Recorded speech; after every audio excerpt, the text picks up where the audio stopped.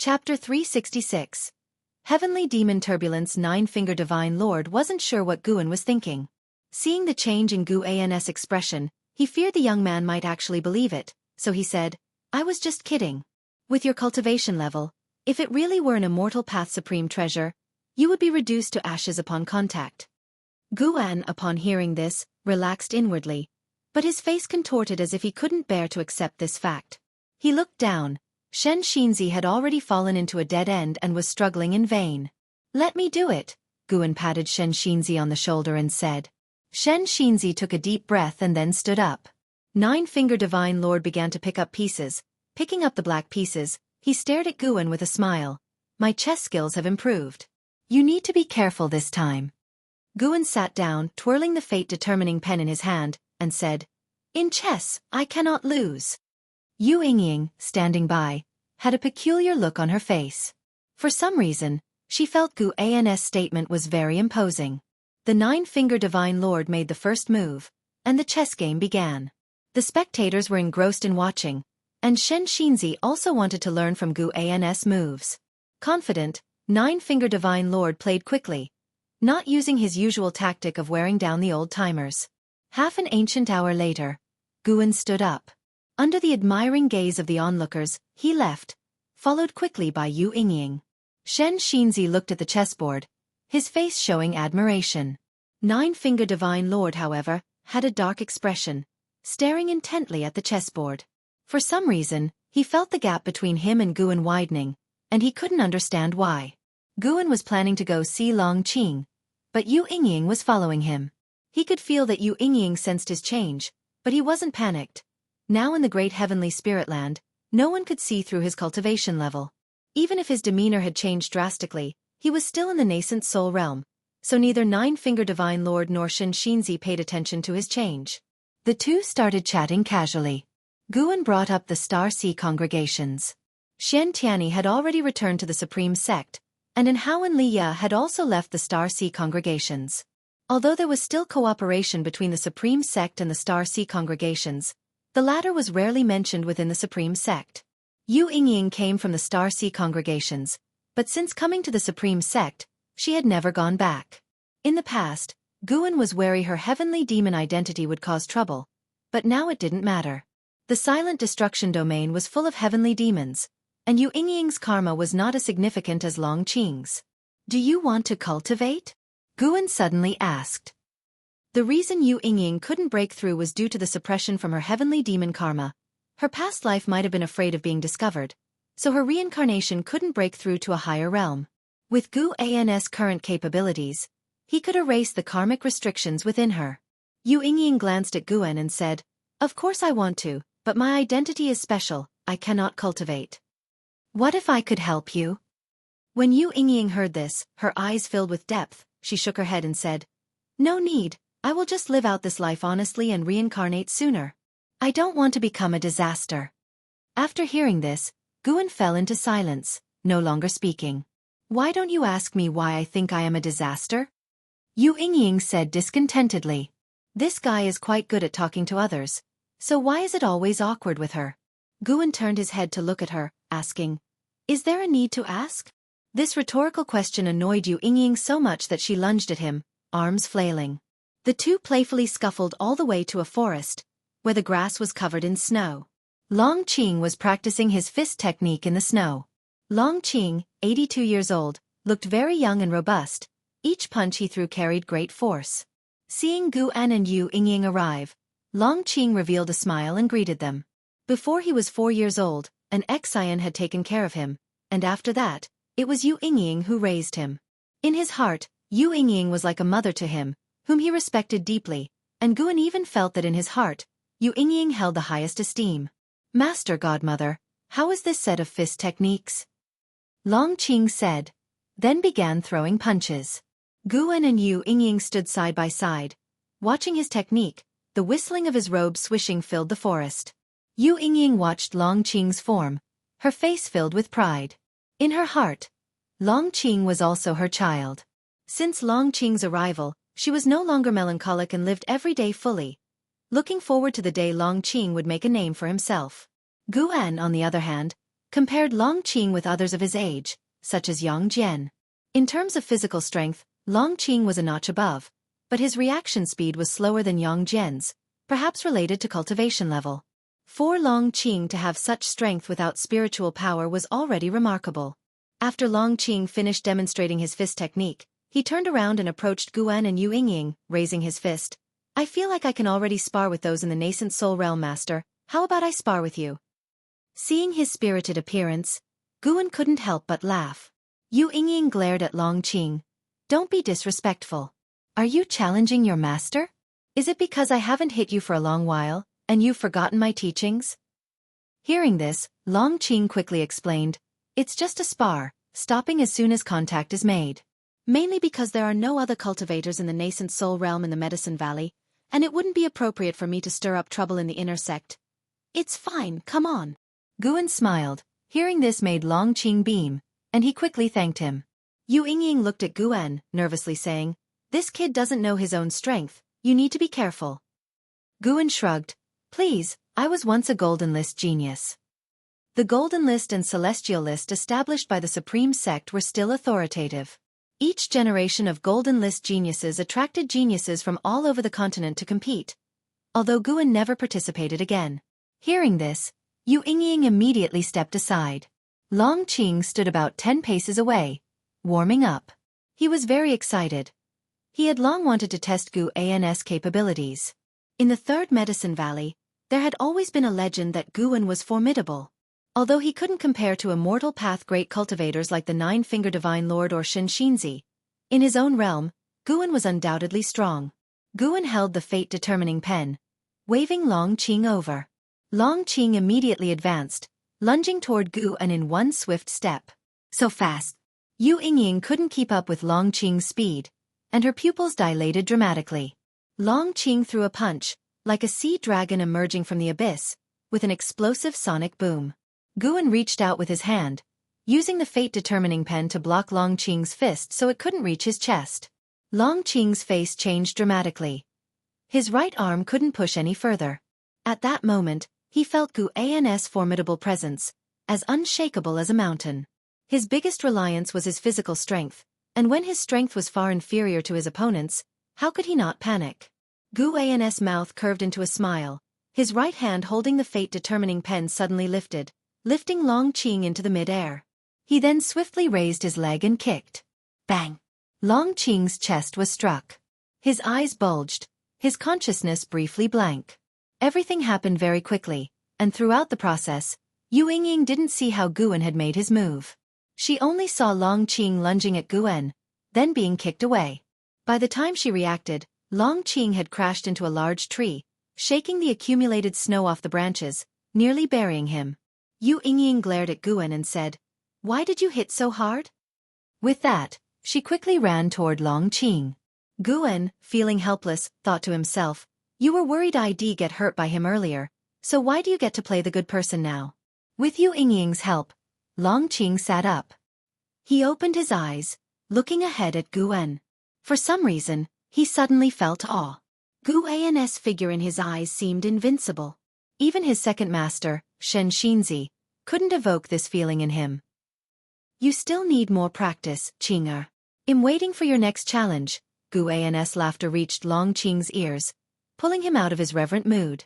He took a deep breath and nodded vigorously, his arrogance completely dissipated. The winter snow continued to fall. As Long Qing dwelled on his defeat, the great cultivators from outer heaven were deeply worried. With the cessation of the anomalies in the silent destruction domain, the heavenly demons could no longer hold back and began to approach the great heavenly spirit land. They speculated that the disturbances in the silent destruction domain were caused by the great heavenly spirit land, while the great heavenly spirit land suspected they were plotting something. In the days that followed, more and more heavenly demons flew out of the silent destruction domain, reaching the cosmic region near the great heavenly spirit land, confronting the great cultivators on the outer layer of light, clearly demarcated. Time quickly advanced to the end of the year. On this day, Guan was sparring with Tian Yaoer, Tian Qing, and Tian Bai in the outer world cave. The three demons attacked him together. Although they couldn't gain the upper hand, each was agile and their spells were impressive. Guan, holding the fate-determining pen, easily blocked and dodged their every spell. He was secretly pleased. Although the three demons were always in the Nianchu Cave and Outer World Cave, their strength had been steadily improving.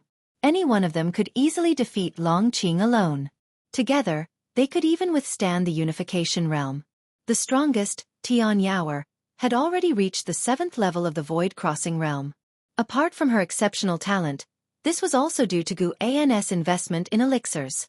Tian Yaoer stopped and said, "Let's stop here for today."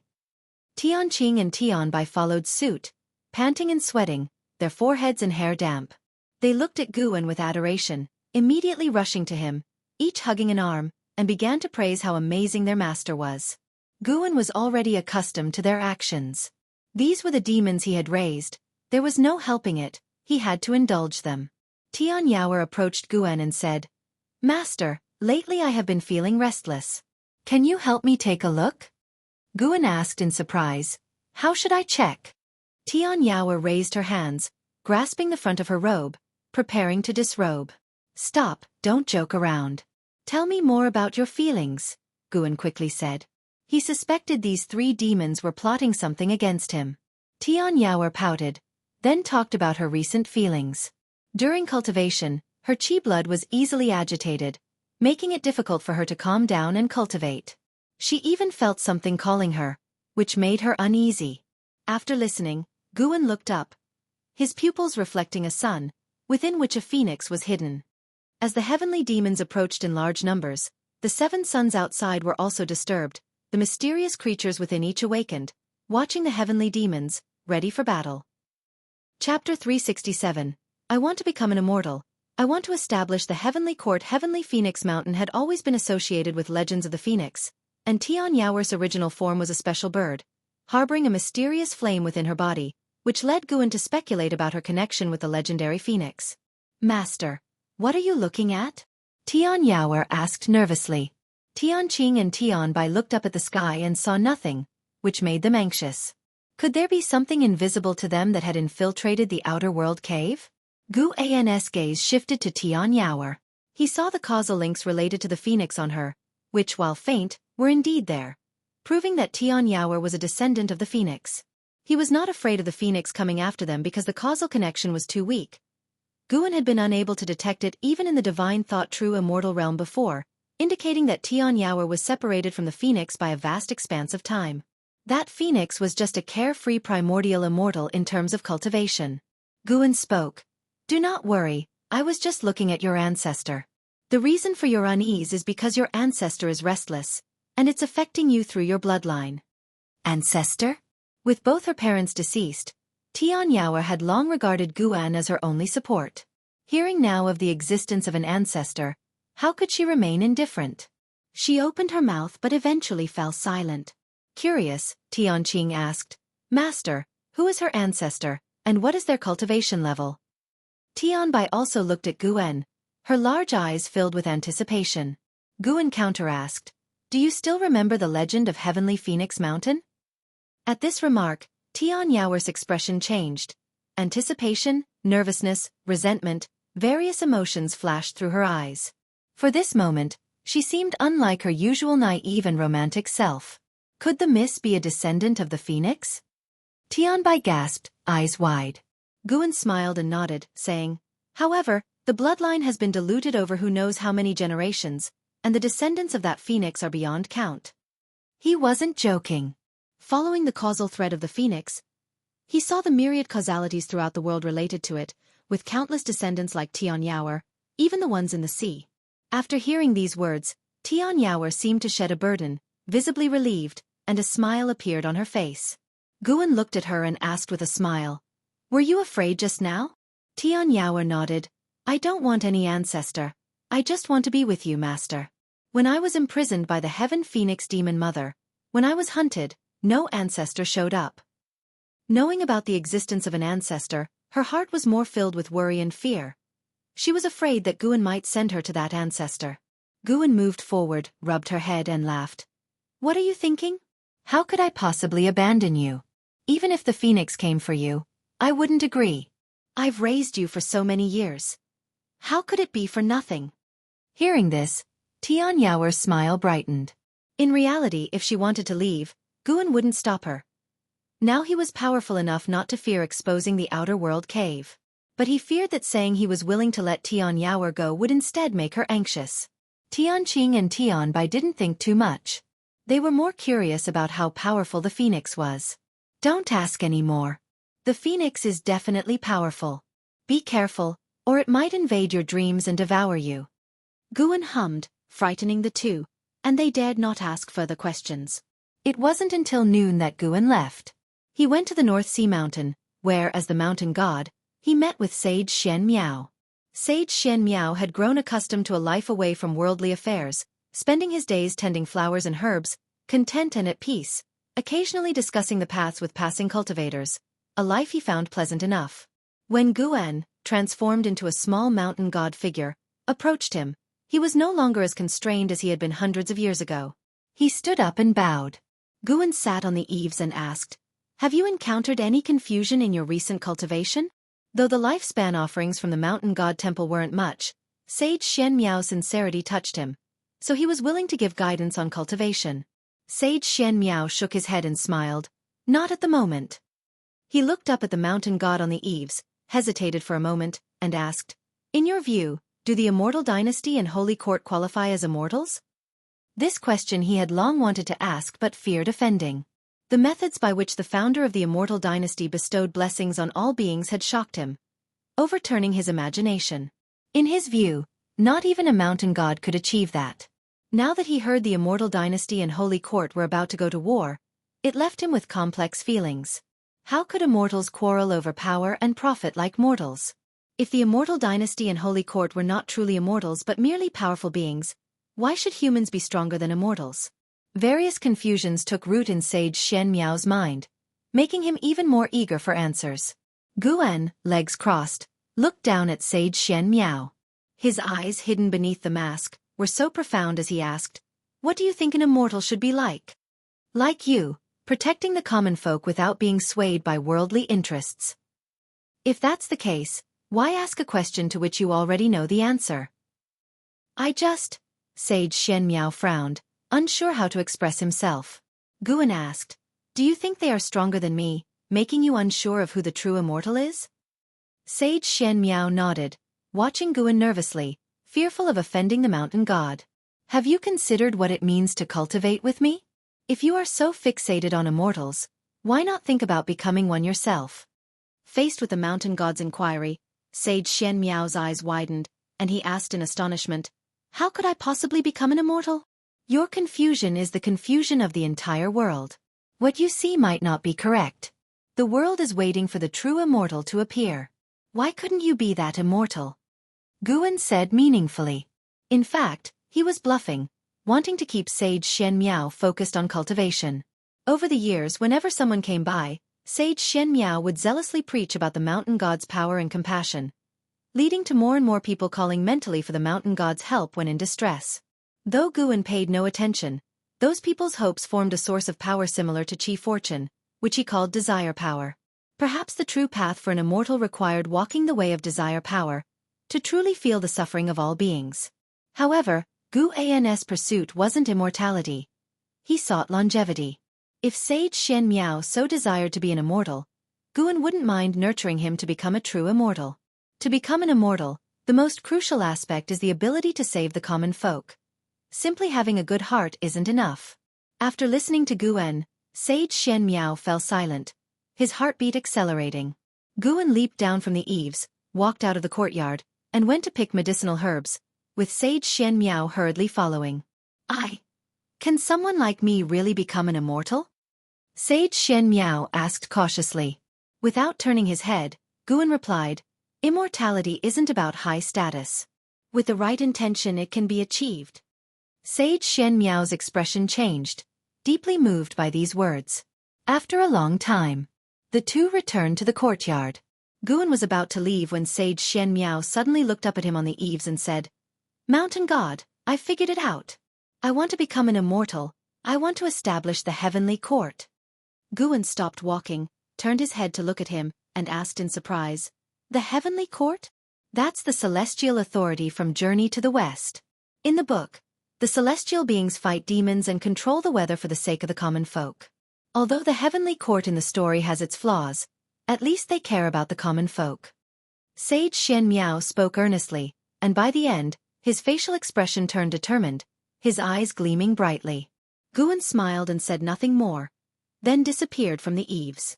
Sage Xian Miao, filled with grand ambitions, sat cross-legged, deciding to cultivate diligently from now on, not to disappoint the mountain god's faith in him. Spring arrived. This new year was livelier than usual because the Supreme Sect invited many schools to join the Spring Festival celebration. The Third Medicine Valley was festively decorated and noisy, all disciples wearing smiles. As night fell, on a temporary stage, disciples took turns performing, keeping the festive atmosphere lively and ebullient. Guan swayed his bowl of wine, his gaze inevitably drifting towards the night sky.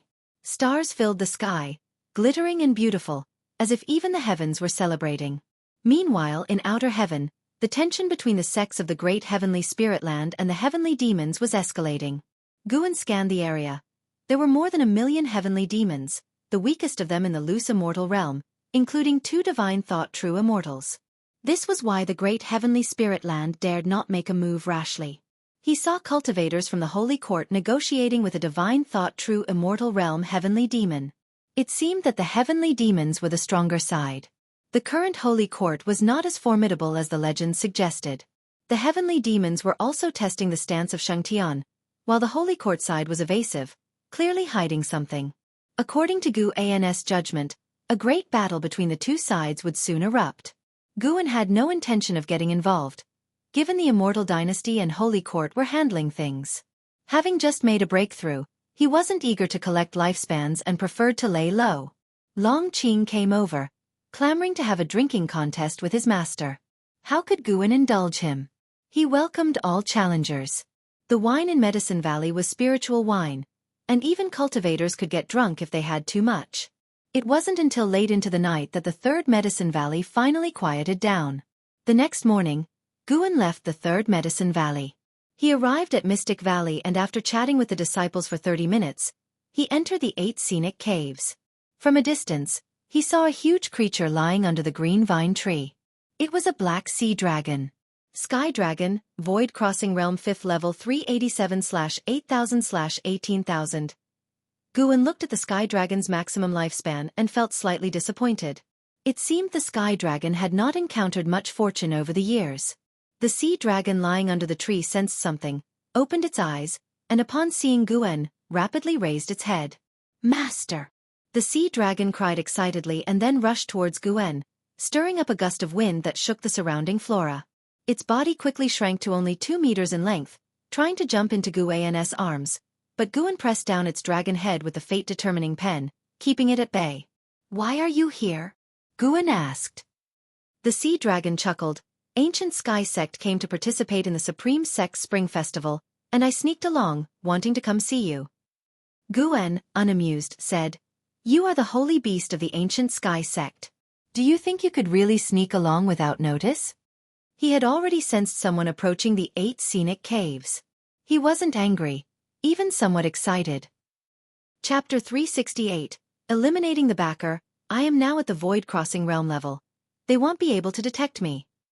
Sky Dragon said proudly, despite being over 300 years old, its voice had not lost its youthful tone, sounding like a young boy.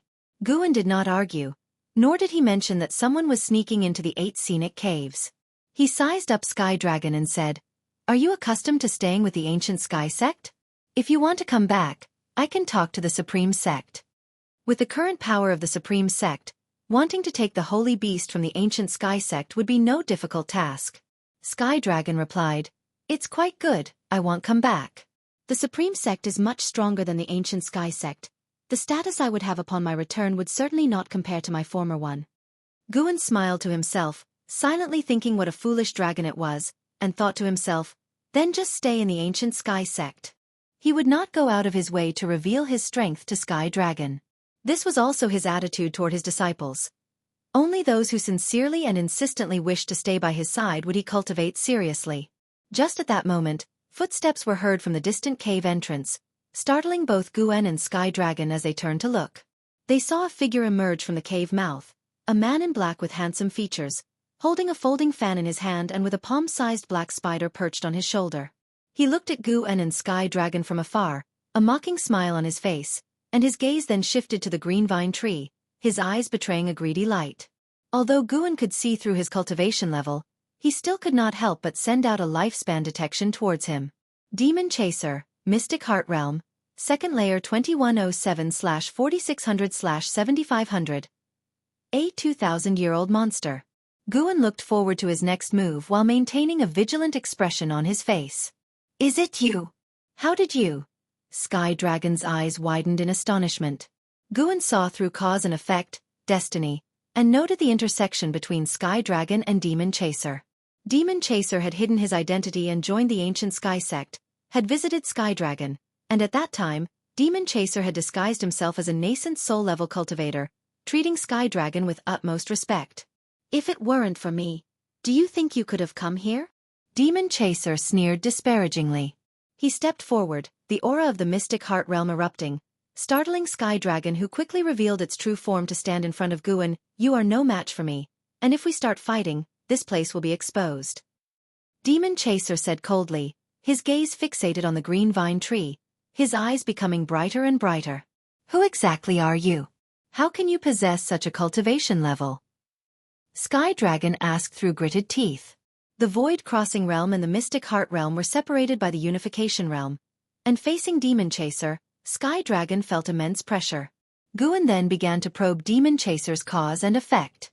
Demon Chaser's background was rather profound, with a Mahayana realm master who was seriously injured, hiding in a cave. His master came from a demon sect at sea, with the highest cultivator within reaching the loose immortal realm, incidentally Demon Chaser's martial master. His loose immortal martial master was a traitor from an ancient family lineage. Although a traitor, his brother was still present, and the two shared a close relationship. Demon Chaser's martial master often sought his brother's help when encountering insurmountable troubles. And the strongest person from this ancient family line reached the heaven and earth flying immortal realm. It's worth mentioning that this family's chi fortune was related to another great heaven and earth that Gu-en detected during his previous breakthrough. That is to say, the origin of this family line came from another great heaven and earth. Gu-en was not fearful. That great heaven and earth was not substantially stronger than the great heavenly spirit land. Moreover, they were far apart. He merely marveled at the complexity of Demon Chaser's cause and effect. Becoming enemies with Demon Chaser could easily entangle one in a series of cause and effect grievances. Defeat the underling, then the superior, and after the superior, the elder. Not long after, Demon Chaser approached Sky Dragon and said, "Kneel down, submit to me, this is your only way to live." His tone was incredibly domineering, brooking no dissent. Gu-en stepped to the side to let Demon Chaser see him, playing with a fate-determining pen in his right hand, and inquired with an almost smiling tone, "What about me? Do I have a way to live?" Demon Chaser looked at Gu-en, and Gu-en's smile annoyed him. He felt provoked. Demon Chaser has developed hostility towards you, seeks to kill you. Do you wish to perform lifespan detection on him? Seeing the prompt before him, Gu-en couldn't help but shake his head with a chuckle. His movement caused a chill to flash in Demon Chaser's eyes, who then coldly said, You must die. Perfect to feed the green vine tree." Gu-en asked, "How do you know the green vine tree feeds on flesh and blood? What is your relationship with the Thousand Autumn Pavilion?" He knew the truth, of course, but wanted to ask one more question. After all, there was no hurry at the moment. Demon Chaser suddenly transformed into a wisp of demonic chi and dissipated, startling Sky Dragon greatly. It looked around instinctively and then saw Demon Chaser appear beside Gu-en. Demon Chaser's eyes widened in disbelief, his right hand trembling as it was blocked by the fate-determining pen. He was not only unable to harm Gu-en but also unable to retreat, as an invisible force had rooted him to the spot. How is this possible? Who exactly are you? Demon Chaser asked, his voice quivering with fear. Gu-en looked down on him and asked, "Since I can't grant you a way to live, do you have any last words?" The sentence sent shivers down Demon Chaser's spine. "If you dare kill me, my master will not let you go." Demon Chaser gritted his teeth. Gu-en curiously asked, "Your master is just at the Mahayana realm, and he's gravely wounded too, how can he not let me go?"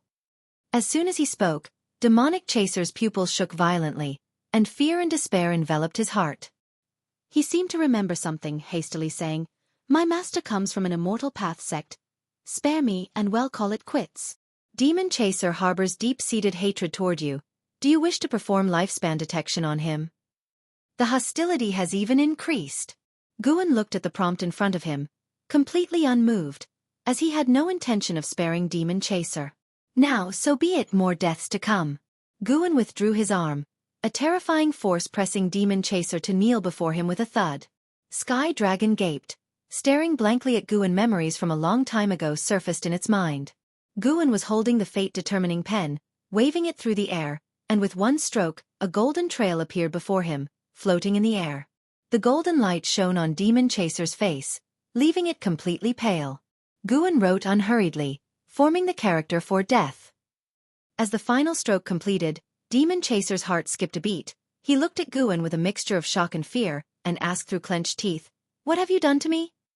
"You have successfully taken 67 years of lifespan from Lingchuan Zhenren, Mahayana Realm, 9 layers. You have successfully taken 380 years of lifespan from Zhonglu, Lu's Immortal Realm, 4th layer. You have successfully taken 512 years of lifespan from Su Tianqing, Lu's Immortal Realm, 7th layer." One prompt after another appeared before Guan, and he glanced at Demon Chaser and said indifferently, "I haven't done anything to you. I've simply erased all the backing you could call upon."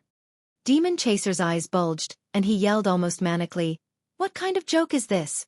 Before he could finish speaking, an indescribable panic enveloped Demon Chaser's heart. For some reason, he suddenly felt as though he was abandoned by the entire world, a panic unlike any other, an unspeakable palpitation that agitated his thoughts. Chapter 369. Descending into the world. Watching the Demon Chaser about to crumble, Guan couldn't be bothered to explain. With a wave of the fate-determining pen, he turned the Demon Chaser to ashes that rapidly vanished. Throughout the process, the Sky Dragon didn't speak a word, just staring blankly at Guan until the Demon Chaser disappeared. Only then did it snap back to reality. Swallowing hard, it looked at Guan with eyes filled with fear. Guan's strength had exceeded its imagination, and it hadn't been in Guan's company for many years. Reuniting after a long separation and witnessing such methods, how could it not be afraid? Seeing its expression, Guan found it amusing. He suddenly became interested and stared expressionlessly at the Sky Dragon. The look in his eyes made the Sky Dragon even more afraid, causing it to back away subconsciously. "About today's affair," Guan said hauntingly, deliberately suspending his tone. The Sky Dragon hurriedly said, "I definitely won't speak of it. Please trust me, master." Guan twirled the fate-determining pen in his hand, his lips turning up into a smile. "This pen of mine can kill people from a very, very far distance. If you break our agreement, you understand what I mean." The Sky Dragon, terrified, its dragon body trembling, kept giving assurances. Guan turned and walked toward the green vine tree, his main purpose for taking action today being to confirm whether the fate-determining pen could indeed seize lifespan. The result was very satisfying, just as he had wished. The fate-determining pen was his own creation, not employing any external object. In the future, seizing lifespans with the fate-determining pen would be even easier for him. Dealing with the Demon Chaser this time, Guan had slain over 100, all directly related to the Demon Chaser. Sooner or later, they would be entangled in this web of cause and effect. Guan essentially allowed them to meet their end early. This was the way of cause and effect. To be able to glimpse into the process of the evolution of all things was also the foundation of participating in the way of destiny. The way of cause and effect was profound and unfathomable. Guan had just begun to delve into it, and already possessed the power that not even gods or demons could predict. This action had earned him over 40,000 years of lifespan, which, to him at this moment, wasn't significant. The Sky Dragon shrank in size, cautiously approaching Guan. "Master, you are the sword venerable Fudao of the Supreme Sect, right?" the Sky Dragon asked cautiously. Without turning back, Guan said, "The less you know, the safer you'll be, understand?" Startled by these words, the Sky Dragon nodded hastily. Together, the man and the dragon reached the green vine tree. The tree extended 2 vines that began to knead Guan's shoulders, causing the Sky Dragon to stare in bewilderment. 2 ancient hours later, Guan and the Sky Dragon left the 8 scenic caves. Guan headed toward Tianya Valley while the Sky Dragon went to look for the cultivators of the ancient Sky Sect. Within the bustling Supreme Sect, No one knew that a mystic heart realm cultivator had been reduced to dust and smoke. After the spring festival, Guan's life returned to peace. He traveled between various medicine valleys, occasionally bringing an Xian to Mortal World Peak, or visiting Yilan and Zhenqin on his own. The sects that had their medicinal herbs mysteriously harvested gradually returned to calmness. Even the Holy Court, unable to find the cause, had to give up, especially since such incidents hadn't reoccurred lately. Although he had reached the level of a Taoist hidden immortal, Guan never ceased his pursuit of development. He kept expanding the collection of high-rank medicinal herbs inside his outer world cave. Time flew swiftly. In the blink of an eye, 5 years passed. The number of heavenly demons outside had exceeded 5 million. They prowled the universe as if they wanted to tear the great heavenly spirit land to shreds. The Holy Court, Immortal Dynasty, and various other sects were all on high alert, positioned everywhere, not giving the heavenly demons a chance to infiltrate. On a massive meteor, 2 men ensnared in a dark aura stood shoulder to shoulder. They looked very similar, both dressed in black scale armor, though one stood taller. The Holy Court remains silent. It appears our information is true. Could the previous disturbance have been the reincarnation of Saint Heaven? Highly likely. Within the great heavenly spirit land, only Saint Heaven would have such capacity. If that's the case, then this is a rare opportunity. Our goal is that great emperor, we mustn't forget. The 2 men in black armor spoke in hushed tones, their eyes fixed on the great heavenly spirit land, brimming with hostility. As they were talking, they suddenly noticed something and turned their heads in unison to see a thick fog rolling in from the depths of darkness. The complexions of the men in black armor changed slightly, and they vanished from their spot. It was the season when spring turned to summer. Guan sat under a tree, sharing drinks with Xian Tianyi, exchanging insights on writing. Xian Tianyi was very fond of the romance of the 3 kingdoms, believing it was not inferior to the journey to the west. Once I thought Investiture of the Gods was the pinnacle, but then you wrote Journey to the West and Romance of the 3 Kingdoms. You truly are amazing. Why can't I write books like these? Xian Tianyi looked at Guan and exclaimed. Shaking his head, Guan said, Your Green Hero travelogue isn't bad either. Don't write anything else in the future. Just focus on Green Hero travelogue. If this book grows longer, it will certainly become a classic. Xian Tianyi felt that writing serious books was rather uninteresting. Over the years, he had written many without much success. Really? But many people are embarrassed to say they like Green Hero travelogue, you know? Xian Tianyi asked doubtfully.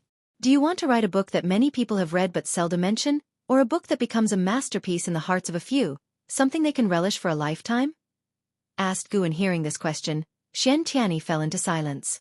As the two were talking, a loud boom descended from the sky, startling both to look up, and not just them. Others in the valley did the same. They saw a spectacular scene of a meteor shower falling from the sky. Countless meteors with long trails of smoke descended, piercing through the clouds, resembling an apocalypse that made people uneasy from afar. What's that? Guan asked with a frown, thinking to himself that it had finally come. The heavenly demons began their invasion, effortlessly breaking through outer heaven's defenses under the lead of a free immortal. Those meteors concealed many heavenly demons. I'm not sure. I'll check it out. With those words, Xian Tianyi disappeared from where he stood. Guan stood up and walked towards his loft. An Xian ran all the way to him, anxiously asking, Master, what exactly is that? I'm not sure either, but we're safe inside the Supreme Sect, Guan reassured her. Relieved by his words, an Xian could hear the unspoken message from her master. Those mysterious beings from outer heaven couldn't threaten him.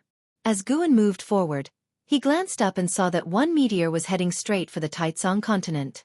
Shan Xinzi had already gone to meet it, preparing to protect the Taizong continent.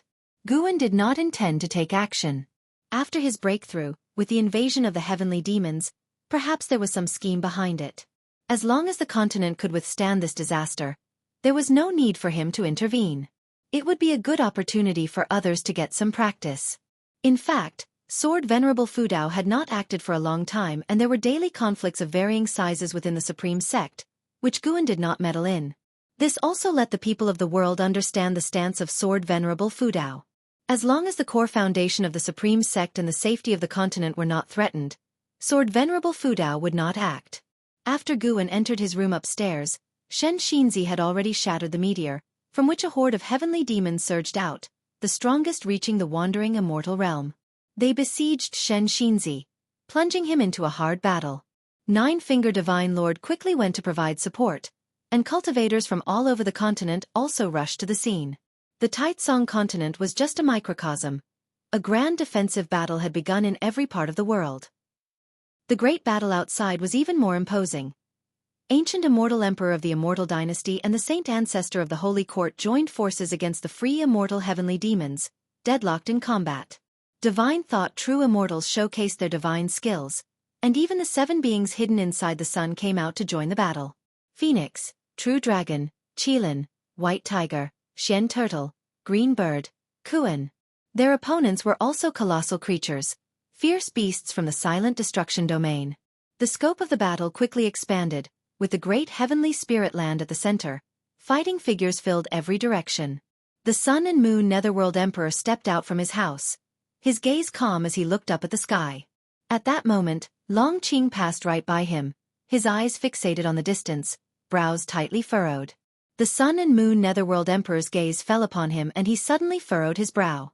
After the descent of the heavenly demons, Long Qing was overcome with uncontrollable irritation, which was why he kept moving around, trying to dispel the emotions in his heart. Why is the cause and effect on his body changing? Wondered the Sun and Moon Netherworld Emperor with surprise. And at this time of all times, this child must definitely be related to the heavenly demons. The Sun and Moon Netherworld Emperor developed an even greater interest in Long Qing, feeling previously that Long Qing had an unusual physique. Before long, a fierce wind blew from afar, a tempest stirred up by the great battle.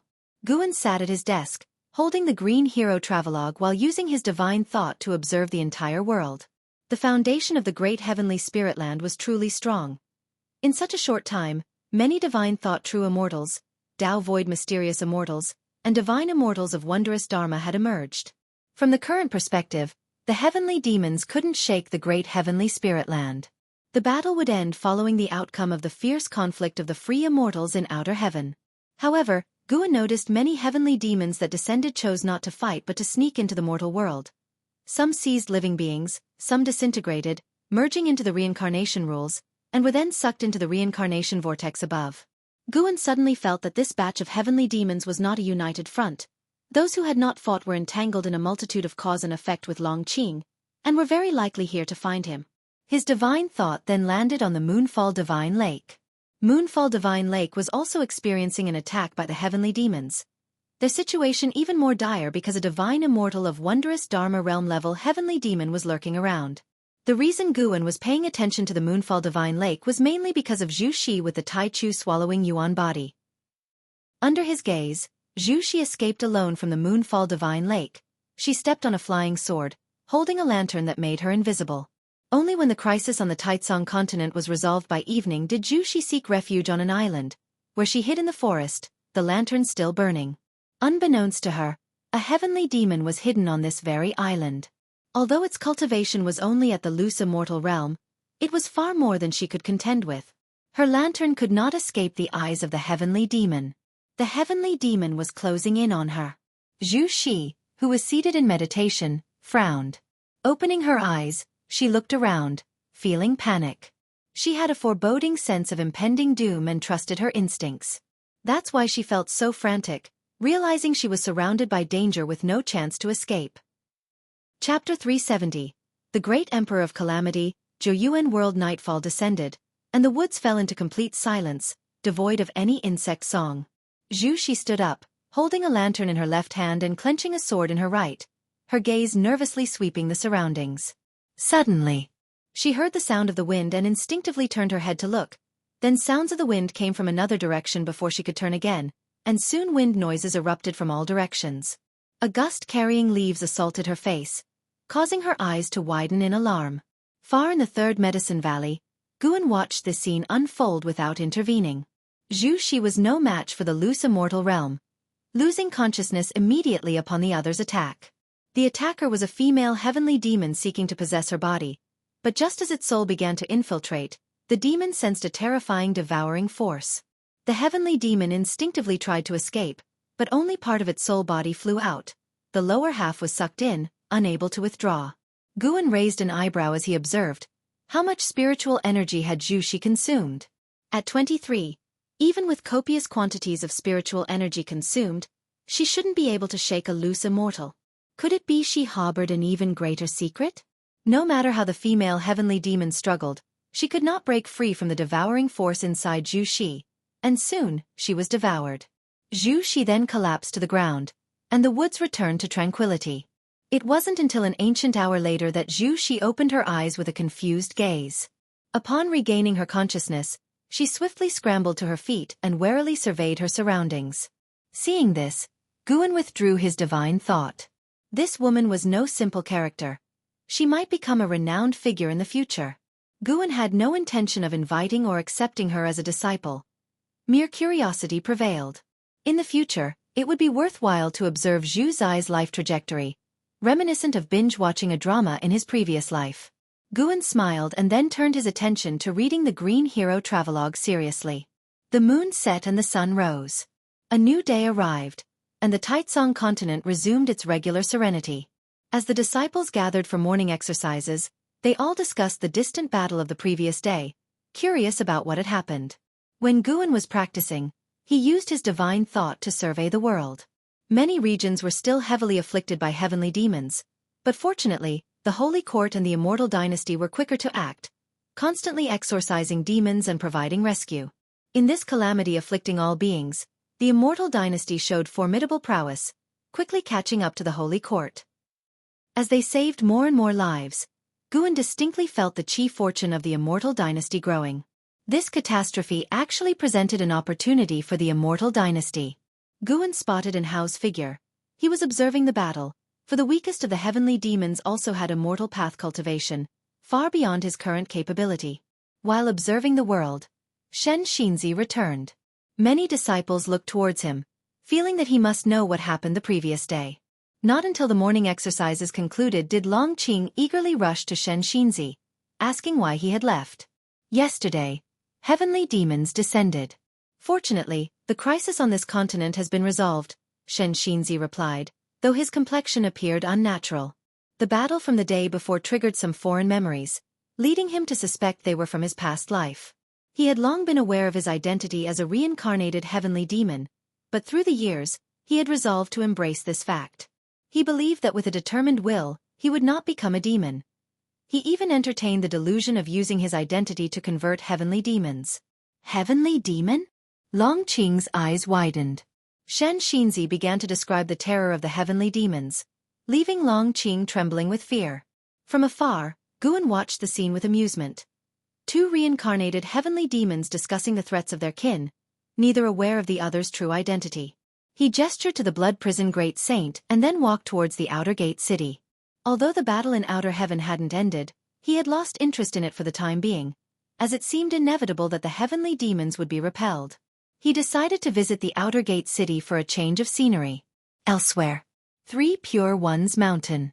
Leah sat meditating at the edge of a cliff, gazing up at the sky, seemingly lost in thought. A soul approached, the ancestor of Li family who had once been hidden within Li Ya's body. "What are you thinking about?" The ancestor of Li family asked as he came beside Li Ya. "Ancestor, what is like beyond the heavens? And how many levels are there in the immortal path?" Leah asked softly. The ancestor of Li family replied, somewhat annoyed. "How would I know? You have already surpassed me in your lifetime. I am waiting for you to show me a broader world." Upon hearing this, Leah cracked a smile and then stood up, stretching languidly. "Well, get ready, as I will soon leave the mountain to seek fortune. I've realized that traveling is necessary. Secluded cultivation alone makes for slow progress in raising cultivation level. At this rate, I'm afraid I'll fall further behind in Hao." Hearing Li Ya's words, the ancestor of Li family showed a smile, saying, "I am indeed curious to see how formidable the divine exotic city is." The corners of Li Ya's mouth lifted, his eyes filled with spirit. "The saint ancestor said that an era of prodigy competition is nigh. I cannot be absent." As he spoke, he lifted his right hand, where a white flame blazed in his palm. The ancestor of Li family looked at Li Ya, stroking his beard and smiling, filled with emotion.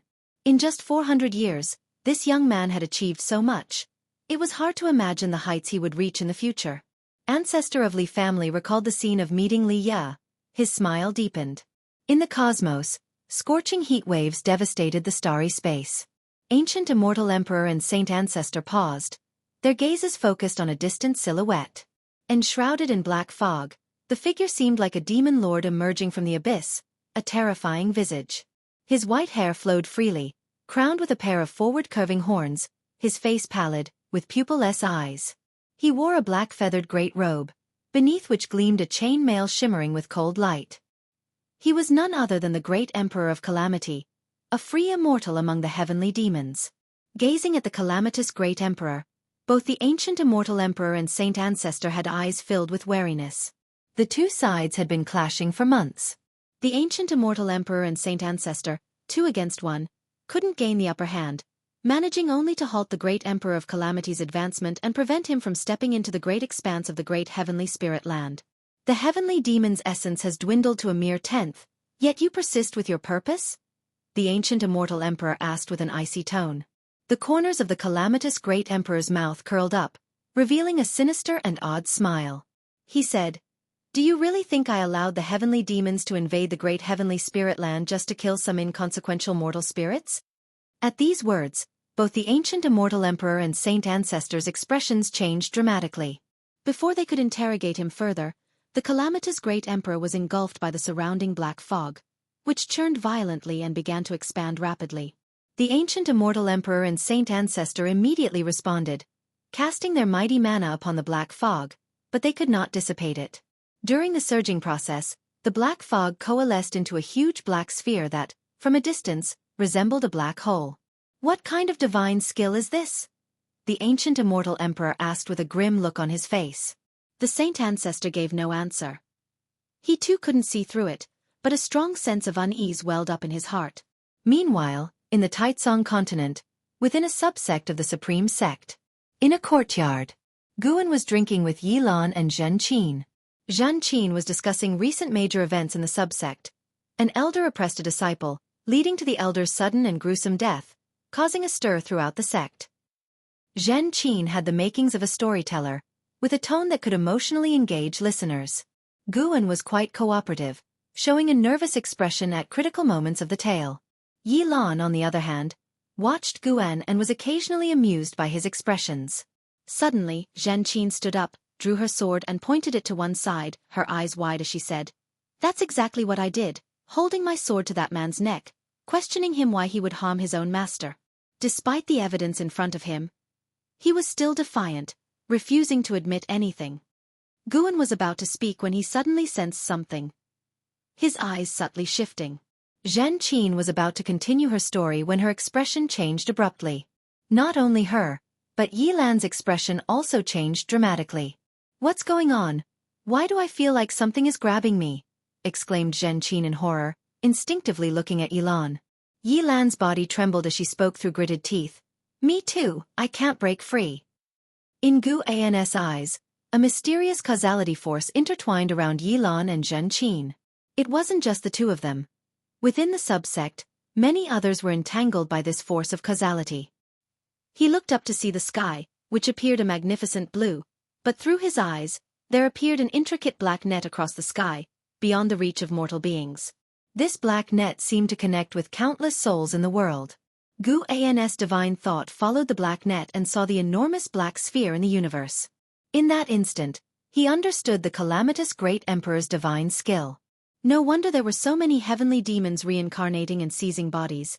It was to merge into the rules of heaven and earth within the great heavenly spirit land. Watching the trend of causality force exerted by the calamitous great emperor, it seemed he intended to pull many beings of the great heavenly spirit land into that black sphere. Guan saw that Long Qing was also entwined by this force of causality. He immediately stood up and, feigning panic, grabbed Yilan's shoulder to ask her what was wrong. "Elder brother, get away quickly," Yilan said through clenched teeth, unable to shake his grip nor stand up. "What's happening? How could I possibly abandon you?" Guan exclaimed anxiously. Yilan was about to reply when suddenly the world spun around them. The same sensation hit Zhen Qin. Then, Guan and the two women vanished into thin air. At this moment, countless beings disappeared without a trace, causing an earth-shattering uproar within the Supreme Sect subsect. Yi Lan clenched her eyes shut, feeling as if she was falling. A sensation even she, in the divinity transformation realm, found extremely unbearable. As she continued to fall, she gradually regained control of her body. Soon, she felt her feet touch the ground. A hand grasped her right hand, immediately calming her heart. This was her elder brother's hand. She knew every line on his palms. There could be no mistake. She then felt her eyes could open and immediately did so. What appeared before her was a sky shrouded in crimson, with countless figures descending from above like a torrential downpour.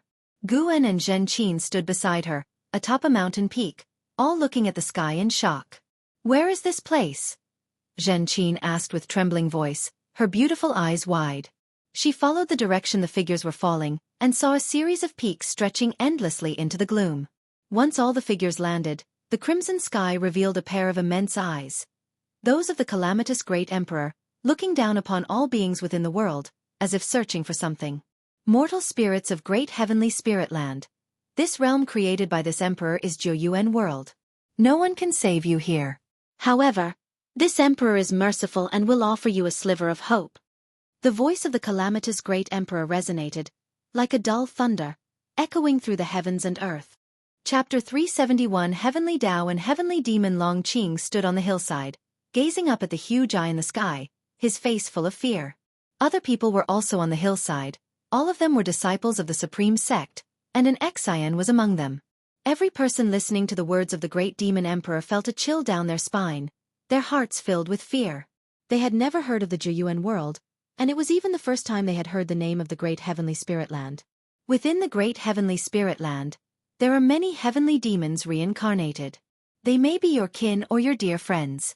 If you want to survive, then kill all the reincarnated heavenly demons. The heavenly demons must do the same. Kill off all the creatures of the great heavenly spirit land, and you will regain your freedom, said the great demon emperor, his voice ringing out, tone frosty, filled with a murderous intent. Yi Lan and Zhen Qin frowned upon hearing this, and they instinctively looked around, fearing an attack by a heavenly demon. Guan speculated that the great demon emperor was looking for Long Qing. But why didn't he directly wipe out all the beings that fell into the Jiuyuan world? Soon, Guan understood. It was the protection of the heavenly Tao. As the voice of the great demon emperor ceased, Guan felt the presence of many heavenly demons. Those reincarnated began to awaken their heavenly demon origin. As the demonic qi grew, the aura of the heavenly Tao began to emerge from the bodies of the great heavenly spirit land creatures. This so-called heavenly Tao aura was the same as the aura of the layer of light outside the great heavenly spirit land, which prevented beings below heaven and earth flying immortal from flying to outer heaven. In fact, everything in the great heavenly spirit land was infused with heavenly Tao aura, including the other great heaven and earth realms that Guan glimpsed during his breakthrough. The heavenly Tao is omnipresent. This is a force distinct from the Tao, and within it, implicitly lies the will of heaven, referring to the heavenly Tao rules. The creatures from the silent destruction domain are easily distinguishable because they don't have the aura of the heavenly Tao. Their presence is discomforting to beings born under the heavenly Tao, and thus the two factions have been incompatible since ancient times. The great demon emperor was obviously studying the way of cause and effect, fearful of slaughtering too many creatures of the heavenly Tao and suffering a karma rebound. Killing a few creatures of the heavenly Tao, however, was no issue.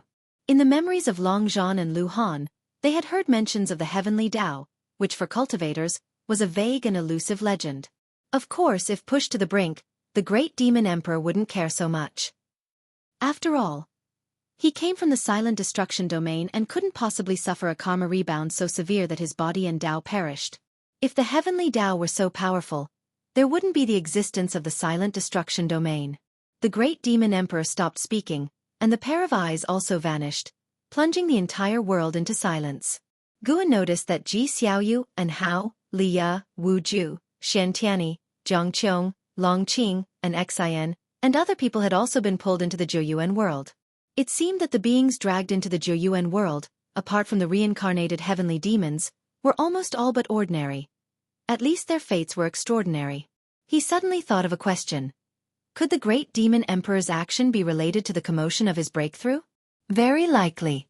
On reflection, if it were not for him, Long Qing would not have been born early.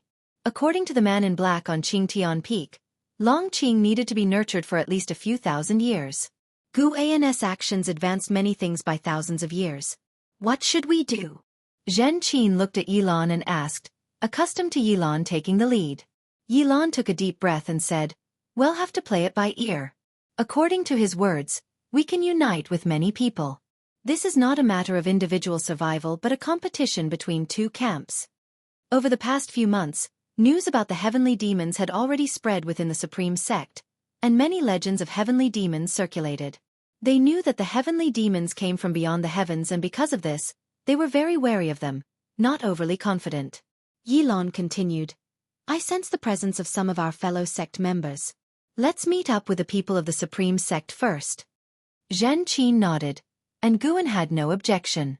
He wanted to see how Yilan and the others would perform in the face of such a catastrophe. The three of them began to descend the hill. Guan's divine thought swept the area. There were quite a few heavenly demons, numbering over 1,000,000. Although they were not as numerous as the creatures of the great heavenly spirit land, the heavenly demons' cultivation levels were higher. A fierce battle would follow soon. Guan would make his move when the great heavenly spirit land side was on the brink of collapse. To him, the great emperor of calamity wasn't that strong. Both well studied in the way of cause and effect, Guan's causal power was a step ahead of the great emperor of calamity. The Zhuoyuan world was formed by the forces of causality, and for Guan to break it was hardly a difficult task. "Master, who would have thought that the three of us would have the chance to adventure together?"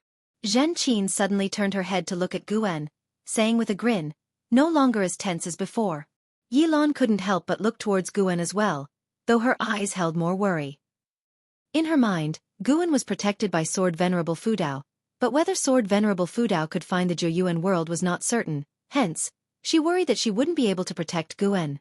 She would rather die alone than let Guan die before her. Intuition told her that the heavenly demon was absolutely terrifying. She had to go into battle prepared to die, without a trace of carelessness. "Rest assured, I am very strong, I won't hold you back," Guan said seriously, taking out the fate-determining pen. Zhen Qin couldn't help but tease. Being in the nascent soul realm is indeed impressive. "Got wings and now looking down on your master's cultivation level? Dare not, dare not." The master and disciple began to banter. Guan's divine thought had already spread out, watching over Ji Xiaoyu, and Hao, and others, to prevent them from encountering an unbeatable foe. 30 minutes later, Guan and the others from the Supreme Sect gathered, deciding to look for disciples from their own sect. The Zhuoyuan world was large, but not as incomparably vast as the great heavenly spirit land, so an Xian and the others were not far from them. The disciples of the Supreme Sect pulled into the Zhuoyuan world numbered only a few dozen, either with extraordinary fates or geniuses.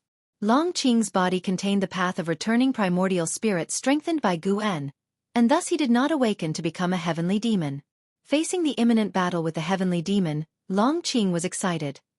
He had long wanted to take on the world, but his master had not allowed it. During flight, a thunderous roar came from afar, startling the disciples of the Supreme Sect into immediately accelerating away from the battle. Guan stood behind Yilan, sharing a sword with her, when he spotted a familiar face engaged in the distant battle. Leah. The kid was directly using the power of divine exotic city to suppress the heavenly demon, drawing in more of them for a siege. Guan began to watch the battle, wanting to see how much Leah had improved. Time rushed by quickly. An hour later, the Supreme Sect side finally met up. The forces of causality hadn't scattered their position. "Master!" An Xian, seeing Guan, immediately showed a joyously surprised expression. She swiftly flew by Guan's side, her anxious look swept away, replaced with excitement. Longqing too flew over, chattering non-stop in excitement. He couldn't wait to fight the heavenly demon. Yilan started negotiating with other disciples of the Supreme Sect. Zhen Qin looked at an Xian and Longqing, her expression odd. Why weren't these two scared at all? It was one thing for Longqing to be fearless, the young and rash type, but why was an Xian, that girl, getting all excited too? Chapter 372. Who are you, exactly? Supreme Sect disciples discussed for quite some time and ultimately decided to join the battle. In their view, hiding and waiting for others to fight, hoping for a slim chance of survival, was very foolish. Guan much appreciated the courage and insight of the Supreme Sect disciples. In such a situation, Choosing to lay low could indeed result in a complete loss. Unity was surely the best approach. Dozens of people banded together and flew towards the nearest battlefield. Liya had already finished his battle. Relying on the powerful force of divine exotic city, his victory came easily. He didn't even have to lift a finger. It was entirely the divine exotic immortal spirit fighting on his behalf. 30 minutes later, Guan and the others joined the encirclement against the heavenly demon. Under Yi Lan's arrangement, Guan was positioned on the outermost layer, responsible for casting long-range spells. With the fate-determining pen in hand, Guan pretended to exert himself earnestly. His divine thought also looked towards the distance, enveloping the entire Zhuoyuan world, spying on the battlefield from a macro perspective. More and more beings began to engage in battle with the heavenly demon, all becoming embroiled in fierce combat. Guan started to snatch kills.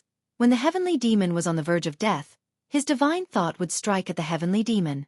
A series of prompts popped up before his eyes, bringing him increasing pleasure. Suddenly, he captured a whiff of the presence of a free immortal. The other party was well hidden but could not escape his divine thought. It must be the creator of the Zhuoyuan world. This person was masquerading as part of the great heavenly spirit land side, and was still opposing the heavenly demon. What did this mean? Guan couldn't figure it out, so he couldn't be bothered to think about it. He continued to balance the battlefield. If the heavenly demons had an overwhelming advantage over the beings, he would help suppress them, giving those of the great heavenly spirit land a chance to train. The beings who were drawn into the Zhuoyuan world were not mediocre. One day, they would become the backbone of the great heavenly spirit land. What Guan needed to do was ensure not too many talents from the great heavenly spirit land perished while allowing this experience to provide them with opportunities for transformation. In the cosmos, more and more cultivators flew to the vicinity of the Black Sphere, looking nervously at the Black Sphere created by the demon Great Emperor. Damn it, are we just going to watch this happen? My sect has hundreds of disciples caught up in this. They are all the future of my sect. Isn't our sect the same? What exactly is this method? Move aside, I refuse to believe it. Is the Holy Court truly helpless?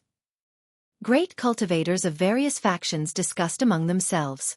Some even attacked the giant Black Sphere, trying to shatter it, but no spells or divine skills that struck the Black Sphere could move it. The ancient immortal emperor and saint ancestor stood on high ground, frowning at this scene. A figure appeared behind them, a middle-aged man dressed in golden garments, holding a jade ruler, with a dignified face. Holy Minister, is there truly no way to resolve this? The man in golden garments asked. He was indeed the Holy Minister of the Holy Court. At this moment his brow was furrowed, and his eyes were full of worry. The saint ancestor with his back to him answered, I can sense that the chief fortune of the Holy Court has not weakened, which means that those juniors involved have not suffered significant casualties. Let's seal off this space first. The Holy Minister hesitated for a moment, then turned to give the order. The ancient immortal emperor took a deep breath and said, I feel that his purpose is not the slaughter of the young generation of the great heavenly spirit land. It seems he is searching for something. The saint ancestor replied, I think so as well, but throughout history, there have been too many beings from outer heaven that have infiltrated the great heavenly spirit land. It is temporarily impossible for me to deduce what the demon great emperor is searching for. The two free immortals fell into confusion, their gaze never leaving the Black Sphere. Time moved quickly. Half a day after entering the Zhuoyuan world, all the beings within began to fight, with the sounds of battle everywhere.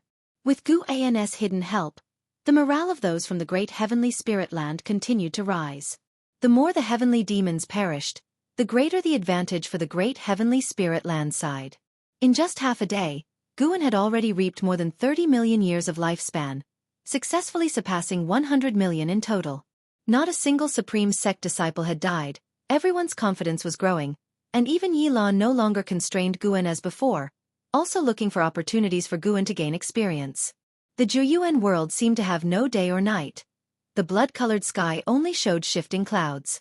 Guan, holding the fate-determining pen and standing on the heavenly residence sword, followed the steps of the main force. An Xian was beside him, discussing the previous battle with Long Qing. Guan's eyes looked towards the front lines at Wu Ju. As the mainstay of the Supreme Sect disciples, Wu Ju was capable of standing on his own. Seeing his independence, Guan couldn't help but think of his own timid demeanor in the past, filled with emotion. If possible, Guan would rather the ordeal last a few more days, but the heavenly demon-free immortal was becoming harder to restrain. It had only been half a day, and a third of the heavenly demons had died. Tens of thousands of miles away. On a mountain cliff stood a man in black, furrowing his brow. He was the incarnation of the demon Great Emperor. What's going on? The beings of the great heavenly spirit land can't possibly be this formidable. The demon Great Emperor was filled with confusion. In his view, although the great heavenly spirit land side had a numerical advantage, it should not be showing its current strength since the heavenly demon side was clearly stronger. The more the demon Great Emperor thought about it, the more panicked he became. He felt that an unknown entity might have infiltrated the Zhuyuan world. Even he, a free immortal, couldn't see through it? The first he thought of was Shangtian of the Holy Court. He had previously obtained the Saint Heaven reincarnation. Perhaps Shangtian had also been pulled in and was secretly making a move? The more he thought about it, the more plausible it seemed. He immediately disappeared from the spot. Wu Ju flew to Guan's side and said, "According to the intelligence we've gathered, the other battlefields are also gaining an advantage, so you don't need to worry too much." Guan replied reluctantly, "What do I have to worry about? It's you guys who are charging into battle. I'm in no danger at all." Wu Ju laughed and said, "This is still your first time leaving the Supreme Sect for an adventure. I'm just afraid you might be anxious." An Xian covered her mouth and snickered nearby. Wu Ju thought she was laughing at Guan, so he didn't think much of it. Standing behind Guan, Long Qing leaned forward and excitedly asked, "Elder Wu, when will the next battle begin?" During the previous fight, he had also participated, and his formidable physique surprised many disciples of the Supreme Sect. It was truly inconceivable that this lad had not an ounce of spiritual power but could still display such domineering performance. Wu Ju looked at him and smiled. It should be soon. Having successively slain heavenly demons, Wu Ju began to underestimate them, feeling that they were not as terrifying as he had imagined. Just as Wu Ju was about to speak further, he saw Long Qing's eyes widen in nervous anticipation, looking towards the sky.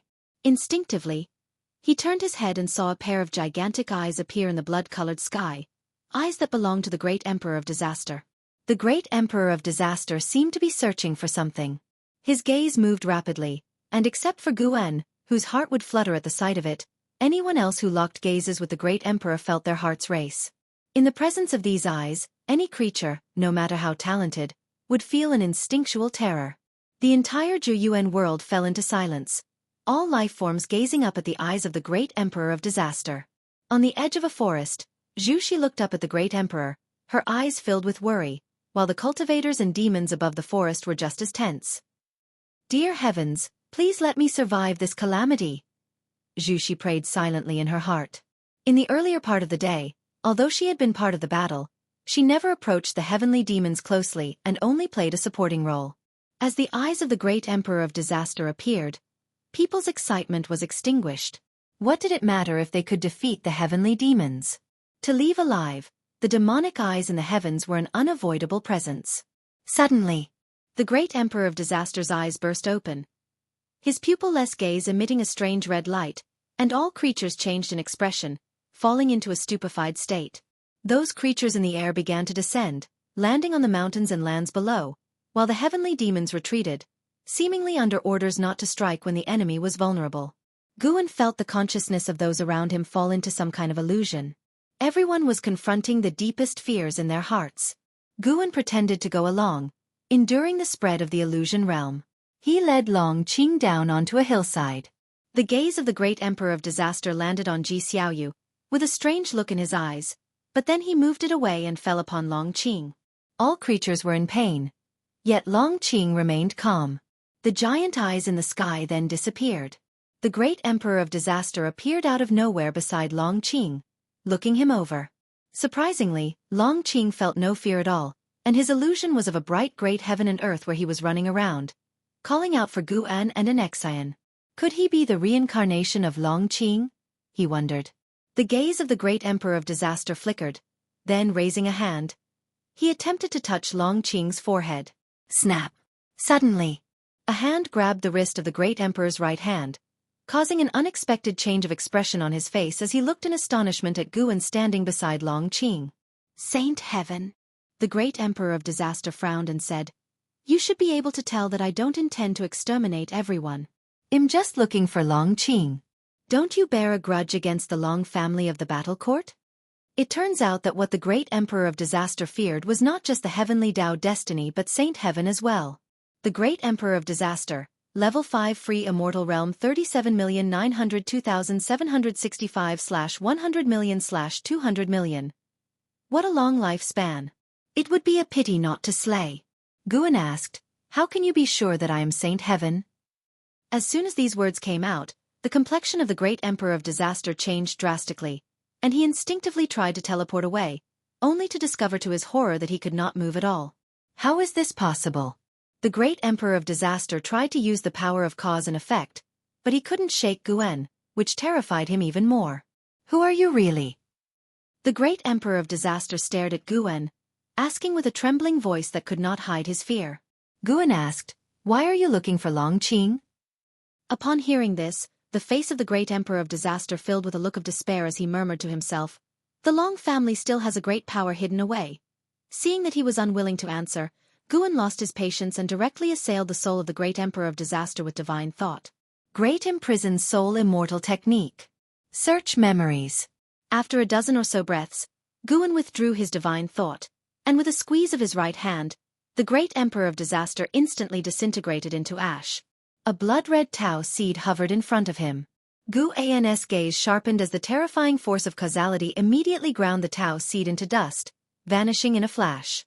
You have successfully seized 6,230,567 years of lifespan from the great Emperor of Disaster, Level 5 Free Immortal Realm. Over 620,000 years of lifespan. A look of pleasure crossed Guan's face.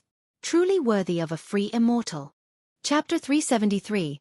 Reincarnation Tribulation. After slaying the evil emperor, the Zhuoyuan world did not dissipate and maintained its heaven and earth form. The beings trapped in the illusion realm awakened one after another. Yi Lan, upon waking, instinctively turned around, and when she saw Guan was unharmed, she immediately sighed in relief. An Xian opened her eyes, spotted Guan's figure, and drew closer to him, while patting her chest with a frightened expression on her face. When all the disciples of the Supreme Sect had woken up, everyone gathered to discuss the recent events, all with tensed minds, guarding against the evil emperor striking again. Little did they know, the master of the Zhuoyuan world had already turned to ashes and smoke. Guan, having searched through the evil emperor's soul, had a subtle look in his eyes as he glanced at Long Qing and heaved a slight sigh in his heart. Long Qing turned out to be the sole survivor of the dragon lineage, and the evil emperor had been sent to eradicate the dragon family bloodline completely. The man in black at Qingtian Peak was Long Qing's subordinate. Long Qing's reincarnation was to avoid the pursuit of the forces behind the evil emperor. Battle Court. The battle court of today was no longer a force led by descendants of the dragon family. It was exactly for this reason that the master of the battle court had wanted to eradicate Long Qing, fearing that a powerful member of the dragon family could be resurrected through their bloodline. Years ago, the reincarnated Long Qing hid very well. To avoid the pursuit of the battle court, Long Qing's subordinates sneaked into Qingtian Peak, unnoticed by gods or ghosts, and came to the great heavenly spirit land. But the turmoil in the silent destruction domain years ago had caught the attention of the evil emperor. The Dark War Emperor was sent by the evil emperor. To be precise, the Dark War Emperor was cultivated by the evil emperor, and the inheritance of the Dark War Emperor's battle court originated from the evil emperor. It was through the Dark War Emperor's reckless actions that the evil emperor speculated that Shengtian had reincarnated. To ascend beyond the 9-layered realm of the free immortal, one must undergo reincarnation tribulations. Only after 100 lifetimes is there a chance to strike at the Tao fruit realm. This is the reincarnation tribulation. In the memory of the evil emperor, he had been defeated by Shengtian and nearly perished. This was also why the evil emperor had previously dared not personally come to the great heavenly spirit land. The Dark War Emperor was merely one of his pawns, and not even the Holy Court's holy ministers knew there was someone behind the Dark War Emperor. Just the thought that Long Zhan's descendants were reduced only to Long Qing made Guan feel a tinge of melancholy. Guan, however, was not afraid of an attack from the battle court, for from the evil emperor's memories, it was clear that stronger existences from the battle court could not reach this universe, and only the free immortal could. Therefore, the battle court had dispatched the evil emperor, but the specific reasons for that were unclear even to the evil emperor himself. The evil emperor had been in this universe for countless years. At that time, Long Qing's parents were still alive, and they had perished at his hands. After countless years, the bloodline of the dragon family in various universes had been exterminated, leaving only Long Qing. While the disciples were discussing the schemes of the evil emperor, Guan was silent. With a thought, the blood-red sky began to collapse silently. "Look at the sky quickly," someone exclaimed, causing others to look up. Seeing the sky twist, everyone panicked, not having time to think further, as the dizziness they felt before entering the Jiuyuan world re-emerged, causing them to promptly close their eyes. Unable to move or peek at their surroundings, this feeling made everyone's heart race. Only Guan kept his eyes open. Under his divine thought's impact, the Jiuyuan world began to collapse, and he divided its karmic forces into the power of rules, distributing it to everyone, bestowing them a fortune. Utilizing karmic causation, Guan sent everyone back to their respective places in the great heavenly spirit land. Meanwhile, the great cultivators in the universe saw a giant black orb begin to tremble and dissolve into black mist, making them even more nervous, fearing that something might have happened to their juniors inside. As the black mist dispersed, they sensed something and turned their heads, their faces revealing joy. They felt the presence of their juniors. No matter what the evil emperor had planned, at least their juniors were alive. The ancient immortal emperor and the saint ancestors furrowed their brows, exchanging glances, both seeing confusion in each other's eyes. What's happening? On the other side. Taizong continent, supreme sect subsect. Yilan abruptly opened her eyes, saw Guan sitting across from her with eyes still firmly closed, breathed a sigh of relief, then looked around with a look of surprise on her face. Zhen Qin then awoke, followed by Guan. "Are we back? Could it be that all the heavenly demons have been wiped out?" Zhen Qin asked cautiously. Guan took a deep breath and said, "I'm not sure. Did you feel anything extra in your minds?" He had used the karmic power of the evil emperor to enhance the being's insight into the way of cause and effect, which had nothing to do with him, so he wasn't concerned that someone could infer anything about himself through this. Besides, his own method of divine thought naturally shielded him from karmic deductions. Yilan and Zhen Qin nodded, then began to share their insights. It wasn't just them. All the beings who had returned from the Jiuyuan world were curious about the karma Dao they found in their minds. After a long discussion, Guan stood up and said, "I've been delayed long enough. I must go back." Yilan wanted to say something, but Guan turned and walked away, deeply concealing his abilities and his renown. "It's fine, we're back now. Listen to the noises outside," Zhen Qin comforted her, saying that with their level of cultivation, they could hear the sounds outside the estate, confirming that they were indeed back. Yilan frowned, worrying about being pulled into the Jiuyuan world again. Yet upon second thought, if that mysterious existence wanted to do so, what would be the point in releasing them? Having just returned to the Third Medicine Valley, Guan was stopped by an Xian and Long Qing, who excitedly spoke of their newfound enlightenments, drawing more and more people to gather around. Hearing about their half-day ordeal, the disciples were astonished. Long Qing looked toward Shen Xinzi, who was approaching, and asked, "Master, what exactly is the Jiuyuan world?" Shen Xinzi furrowed his brows. He was not chosen, and he replied, "I do not know either. Tell me in detail about your experiences." Long Qing nodded and then began to recount to Shen Xinzi about their journey to the Jiuyuan world. When he reached the part about battling the heavenly demons, he became visibly excited. While Long Qing captured everyone's attention, Guan slipped back into the house. With the fall of the great emperor of evil, this disaster brought by the heavenly demons seemed to be drawing to a close. There should be peace for a while, as long as the immortal dynasty and the holy court do not fight among themselves. Guan saw a large number of great cultivators returning to the outer heaven, and all the sects were inquiring about their disciples' experiences. It was unknown what changes this cycle of karma and fortune would bring to the great heavenly spirit land. The beings chosen for the Jiuyuan world were all geniuses, those with extraordinary chi fortune. In tens of thousands of years, they would be the ones dictating the fate of the great heavenly spirit land. Tens of thousands of years, it still seemed so distant. Guan, now 425 years old, felt such sentiments in his heart. Above the sea of clouds, a woman in yellow robes flew along. It was Zhu Shi with the Tai Chu swallowing yuan body. She gazed at the majestic mountains towering into the clouds in the distance, a look of anticipation in her eyes. "Mortal world peak, I have finally arrived," Zhu Shi murmured to herself. 50 years had passed since their journey to the Jiuyuan world. In those 50 years, she traveled the world. Some years ago, when she heard that Mortal World Peak was recruiting mortal spirits, she decided to try her luck. Mortal World Peak was one of the top immortal sects in the world. If she could take root here, she would not need to wander anymore. At the same time, atop Dingtian Peak, Guan, who was reading in the mountaintop courtyard, sensed Zhu Zai's presence and felt a touch of surprise. Was this a coincidence? He had no intention of looking after Zhu Xi. He wanted to see how she would fare after joining Mortal World Peak. Beside him, an Xian, who was practicing Taoist Gang primal energy, turned her head to Guan and said, "Master, the Gang Qi inside my body is going haywire, I can't control it." Her tone was anxious, clearly in panic. Guan, lying in his chair, did not get up but just lifted his left hand and flicked his index finger towards her. A jet of strength energy shot out, entered in Xin's body, and instantly calmed the rampaging Gang Qi, restoring its normal flow. An Xian breathed a sigh of relief. Looking at Guan with admiration, she asked, "Master, how are you so powerful? When will I be able to cultivate to your level?" "Cultivate for 100 million years," Guan replied offhandedly, flipping the page with his left hand. 100 million years? How long is that? Who can live that long? An Xian complained, feeling like her master was teasing her.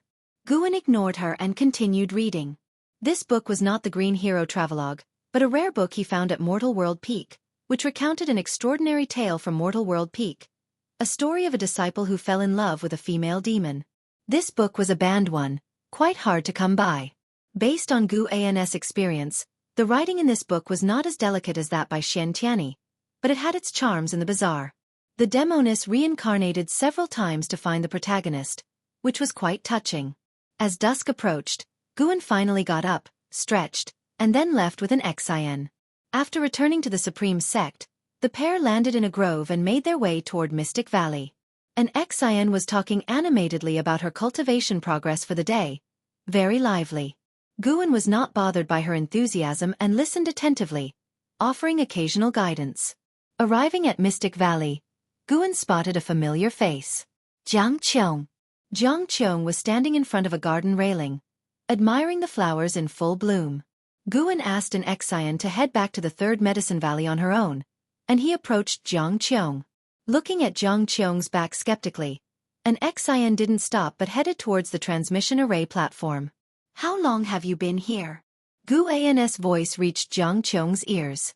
Without turning around, she focused on a flower and responded, "About 2 ancient hours, I'd say."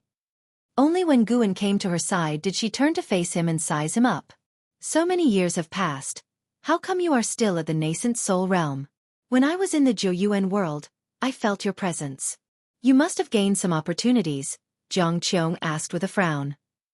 Guan raised an eyebrow. "What realm are you in that you look down on the nascent soul realm?" Jiang Qiong huffed, "I am preparing to challenge the unification realm. I came to see you before attempting tribulation crossing." Unification realm? Gu An's eyes widened, showing a look of surprise. Jiang Qiong's lips curved up in a smile. "Unification realm, that's all. I actually find it rather slow. In today's world, what is the unification realm even worth?" Guan fell silent.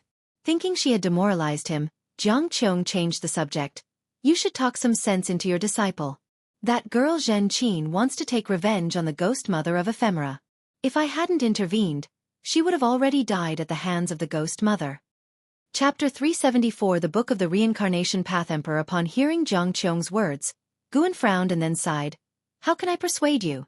It's true that Su Han was indeed forced to death by the ghost mother of Ephemera. That year, when Su Han was pursued and had no choice but to follow the ghost mother of Ephemera, she taught him the defying fate divine skill. Before his death, he transferred his cultivation level to Zhen Qin, helping Zhen Qin to be reborn. After so many years, Zhen Qin always remembered the hatred in her heart. Guan had long severed the master-disciple relationship with Su Han and had even saved him, owing Su Han nothing, so he did not plan to take revenge for Su Han. Moreover, the ghost mother of Ephemera had already pledged allegiance to him. If not for his arrangement, how could the ghost mother of Ephemera have helped Jiang Qiong establish the Juhua sect? Guan would not help Zhen Qin kill the ghost mother of Ephemera but would ensure her survival. Perhaps it was unfair to the ghost mother of Ephemera, but there was no helping it. In Gu An's heart, Zhen Qin was definitely more important than the ghost mother of ephemera. Out of his first batch of Medicine Valley disciples, only Zhen Qin was still alive, and since she was very filial to him, how could he not favor her? Jiang Qiong frowned and said, "The ghost mother of ephemera is now the deputy sect master of the Juhua sect. It's impossible for me to confront her." "There's no need. Everyone has their own grudges. Your protection of Zhen Qin's life is enough. Thank you." Guan spoke earnestly and then raised his hand to salute Jiang Qiong. Jiang Qiong snorted and said, "What thanks? Your business is my business. I quite like that girl Zhen Qin too. Once I'm strong enough, I'll help her slaughter the ghost mother of ephemera." Guan was taken aback and asked, "Do you have a grudge against her?" "No grudge, but if I had to choose between you and her, I would definitely choose you. However, these are all things for later, once I have the ability." Jiang Qiong shook her head. Afterwards, she talked about the insights she gained in the Jiuyuan world. Since her journey in the Jiuyuan world, she had many revelations during her cultivation, particularly about divination.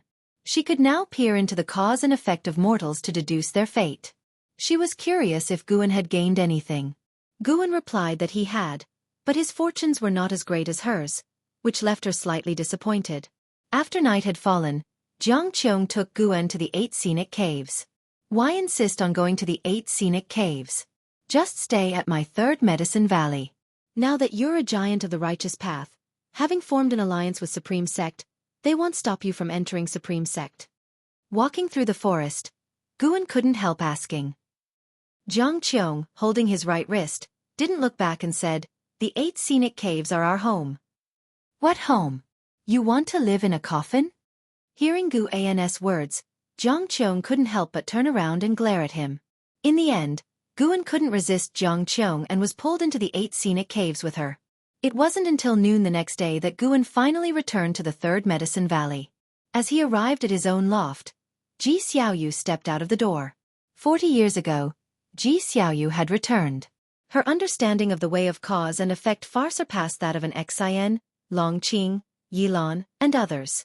Guan could feel the force of cause and effect growing stronger within her. "Who did you fool around with last night?" Ji Xiaoyu stared at Guan, asking with a somewhat cold voice. Guan looked at her and replied, "With an old friend. When I knew her, you weren't even born yet. If not for her guidance, where would I be today?" His words were no joke. Jiang Qiong had taught him so much. Among them, the Demon Shadow Divine skill was the most important. Under Gu An's enhancement, this skill could now isolate cause and effect. Reaching the immortal path realm, many would start to delve into divination techniques, and to rise to the carefree primordial immortal realm was to study the way of cause and effect. Without Jiang Qiong's Demon Shadow Divine skill, perhaps Gu An's true cultivation level would have been discovered long ago. Hearing his words, Ji Xiaoyu's expression softened, and she was about to continue speaking but was preempted by him. "Focus on your immortal cultivation, and don't bother with the affairs of mortal romance." Having said that, Guan quickly ascended the stairs. Ji Xiaoyu watched him go up, her eyebrows tightly furrowed. As Guan entered the room, ready to close the door, Ji Xiaoyu appeared out of nowhere, pressing her hand against the door. "What are you doing?" Guan frowned at Ji Xiaoyu, a look of fear on his face. Ji Xiaoyu stepped forward expressionlessly, startling him into stepping back. Bang! After Ji Xiaoyu entered the room, the door closed heavily behind her. Guan kept retreating until he reached the table, looking at Ji Xiaoyu's expressionless face with trepidation. What did this woman want to do? Was she going to hit him or was she trying to learn from Jiang Qiong? Just thinking about last night's chaos gave Guan a headache. Sigh. Why were so many women interested in him? Even if he refused, it wouldn't work. Ji Xiaoyu walked up to him and said, "Over these years, I've been delving into the way of cause and effect and have discovered that your disciple Long Qing has extraordinary karma. Where exactly did you find him? Do you know his true identity?" Hearing this, Guan asked in astonishment, "Extraordinary karma? What do you mean? What's wrong with him? Could he be the reincarnation of a heavenly demon?" Ji Xiaoyu scrutinized Gu An's expression, feeling that he did not seem to be lying. Her expression softened as she said, "Whether he is a heavenly demon or not is yet to be determined. You keeping him by your side is sure to bring you disaster. Otherwise, hand him over to me, Or let Shen Xinzi take him to the Bitter Sea Buddha sect?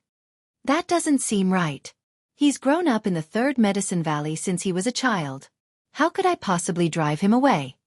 Guan frowned. Ji Xiaoyu took a deep breath and said, his lineage is not simple. I can feel that my primordial Taoist talisman is very wary of his karma and unwilling to intervene. I'm not joking. Don't you want to live in peace forever? Guan thought to himself, of course his lineage isn't simple. He's my descendant from a past life. Guan asked, does that elder also know about this? He was referring to the Sun and Moon Netherworld Emperor. That rascal was still inside the house recuperating and did not eavesdrop on their conversation. Perhaps, Ji Xiaoyu replied, her face showing some impatience, unsure if it was because of Long Qing or Jiang Qiong. Guan clenched the fate-determining pen in his hand and after hesitating for a moment said, no, I can't abandon him. He sees me as a father. How could I banish him? So what if there's a great karma? Maybe by the day I die. He will not have faced his karmic retribution yet.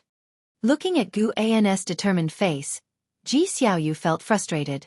Why was this man so stubborn? What if he brings catastrophe to the entire Medicine Valley, or even to the Supreme Sect? Ji Xiaoyu asked with suppressed anger. Guan said sternly, your karma is not simple either. If you encountered trouble, would I have to avoid you to prevent misunderstandings? Impossible. I can't do it. Guan, am not that kind of person. His words rang with conviction, causing Ji Xiaoyu's expression to soften. Indeed, women will be women, always finding an excuse to get going. Guan was sure that Ji Xiaoyu was simply jealous of Jiang Qiong. Ji Xiaoyu huffed. You always say nice things. If that day really comes, I bet you'll run faster than anyone. Guan clutched his chest, feigning heartache and said, you actually think that of me? Ji Xiaoyu couldn't help but smother a laugh, giving him a look. She walked beside Guan, a book appearing in her hand, which she placed on the table. Guan fixed his eyes on it. It only had one character. Dragon. Ji Xiaoyu explained, this is a book I dreamed of in my past life. The Reincarnation Path Emperor was even holding it. It records the evolution of a family clan. You like this kind of book, don't you? Take a look, but do not spread it around. Guan couldn't help asking, dragon? It wouldn't be related to Long Qing, would it? Ji Xiaoyu did not elaborate and turned to leave. When she closed the door this time, she wasn't as forceful, gently shutting it. Chapter 375, Reincarnation. The mysterious senior brother Ji Xiaoyu left, and Guan sat down, picked up the book she had left behind, and began to read. Soon he became immersed in it. This book mainly recorded the legend of Long Xian, the old ancestor of the dragon family, who was known as the Dragon Emperor, the strongest in the universe. He established the battle court, swept through great heaven and earth, and traversed reincarnation. There was no mention of Long Zhan in the book, as if Long Xian was the primordial ancestor of the dragon family. Starting from Long Xian, generation by generation, the dragon family produced many glorious individuals. One of the masters of the Reincarnation Path Emperor was from the dragon family, which was also the origin of Ji family's heavenly dragon demon suppressing form. In the end, during its prime, the dragon family encountered oppression from a mysterious existence. The book speculated it might be a curse, or maybe a punishment from heavenly Tao because the dragon family acted recklessly and arrogantly in their strength. They had merits, but also sins. The dragon family declined rapidly, the clan dissolved, and the descendants fled to different universes. From the establishment of the dragon family, to their prosperity, and then to their downfall, the story was poignant and stirring, leaving an endless aftertaste. The author did not comment on the dragon family, but continued to narrate the rise and fall of the dragon family from an objective perspective. After finishing the book, Guan also felt quite emotional. Before Long Xian, the dragon family had also experienced such cycles of reincarnation under the leadership of Long Zhan. From the content of the book, Long Xian re-established the dragon family and rebuilt the battle court after Long Zhan's death, for Long Xian was very strong from the beginning.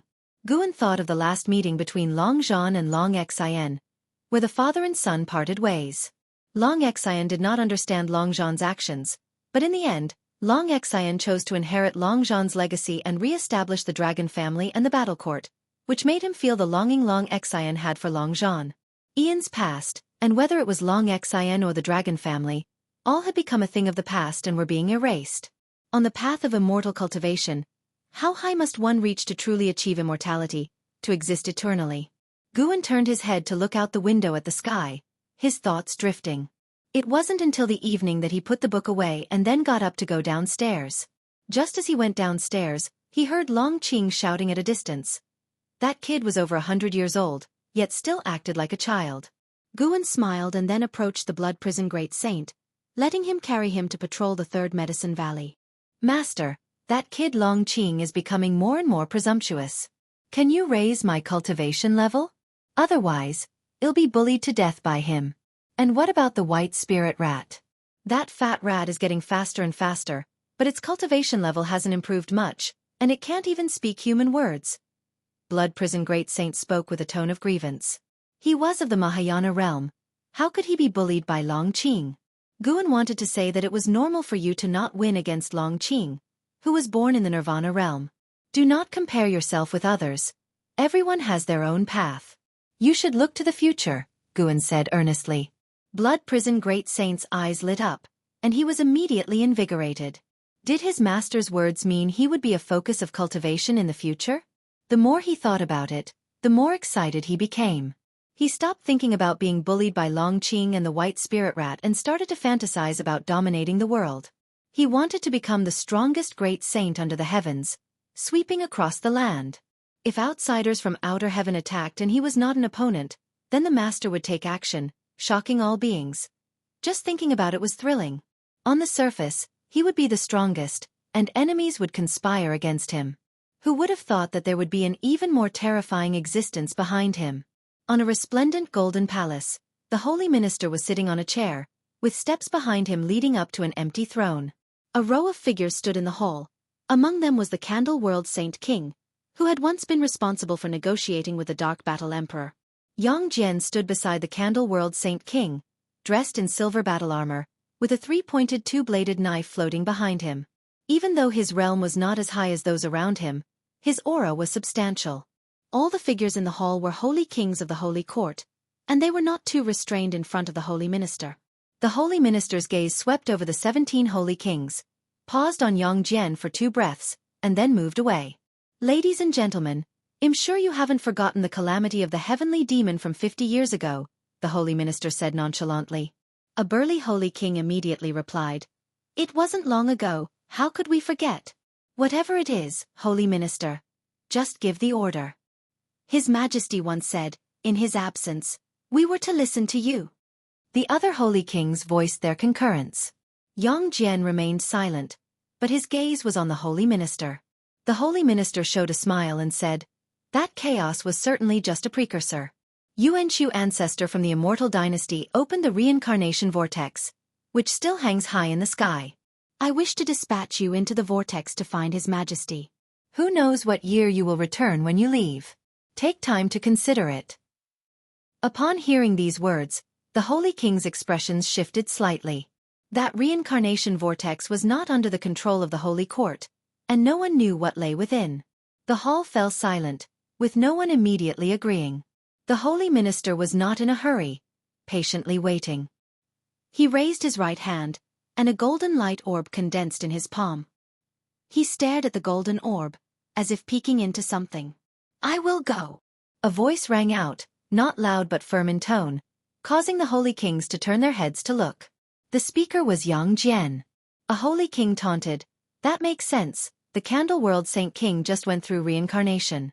Who could be more suitable? The Candle World Saint King glanced at Yang Jian, deep in thought. The holy minister, still staring at the golden light orb in his hand, asked indifferently, Anyone else? I will go, the Candle World Saint King said. These holy kings were astonished, having not expected him to agree.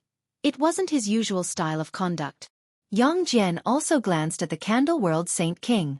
The holy minister nodded and continued waiting. Realizing the holy minister was still waiting, the holy kings sensed something and their faces turned unsightly. One of the holy kings asked, Holy minister, must we agree? It's entirely voluntary. The words of the holy minister allowed the holy kings to breathe a sigh of relief, but then the holy minister's voice rose again. I assume you are all voluntarily going? I haven't misjudged you, have I? The holy kings were shocked and looked at the holy minister in disbelief. As for Yang Jian, his expression remained calm, as if he had already foreseen this turn of events. The holy minister raised his right hand, and the golden orb in his hand burst into a dazzling light, making his expression seem even colder. You must go to reincarnation. For you, it is an opportunity, your chance to strike at higher realms. Of course, the premise is that you survive. In reincarnation, there are countless great powers experiencing reincarnation tribulations. Act with extra caution and do not disturb those unrelated to the holy court. The holy ministers in different tones set this matter in stone, leaving the holy king's faces extremely unsightly. In the depths of autumn. Inside the mansion courtyard, Guan was drinking wine, while Xiaochuan swept the grounds nearby.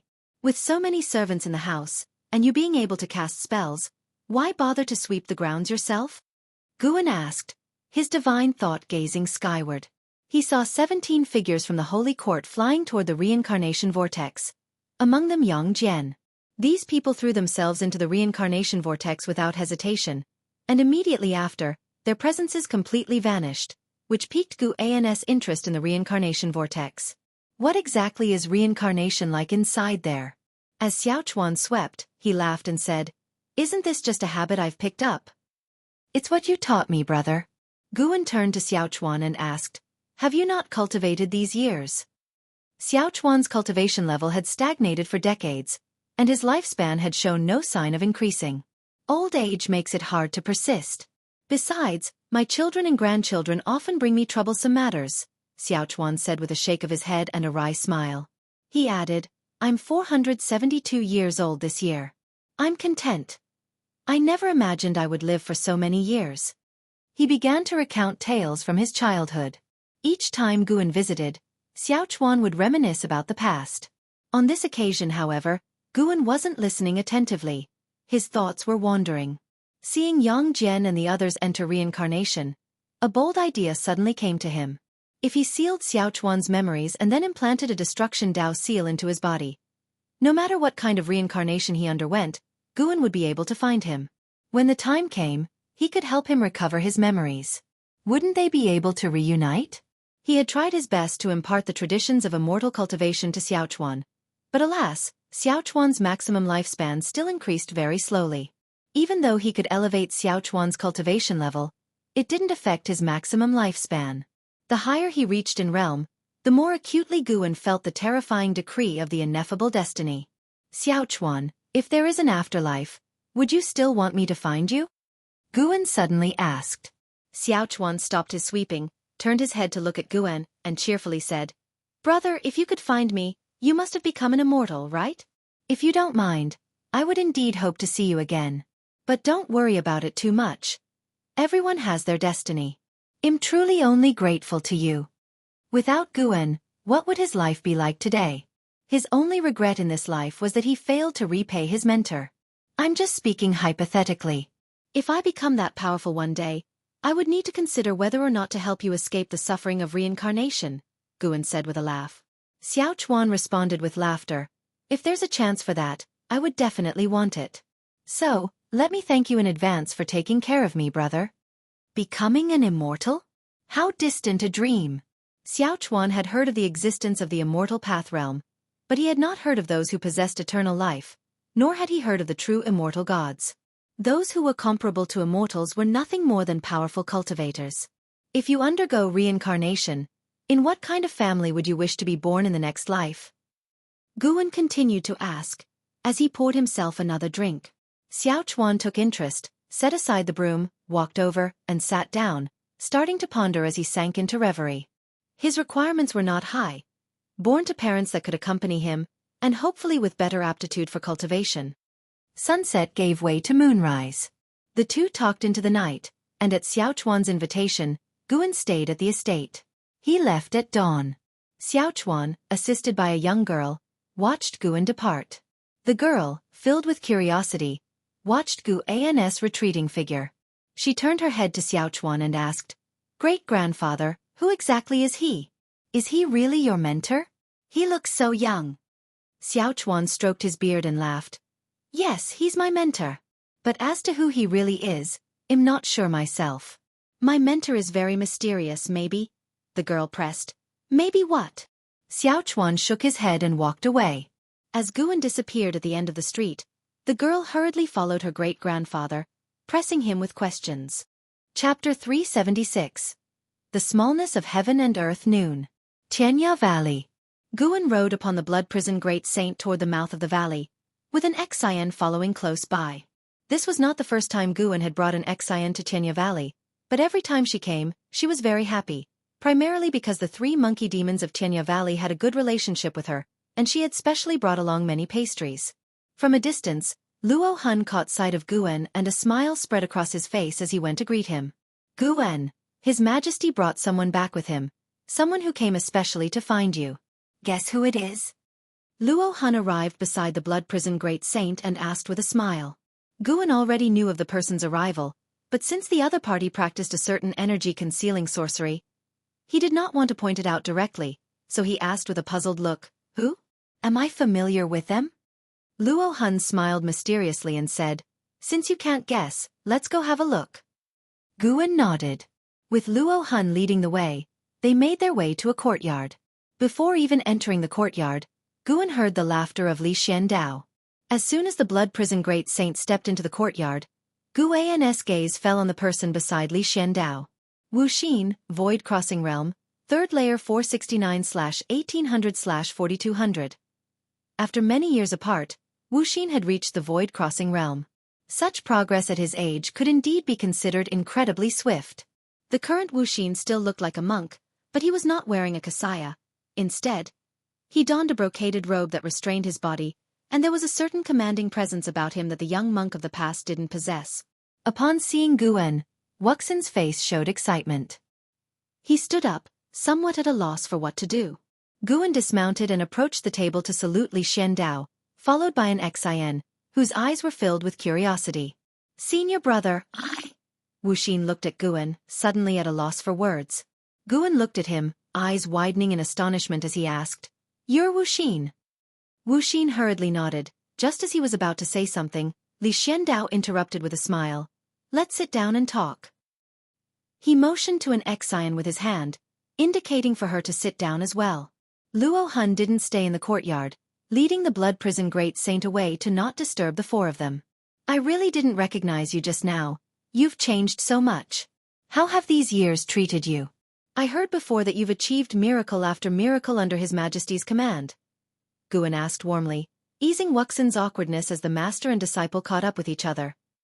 Wuxia was originally a spy planted by the Thousand Autumn Pavilion inside the Supreme Sect. The Taoist expansion skill, the precursor to the primordial reincarnation skill, was transmitted to Guan by him. Centuries had gone by, and with the power of the Taoist expansion skill, Wuxia's maximum lifespan had reached 4,200 years. It seemed that Wuxia's own talent was not lacking, but it was only because he practiced the Taoist expansion skill that it had not been revealed. In the past, the Taitsong continent was so backward that even the mystic heart realm was rarely seen. The fact that Wuxia encountered an immortal-seeking Taoist of the Nirvana realm at a young age proved his exceptional chi fortune. An Xian sat obediently to the side, listening attentively to her master and grandmaster catching up, curious about Wuxia. Li Xiandao did not interrupt, listening to their conversation with a smile. Guan silently reflected on Li Zuando's talent.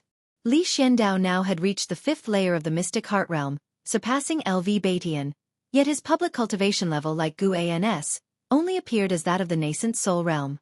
After a while, Wuxia turned to look at Li Xiandao, who spoke with a smile.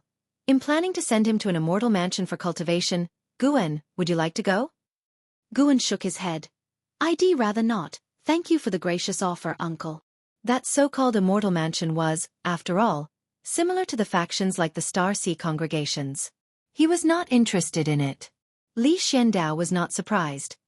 Over the years, he had offered many opportunities to Guan, all of which were rejected. He understood that this young man had no desire to seek immortality. Senior brother, let's go together. It's a rare opportunity.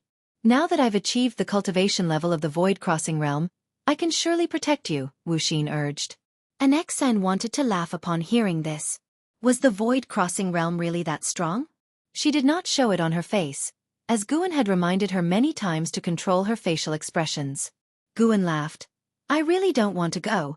I'm quite comfortable now. Going to the immortal mansion would surely be stressful, and it's not certain that I would undergo a transformation. You go ahead. I'll be here waiting for you to tell me about your experiences in the immortal mansion when you return. Despite Wuxian's continued persuasion, it was to no avail. No matter how much he insisted, Guan remained unmoved. If you don't want to go, then don't.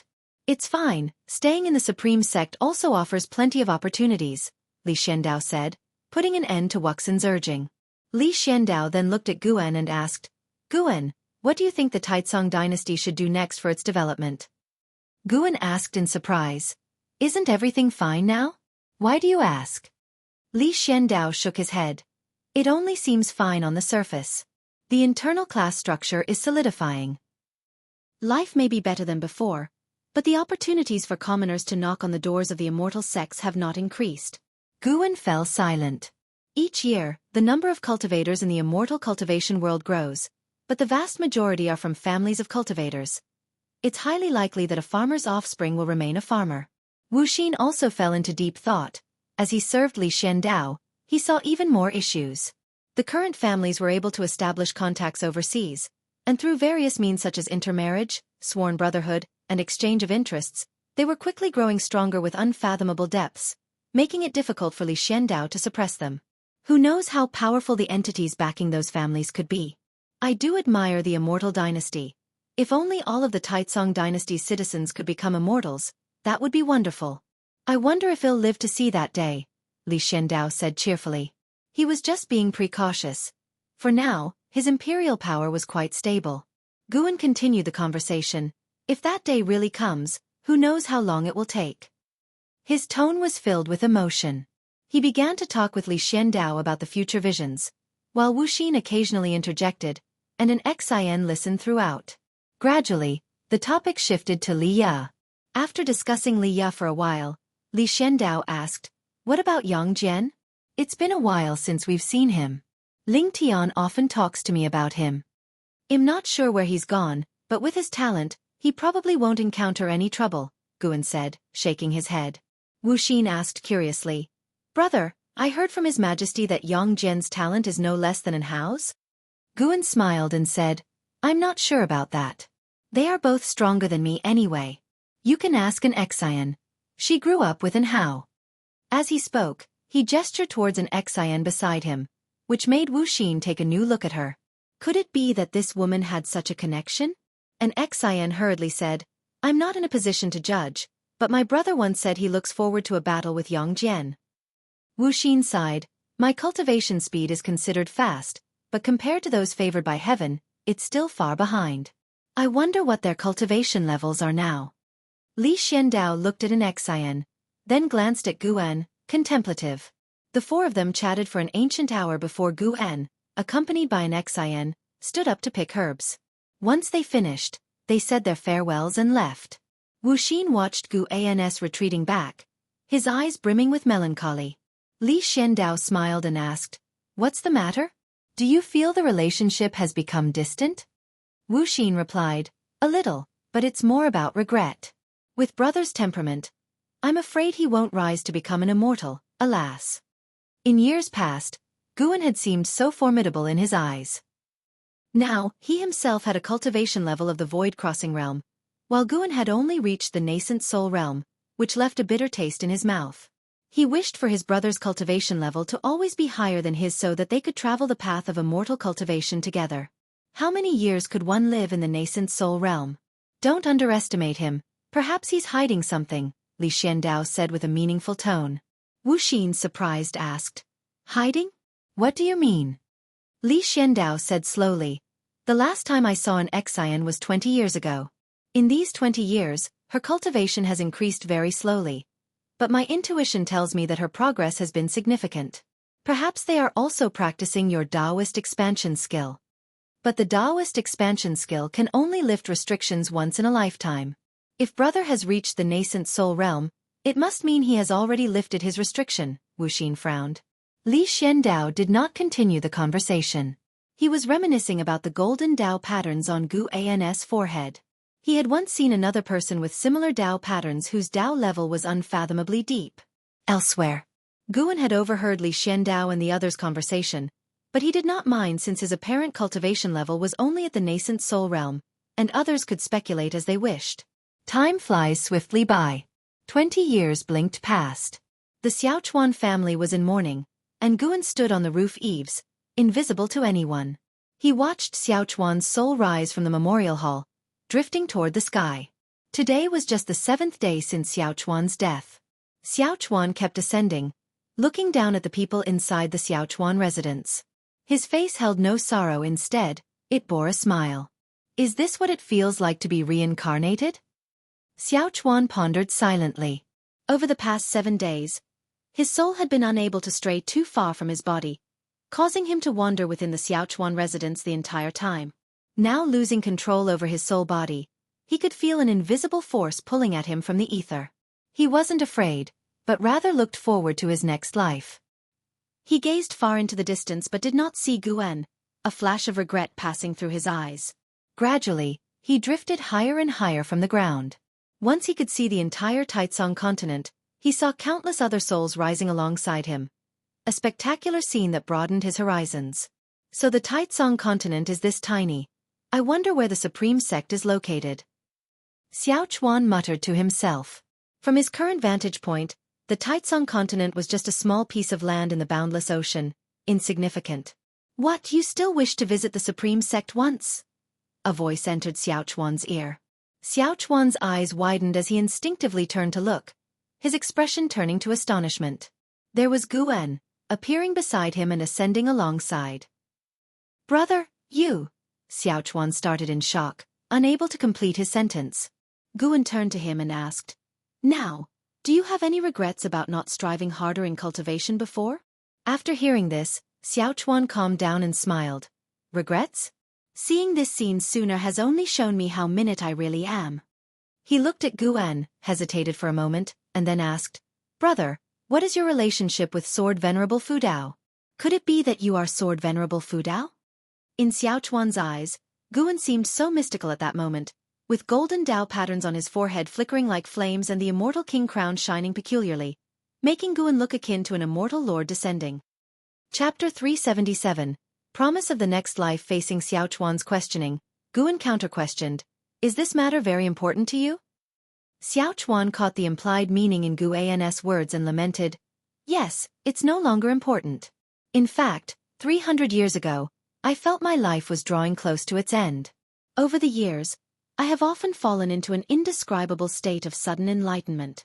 It must have been you, elder brother, secretly helping me. Thank you, elder brother. He looked at Guan, his expression solemn. Guan's mouth twitched upwards as he asked, Just verbal thanks? Xiaochuan replied helplessly, That's all I can do. What else could I do for you now? If elder brother needs my soul, just take it. Guan glanced at him and said dryly, making it sound like elder brother is some demon cultivator. Wasn't Sword Venerable Fudao initially considered a demon cultivator? Coincidentally, I do have a soul device here. I could use you as the main soul, condemning you to never transcend. Sure, I would love that. Although Xiaochuan still looked elderly, his soul body was spirited, as if he had returned to his younger days. The two bickered in this way as they drew closer to the reincarnation vortex. The reason Xiaochuan could see Guan was because Guan had utilized the power of cause and effect. Even a free immortal could not see Guan if they were here. After a long time, Xiaochuan looked up at the imposing reincarnation vortex and curiously asked, Does entering there mean I will be reincarnated? Yes, that's correct. I can only escort you here, Guan replied softly, also looking up. Xiaochuan turned to Guan and said, Elder brother, go back now. I'm already satisfied that you could escort me here. Guan gazed at him and with a smile said, We'll meet in the next life. The next life. Xiaochuan blinked his eyes. He didn't question Guan's words but internally marveled, how profound must Sword Venerable Fudao's Dao be to see through reincarnation? After pondering for a moment he said, If I remain mediocre in my next life, elder brother, don't find me. Let me lead an ordinary life. However, if one day I possess exceptional cultivation talents, then come find me and I'll still manage Medicine Valley for you. Guan smiled and nodded, then raised his right hand and pointed 2 fingers toward Xiaochuan. Xiaochuan was instantly immobilized, his eyes losing their sparkle.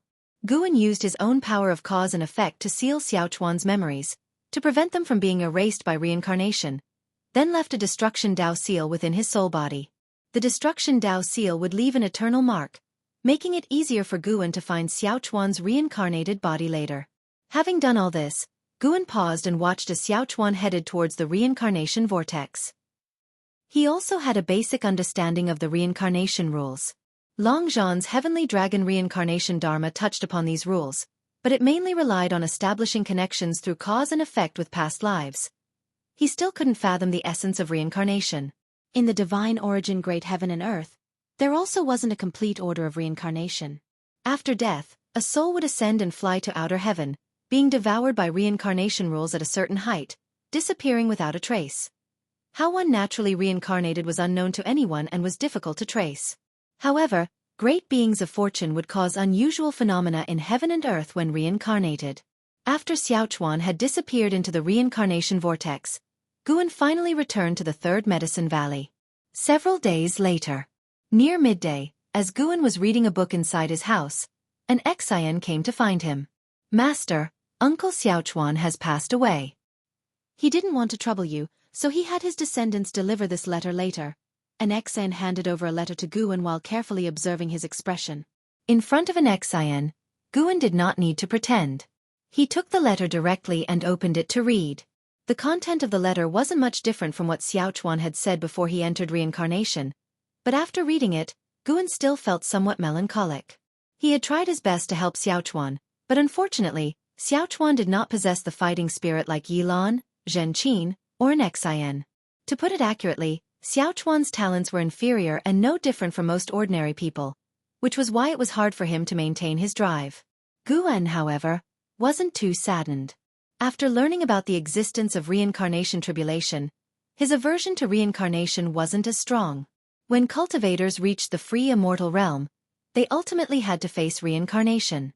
Not everyone could break through by evolving their lifespan like Guan, and he couldn't use his lifespan to help others skip their reincarnation tribulation. He was curious about reincarnation tribulation, wondering if it only counted after reaching the free immortal realm or if previous reincarnations counted as well. It was said that reincarnation tribulation had no pattern. Reincarnation might not necessarily occur in the current era or world, which was why it was hard to trace Shengxin's whereabouts. Guan put the letter down and looked at an Xian, asking, "Is there anything else?" An Xian inquired, "Master, are you doing all right?" Guan smiled and said, "What? Do I really need to drown my sorrows in alcohol? Hurry back to your cultivation. I don't want to receive your last letter." Hearing this, an Xian stuck out her tongue and immediately bowed to take her leave. Guan thought for a moment, stood up, and walked over to a bookshelf to take down a brocade box, placing Xiaochuan's last letter inside it. Xiaochuan's death hadn't affected Guan's life, even though his descendants were still in the Third Medicine Valley. His descendants weren't too saddened. After all, there was a vast generational gap. As autumn gave way to winter, the temperature between heaven and earth began to drop. On this day, Guan had finished picking the most recently matured medicinal herbs in the Third Medicine Valley. He was in good spirits. Nowadays, his average annual lifespan income exceeded 3,500,000 years. He wasn't in a hurry to unlock the feature associated with a 10 billion year lifespan. He wouldn't wait anymore if his lifespan was sufficient for a breakthrough later. After all, the figure of 10 billion was really massive. He surely couldn't start stealing medicinal herbs again, could he? Returning under the attic, Guan gave a few instructions to his disciple before heading towards the chess area. More and more people were taking up chess, and as the birthplace of chess and Go, the Third Medicine Valley naturally attracted many enthusiasts. Playing chess in the Third Medicine Valley always felt special for cultivators. At this moment, Nine-Finger Divine Lord was demolishing opponents left and right. Guan approached from the back of the crowd and watched from a distance. His attention was drawn to a man nearby. The man, who had only reached the nascent soul realm, wore a blue Taoist robe and was not particularly handsome. Zhang Shi, nascent soul realm level 3681/1100/1800. His maximum lifespan wasn't high, yet for some reason, Guan was inexplicably drawn to him from the first glance. Zhang Shi felt Guan's gaze and turned his head, nodding slightly. Guan approached and asked with a smile, Taoist friend, you seem unfamiliar, is this your first time here? Zhang Shi answered, I just arrived at Supreme Sect a few days ago. I came specifically for Go. This trip was worthwhile. The level of skill here is very high. While speaking, he turned his head to look forward fervently and said, I estimate I only have a 30% chance of winning against this senior. His gaze was fixed on Nine-Finger Divine Lord, and his words irritated Nine-Finger Divine Lord. Nine-Finger Divine Lord turned back to look at Zhang Shi and said, 30%? You cheeky boy, so arrogant. Take the next game, I'll make sure you don't leave a single piece on the board. Faced with the challenge from Nine-Finger Divine Lord, Zhang Shi was not intimidated but instead showed an eager expression. Guan watched Zhang Shi fervently, seemingly deep in thought, his eyes revealing a hint of fascination. Chapter 378. The talent of a heavenly pride. Guan sensed an extraordinary reincarnation aura emanating from Zhang Shi. He speculated that Zhang Shi had reincarnated and wasn't just any ordinary reincarnation but bore some similarity to Ji Xiaoyu. Could it be that Zhang Shi was a great power currently undergoing a reincarnation tribulation? Guan pondered this in his mind but did not continuously stare at Zhang Shi. After a while, the Nine-Finger Divine Lord successfully defeated his opponent and immediately waved to Zhang Shi. This fellow actually claimed to have a 30% chance of winning against him. To him, this was an outright provocation. A nascent soul realm cultivator daring to fantasize about winning against him? Did he think he was Guan? Under the encouragement of a group of cultivators, Zhang Shi walked to the chess table, sat down, and started to play chess with the Nine-Finger Divine Lord, who allowed him the first move. A fierce battle thus began. Guan watched for a while before moving to the side to find others to play chess with. Whether Zhang Shi could win against the Nine-Finger Divine Lord or not, Guan didn't care. He just wanted to relax for a while. Half an hour later, Guan had won 2 consecutive games of chess and stood up to leave. Zhang Shi and the Nine-Finger Divine Lord were still playing. At that moment, Zhang Shi furrowed his eyebrows, hesitating over his moves, while the Nine-Finger Divine Lord wore a smug smile, mockingly criticizing his slow play, accusing him of trying to wear out his opponent. Guan smiled and walked toward the distant mystic pure tree. The white spirit rat was napping under the tree, while an Xian was practicing qi absorption cultivation. This tree had become their fixed cultivation spot, which other disciples couldn't enjoy unless they performed exceptionally well. Approximately 30 minutes passed. Zhang Shi put down his chess piece and said, I lost. The Nine-Finger Divine Lord, smiling smugly, said, To beat me, you'd need another 100,000 years. Zhang Shi stood up, bowed to him, and then took his leave. Losing interest, the Nine-Finger Divine Lord stood up, making room for others. The audience wasn't too shocked. After all, the Nine-Finger Divine Lord was the second-best chess player in the Medicine Valley, second only to the founder. Guan. Zhang Shi began wandering around the valley, moving along the wooden railing, admiring the orderly, splendid medicine gardens. A figure brushed past him, causing a slight change in his expression. He turned his head to look. Long Qing was walking briskly towards Shen Xinzi, not noticing him. This aura, the Dragon Clan. Zhang Shi murmured softly, though his voice was quite faint. Guan, who was nearby playing with the white spirit rat, heard it. Guan kept his composure, but his curiosity about Zhang Shi's true identity grew. Zhang Shi watched Long Qing leave. He did not linger for too long but chose to continue his stroll. Gradually, he passed by the venerable pavilion of Guan. The door opened, and a figure suddenly blocked his path. Sun and Moon Netherworld Emperor. Seeing the suddenly appearing Sun and Moon Netherworld Emperor, Zhang Shi was not frightened but instead studied him. With a cold expression on his face and a shift in his divine thought, the Sun and Moon Netherworld Emperor formed a barrier around them, ensuring no one but Guan could hear their conversation. Who are you? The Sun and Moon Netherworld Emperor asked sternly. Smiling, Zhang Shi responded, Sun and Moon Netherworld Emperor, since you are here, I presume one of the Yin-Yang Four Emperors, the Reincarnation Path Emperor, has also reincarnated here? As soon as these words were spoken, a murderous intent flashed in the eyes of the Sun and Moon Netherworld Emperor. Zhang Shi continued, There's no need to be tense. The Reincarnation Path Emperor's undergoing of the Reincarnation Tribulation is already public knowledge, and the Holy Court will not intervene. Hearing this, the Sun and Moon Netherworld Emperor's expression softened. He inhaled deeply and asked, May I know the elder's name? Shaking his head, Zhang Shi replied. I will not tell you my background to avoid bringing trouble to you and the Reincarnation Path Emperor. Today, I came here merely for chess. The Sun and Moon Netherworld Emperor fell silent for a moment, then stepped aside, no longer blocking Zhang Shi. Zhang Shi stepped forward, walking past him. The chief fortune of this medicine valley is on the verge of erupting.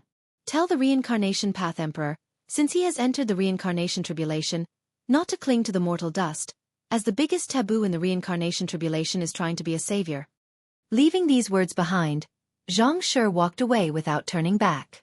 Guan, hearing this, reduced his interest in Zhang Shi by a notch. Zhang Shi actually mistook Ji Xiaoyu for Sword Venerable Fu Dao. The Sun and Moon Netherworld Emperor didn't argue for Ji Xiaoyu and quickly disappeared from the spot. In the time that followed, Zhang Shi toured the Third Medicine Valley and then flew toward the Outer Gate City.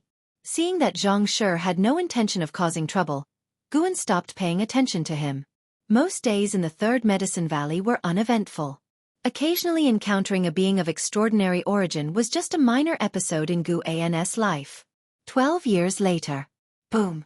A figure descended from the sky, crashing into the forest, creating a terrifying wind that uprooted several trees, sending grass and debris flying. Dressed in white, an Xian landed on a tree trunk.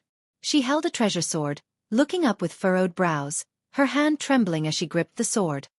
In the distance, the Blood Prison Great Saint crawled on the cliff, enduring the fierce wind, his gaze fixed on a distant battle. Guan stood in the air, holding the Qinghong sword, looking down at an Xian with a smile. Is this all you've got? On hearing this, a cold light flashed in Nzin's eyes. She took a step forth, appearing behind Guan like a blink, her treasure sword cleaving horizontally, the strong sword intent materializing tangibly. Guan drew his sword with a backhanded grip, blocking Nzin's sword intent and following the blade's direction, scattering the distant sea of clouds. Seeing that an Xian, from the 9th level of the divinity transformation realm, could manifest such sword intent, Guan was secretly pleased. The girl had cultivated diligently and it was not in vain. Just her sword intent alone was comparable to the void-crossing realm. Combined with her stepping path of Age's step, her strength far surpassed the divinity transformation realm and she was starting to show the makings of a prodigy. When an Xian found that her sword intent couldn't shake Guan, she stepped again and appeared above the forest several kilometers away, her treasure sword no longer in hand. Her eyes narrowed and she pointed at Guan with her right hand's finger, turned into a sword. Boom! A dominant, vast sword intent descended from the sky. Guan looked up and saw a beam of light that seemed to slash down from outer heaven. The beam erupted with sword chi, forming a brilliant sword shadow 100 meters long. It was a magnificent sight. Guan's lips curved up. The girl had finally mastered it. His repeated preachings over the years were not in vain. The brilliant sword shadow fell with incredible speed, engulfing Guan's figure and then crashing into the mountains and rivers. The ground shook, clouds of dust rose rapidly, and fierce winds ravaged everything in all directions. It was like the apocalypse, shaking the entire vast island. Blood Prison Great Saint watched, his heart secretly startled. He too recognized that Nzin's sword intent had surpassed the divinity transformation realm. The master had really raised this girl well. In that moment, Blood Prison Great Saint became even more convinced that the ancient treasure body possessed by Yang Jian was bestowed by his master. An Xian gasped for breath, the winds tossing her hair. She kept her gaze fixed ahead, not believing her swordsmanship could hurt her mentor. She was on the alert for her mentor's sudden reappearance. Snap! Suddenly, a hand landed on Nzin's shoulder, making her heart leap and her formidable presence scatter. Guan withdrew his hand and smiled. Not bad, today's performance finally satisfied me. You are worthy to chase after Hauer and Jenner. An Xian turned her head and saw her mentor's smiling face. Suppressing her palpitations, she forced a smile and said, It's all thanks to your excellent teaching, mentor. They never received such devoted guidance from you. She suddenly remembered a legend from the Supreme Sect. It was said that before Sword Venerable Fu Dao killed someone, he liked to pat their shoulder. She had thought it a mere rumor before, but now it seemed otherwise. Too terrifying. Just being patted like that made her feel suffocated. The terror of feeling her soul scatter was beyond comparison. Guan sheathed the Qinghong sword and turned to an Xian, saying, You lack a suitable sword, but I will not help you find one. Use your sword intent to temper your own sword. An Xian wiped the sweat from her forehead and asked, sword intent can also temper a sword? Of course. When you become powerful enough, your sword can become an immortal path supreme treasure. Immortal path supreme treasure? And Xin's eyes lit up. Her breathing became hurried. With the Taitsong continent gradually catching up to the immortal cultivation world, the strength of immortal path supreme treasures sank deep into people's hearts. Such treasures were considered church treasures even overseas, and the Yas divine exotic city possessed only a pseudo-immortal path supreme treasure.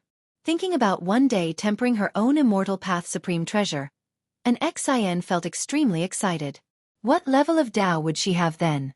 She began to look forward to that day. What would Hao's reaction be when he saw her then? Let's go, it's time to head home. Guan flew toward Blood Prison Great Saint, and an Xin hurriedly followed. Mentor, you know so much about Immortal Path Supreme Treasures. You couldn't be the legendary Immortal King, could you? At least you're at the same realm as the Immortal King. I guess you are at least at the 7th layer of Immortal Tao. No, the 8th. An Xin excitedly asked. The existence of the 9 heavens of Immortal Path had also been known in the continent's immortal cultivation world. She had heard that the most powerful individuals had only reached the 4th layer of Immortal Tao. She estimated her mentor's cultivation level as 7th layer, which was already a high estimate. Guan laughed. Not that impressive, I am just a loose immortal. I understand, a loose immortal without a fixed power, right? An Xin giggled. The Holy Court had named Sword Venerable Fudao as the Holy Sword, Mortal World Peak named the mentor as Peak Master. The Supreme Sect even reserved a position in the Venerable Pavilion for the mentor, and there was also Immortal Seeking Island overseas. She guessed her mentor had even more backgrounds that hadn't been revealed. Guan smiled and remained silent, not bothering to explain. In Nzin's eyes, 9 heavens of Immortal Path was the limit of Immortal Path. How could he, someone who had surpassed the 9 heavens of Immortal Path, explain that to her? Summer insects cannot speak of ice. 30 minutes later, Guan rode on Blood Prison Great Saint and returned to 3rd Medicine Valley, with an Xin following close behind. Just arrived, Guan sensed a familiar presence. It had been a long time since he had seen this person. Zhou Tongyu. Guan had once written him into Supreme Immortal Venerable as the 2nd protagonist. This man was also one of the foremost geniuses of the Taitsong dynasty. After suppressing his power level and losing to Guan, they had formed a friendship. The last time Zhou Tongyu came, hoping to defeat Guan, he instead lost to Yang Jian. After losing to Yang Jian, at the subsequent Golden List Conference, he lost to Wu Ju, helping Wu Ju thoroughly embark on the path of a genius. Since then, Guan hadn't seen him. Centuries had passed. Back then, Guan was just at the carefree primordial immortal realm. Time truly flies. Guan had not yet seen Zhou Tongyu, but he was already feeling nostalgic. He dismounted and took an Xin to find Zhou Tongyu. Zhou Tongyu was watching people play chess, not noticing Guan's approach. Chapter 379 Cultivation in the Tao Realm, Zhou Tongyu, Unification Realm Level 1534/3000/3100. He had actually reached the Unification Realm. It seems he had had some significant opportunities these past years. Unfortunately, his maximum lifespan has not improved. Guan thought to himself as he looked at Zhou Tongji's lifespan.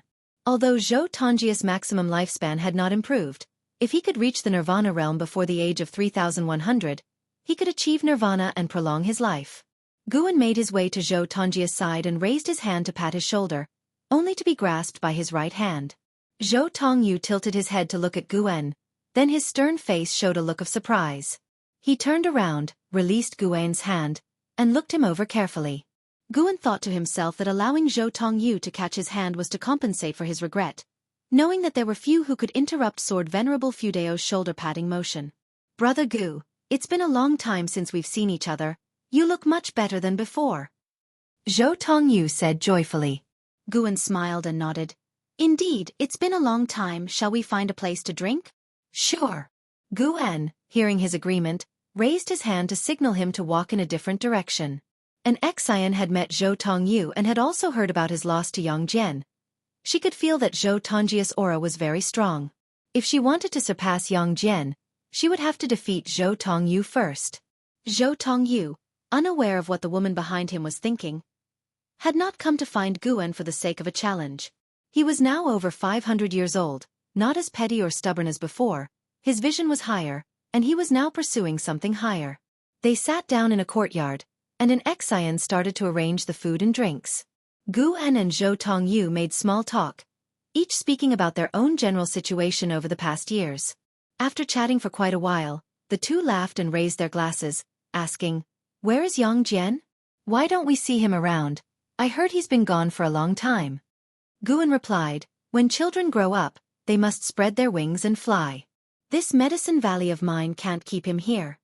After Yang Jian, there were several servant disciples in the third medicine valley who had a maximum lifespan of more than 4,000 years, but Guan did not take on a disciple specially. Instead, he let those disciples with hidden talent go with the flow of the medicine valley. Within the third medicine valley, as long as one performed well, they would inevitably establish their foundation, especially those disciples whose talent had not been unearthed who could benefit even more. Guan was worried about taking on disciples who were reincarnations of great powers or had great fortune of energy movement, which was too troublesome, so he did not take in any more disciples, focusing instead on developing an Xian. That's right, such a genius like him must have a more vast world awaiting his explorations. What about Yi Yan? Has he ever come back? Zhou Tongyu nodded in agreement. He had become acquainted with Guan because Yi Yan practiced the spear, attracting him, and he always remembered Yi Yan. Guan paused for a moment and said, "He has already passed away." Zhou Tongyu was stunned. He did not comfort Guan but poured him a drink, and after clinking their bowls together, they both drained their drinks in one gulp. In the blink of an eye, we are both over 500 years old. Looking back, so many old friends have gone to the netherworld, and how much further can you and I walk on this immortal cultivation path? Zhou Tongyu expressed his heartfelt feelings. Over the years, he had experienced a lot, and he had come to find Guan because his old friends were few. Guan smiled and said, "With Brother Zhou's talent and capabilities, you will surely enter the immortal path realm and have an immeasurable future. Why such sentimentality?" After listening to this, Zhou Tongyu shook his head and laughed. The two continued to drink. And Xian, seeing that there was nothing concerning her, sensibly left. It was not until the evening that Zhou Tongyu finally bid farewell and left. Guan watched his receding figure, feeling a slight regret in his heart. Why not have a contest? Guan was still thinking about letting an Xian defeat Zhou Tongyu. That would certainly be interesting. But he had calculated that Zhou Tongyu was going to challenge Wu Ju next and it would attract a lot of attention. Then he could go and enjoy the spectacle. In the Immortal Dynasty, within a bright hall where clouds and mist surged, the ancient immortal emperor sat on the imperial throne, overlooking everyone in the hall, with An Hao among them. An Hao was seeing the lord of the Immortal Dynasty for the first time, and the regal bearing of the other left him inwardly stunned. How high could this person's Tao level be? And Hao felt invincible just by glancing at him. Without exaggeration, this person definitely had the strongest aura he had ever seen, even better than his masters. He was truly the top of the great heavenly spirit land. The other people in the hall looked at the ancient immortal emperor with fervent expressions, as if they could not wait to kneel and worship. The ancient immortal emperor slowly spoke, "I have summoned you today, and you should understand why. Due to the chaos of the heavenly demons, the Immortal Dynasty has discussed with the Holy Court. No matter how we fight, we must not waste the overall power of the great heavenly spirit land, so we have organized this conference, allowing cultivators of both sides in each realm to have combat, and your victories or losses are related to the future development of the Immortal Dynasty." Everyone's breathing hastened. They had known about this matter before coming. This conference was not only about the prosperity of the Immortal Dynasty, but also a great opportunity for themselves. And Hao's eyes sparkled, and his fists tightened. Confident in a contest of the same realm, he was determined not to lose. The ancient immortal emperor was very pleased with the expressions of everyone in the hall. He saw their confidence. The top 3 in each realm can enter the Holy Court's Tao realm for cultivation, and the first place will even obtain an immortal path supreme treasure that is unaffected by chi fortune. The ancient immortal emperor began to talk about the rewards for the conference, exciting everyone present. Having the ancient immortal emperor announce the rewards publicly dispelled the last of their doubts. They had to give it their all. Instead of the rewards, An Hao looked forward to having a sufficiently strong opponent. He, An Hao, didn't need any supreme treasures. When his realm was high enough, he could dominate the world bare-handed. The stronger his opponents, the happier he was. What he pursued was fame. He wanted to make a name for himself in the world. He wanted to make everyone in the Supreme Sect proud of him. Having reached this point, he felt that he was already capable of representing the Supreme Sect, even the entire Taitsong continent. He wanted those who had lost to him to take pride in their defeat. Controlling the world's holy court, huh? I hope you won't disappoint me. And Hao thought to himself, ignoring the latter part of what the ancient immortal emperor had said, not listening attentively. After a while, the crowd dispersed, and Hao followed them out of the grand hall. Outside the hall was a spectacular sight above the sea of clouds. Just as Hao was about to fly away, a voice called out to him. Hao, the geniuses of the holy court are very strong. I've heard that there's an unprecedented talent in the mystic heart realm, hailed as having talent surpassing that of the holy god. Take this time to cultivate with me. Hao turned to look. The speaker was a white-dressed woman as beautiful as a fairy, with a dignified posture, and her eyes looking towards him were like autumn waters, bright and moving. Hao frowned and said, "Thank you for your kindness, but there's no need." Having said this, he turned and left. The woman in white stood there, stunned, seemingly not expecting such a decisive rejection from Hao. Whispers from the surrounding immortal spirits arose, curious about Hao's background, to dare to refuse a fairy's request. In the immortal dynasty, those who could be called fairies not only had to have a background but also a strong cultivation level. Hao had not even reached the nirvana realm, which was worse than the lowest ranks of the immortal dynasty. Some attitude, move forward 200 years and with such cultivation level, he wouldn't even qualify to step into the immortal dynasty, someone muttered, earning the agreement of those around. The woman in white said nothing and turned to leave alone, completely indifferent to the gazes of others. On his way to the third medicine valley, Guan rode the blood prison great saint, with an Xin following on the right, excitedly recounting the recent battle between Zhou Tongyu and Wu Ju. That Zhou Tongyu is incredible. His evil-suppressing golden body could actually withstand Wu Ju's fist technique. I thought he had no chance against Wu Ju. Master, is the evil-suppressing golden body considered an ancient treasure body? How could Yang Jian defeat Zhou Tongyu of the same realm? You aren't deceiving me, are you? Listening to Nzin's words, Guan also had many feelings. Zhou Tongyu had won, and he won very dominantly, avenging the shame of his defeat to Wu Ju many years ago. Now it was Wu Ju's turn to taste the fall from the peak of the clouds. Guan did not go to comfort Wu Ju, since the elder of the sect had taken him away to heal after the battle, and he had returned to the third medicine valley after watching the fight. The outcome of a single battle doesn't prove anything. If you don't work hard, you will eventually be surpassed by someone you've defeated. Right now, you have an advantage that others aren't aware of. You know the true cultivation level of no one else while you can find out theirs, Guan said, seizing the moment to teach an Xin. An Xin nodded and replied, Master, don't worry, I definitely won't become arrogant and complacent. Actually, the evil-suppressing golden body has its shortcomings too. There is a spot at the base of the neck. If it is struck hard, all the chi energy will be dislodged. Guan began to explain the techniques of the recent combat, and an Xin listened attentively. Knowing more was always good. If she ever encountered an enemy with the evil-suppressing golden body in the future, it could come in handy. The blood prison great saint was also listening seriously, more worried than in Nzin's excitement. These guys were growing so fast. The strength exhibited by Zhou Tongyu, as well as Wu Ju, was surprising. Deserving to be the geniuses of the great heavenly spirit land. The blood prison great saint was even more looking forward to the coming of the millennium. Guan had said that he would personally teach him how to cultivate at that time. What he needed to do now was to diligently cultivate the innate reincarnation skill, accumulate his cultivation, and build up momentum. Although he was a mount, Guan had not treated him harshly. He received just as many elixirs as an Xin. After returning to the third medicine valley, Guan went upstairs alone. Someone was already waiting in the room. Shen Zhen. Seeing Shen Zhan sitting in his spot, Guan closed the door and asked, What paintings are you going to show me this time? He could feel that the atmosphere downstairs had once again become unnatural. Although the change was very subtle, it did not escape his senses. Shen Zhan put down the supreme secret records in her hand and said, I have comprehended a secret technique that can help improve one's talent. Would you like to learn it?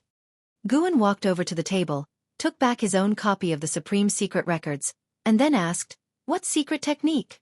Is it that powerful? Shen Zhan spoke mysteriously, It's really powerful. I've already practiced it, and it truly works. After training with a secret technique, I'm finding that practicing other skills yields twice the result with half the effort. Guan couldn't help but cast a lifespan detection on her. Shen Zhen, Void Crossing Realm Level 1543/2200/7200. Good lord. Her maximum lifespan had increased to 7,200 years.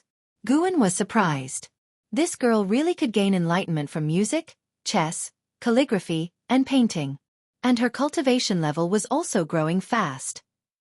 Chapter 380 Disaster. Judging by Shenzhen's limit lifespan increase, it couldn't be aimed at 9,999 years, could it? As a veteran actor, Gu An's face also involuntarily revealed a strange expression at this moment. He lectured Yilan, Zhen Qin, and an Xian, putting in much effort, yet it paled in comparison to Shenzhen's limit lifespan increase. It didn't make sense. Could there really be existences favored by the heavenly Tao in this world? Wu Ju was one, and so was Shen Zhen. Both didn't need the help of others, and their limit lifespans increased repeatedly on their own. Wait a minute. Guan suddenly realized something and spoke. Is that so? Then relay it to me. Shen Zhen promptly narrated the secret technique she comprehended, and Guan listened attentively.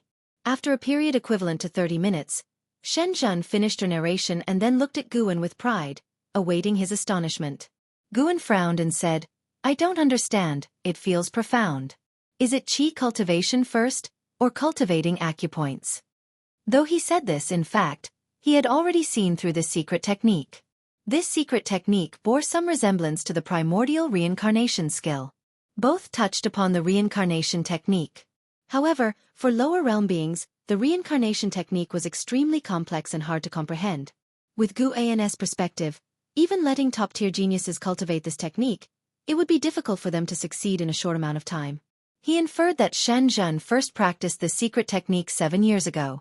Mastered it in just 7 years? Something was off unless she already knew it from before. Guan combined this with the changes in Shen Zhen's aura, and his speculation grew ever firmer. Previously such beings were utterly inconspicuous, and now how could multiple appear?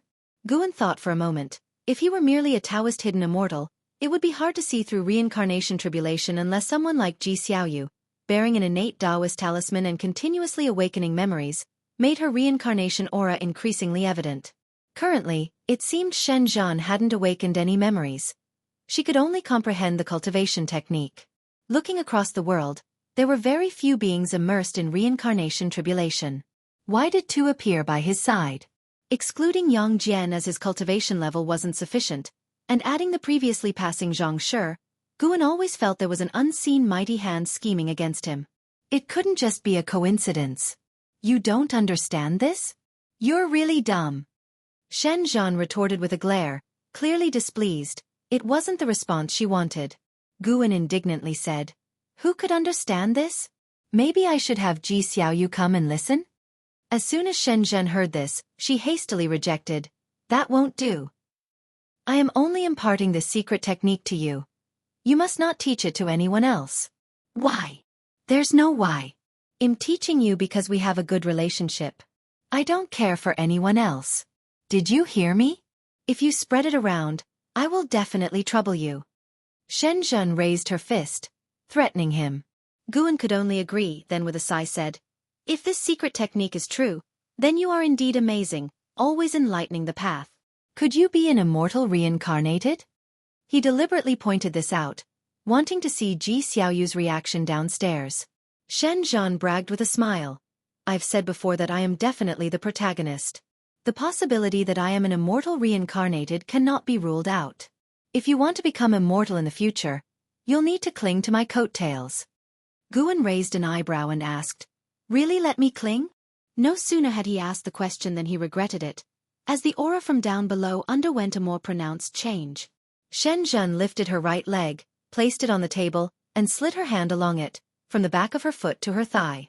Though clothed in long pants, the action was suggestive enough, and she even provocatively looked at Guan. For the first time, Guan noticed Shen Zhen's legs were really long. No wonder the women in the Supreme Secret records were all long-legged beauties. Come on, it's not like you haven't clung before. Shen Zhen spoke coyly. Gu Ans bristled upon hearing this, and he quickly retorted, "Nonsense, when have I ever clung to your thighs? You deny it? Be bold enough to own up to your actions. It should have been about 400 years ago when you visited my cave and clung to me with all that mushy talk. Thinking about it now, it's downright embarrassing," Shen Zhen said with feigned annoyance, causing Guan to feel the urge to hit someone. 400 years ago, as if calculating Ji Xiaoyu's age? He could be sure that Shen Zhen had said this for the benefit of Ji Xiaoyu downstairs, as the event she mentioned had never occurred. "Oh really? Then how about we do it again now?" Guan retorted with a humph. He stood up and walked towards Shen Zhen. Shen Zhen looked at him provocatively, and just as he really reached out to touch her leg, she quickly drew back her leg and said, "Forget it, let's talk about serious matters." "No, you've uttered the words. You must follow through." Seeing that Guan was indeed about to pounce, Shen Zhen quickly said, all right, I was only joking. You're so serious, can't take a tease. Afraid that someone downstairs will hear? Wait a minute. Are you worried about the person below? I almost forgot. I was talking nonsense. Our past interactions were nothing but pure. Listening to her insinuating remarks, Guan was about to pat her on the shoulder. Shen Zhen continued, "Really, I apologize, I was just joking earlier. Don't be mad at me. I was just testing to see if the person below would eavesdrop. I won't make such jokes in the future." Looking at her smile, Guan guessed she had also sensed Ji Xiaoyu's change of energy. In recent years, Ji Xiaoyu had achieved a breakthrough to the unification realm in the Supreme Sex Tribulation Crossing field, but Shen Zhen had only the first level of the Void Crossing Realm cultivation level. How could she have noticed Ji Xiaoyu's energy change? Guan felt more and more that something was off about Shen Zhen. He would have to be careful in the future not to show too much in front of her. She wouldn't eavesdrop, and besides, there are restrictions inside the room, Guan replied, sitting back down at the table and shaking his head. You seem to trust her a lot. Nonsense. I watched her grow up. She is destined to become a powerful figure renowned across the world, not some small-minded girl caught up in her emotions. You should learn from her and stop reading those indecent books all day, won't you? Indecent? I wrote a new volume of the Supreme Secret Records especially for you, and this is how you repay me. You've broken my heart. I won't give it to you now. Goodbye. Shen Zhen stood up, flicked her sleeve, and walked away. Guan stood up to stop her and asked, For real? Shen Zhen turned away, pretending to be angry. All right, I was just joking with you. I apologize, Guan sighed. This woman really had her ways, had me apologizing, and then turns it right back around. Guan could deduce that her new book was just made up, but he would have preferred to see the original. Flipping through the real pages provides such a sense of experience. Shen Zhen gave a triumphant smile, pulled a book from her sleeve, and tossed it into Guan's arms before she continued on her way. This creature doesn't close the door when she leaves. How impolite. Holding the latest volume of the Supreme Secret Records, Guan cursed in his mind and then waved his sleeve to close the door. He returned to his seat, placing the book on the table with all solemnity. That the Taoist hidden immortal of his stature should be reading such a book was fortunate that no one knew of his realm. Guan thought himself lucky. It wasn't that he was vulgar. He was cultivating. This was tempering the heart. Reading extensively prevents one from being tied down by women and losing their Taoist heart. After mentally preparing himself, Guan began to flip through the book. Meanwhile downstairs, Ji Xiaoyu could not contain her curiosity and used her divine sense to peek at Guan's book, immediately blushing and filled with indignation. This guy. Never mind, I won't bring him along for cultivation, lest he truly becomes a menace someday. Ji Xiaoyu thought to herself and strived to cast aside her distractions, returning to her cultivation. Chapter 381. Variables. Hidden Spirit Palace. Ever since Shen Zhen had left, every time Guan saw Ji Xiaoyu, she would ignore him, feigning ignorance. In the days that followed, rumors began to spread in Medicine Valley, suggesting that there was a falling out between the Master and Elder Ji. This led an Xian to inevitably inquire about this matter when she accompanied Guan to Mortal World Peak. Don't gossip. I haven't had any conflict with her. Guan gave an Xian a stern look and spoke without mincing his words. An Xian giggled and did not press further. Instead, she went to the side to begin her cultivation. At Mortal World Peak, she did not need to hide her cultivation level, so she cherished the opportunity to cultivate there. Guan descended the mountain alone, wandering aimlessly on the mountain. Because of the previous controversy over stealing herbs, Guan deliberately slowed down the pace of harvesting on Mortal World Peak. However, even so, with the constantly increasing production from the Outer World Cave, he was already able to amass nearly 4 million years of lifespan every year. His total lifespan had exceeded 400 million years. At this rate, Guan could also become rapidly stronger. Therefore, he now tried to keep a low profile, taking fewer disciples and intervening less, to avoid accelerating the pace of the major changes in Great Heavenly Spirit Land. Walking along the mountain path, Guan's divine thought reached out to Zhu Xi.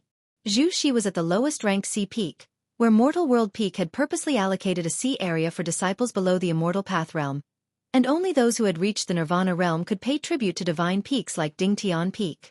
Years had passed, and Zhu Xi had become integrated into Mortal World Peak, with a low presence and her talents unknown to others, her life following the same routine as her previous days by Moonfall Divine Lake.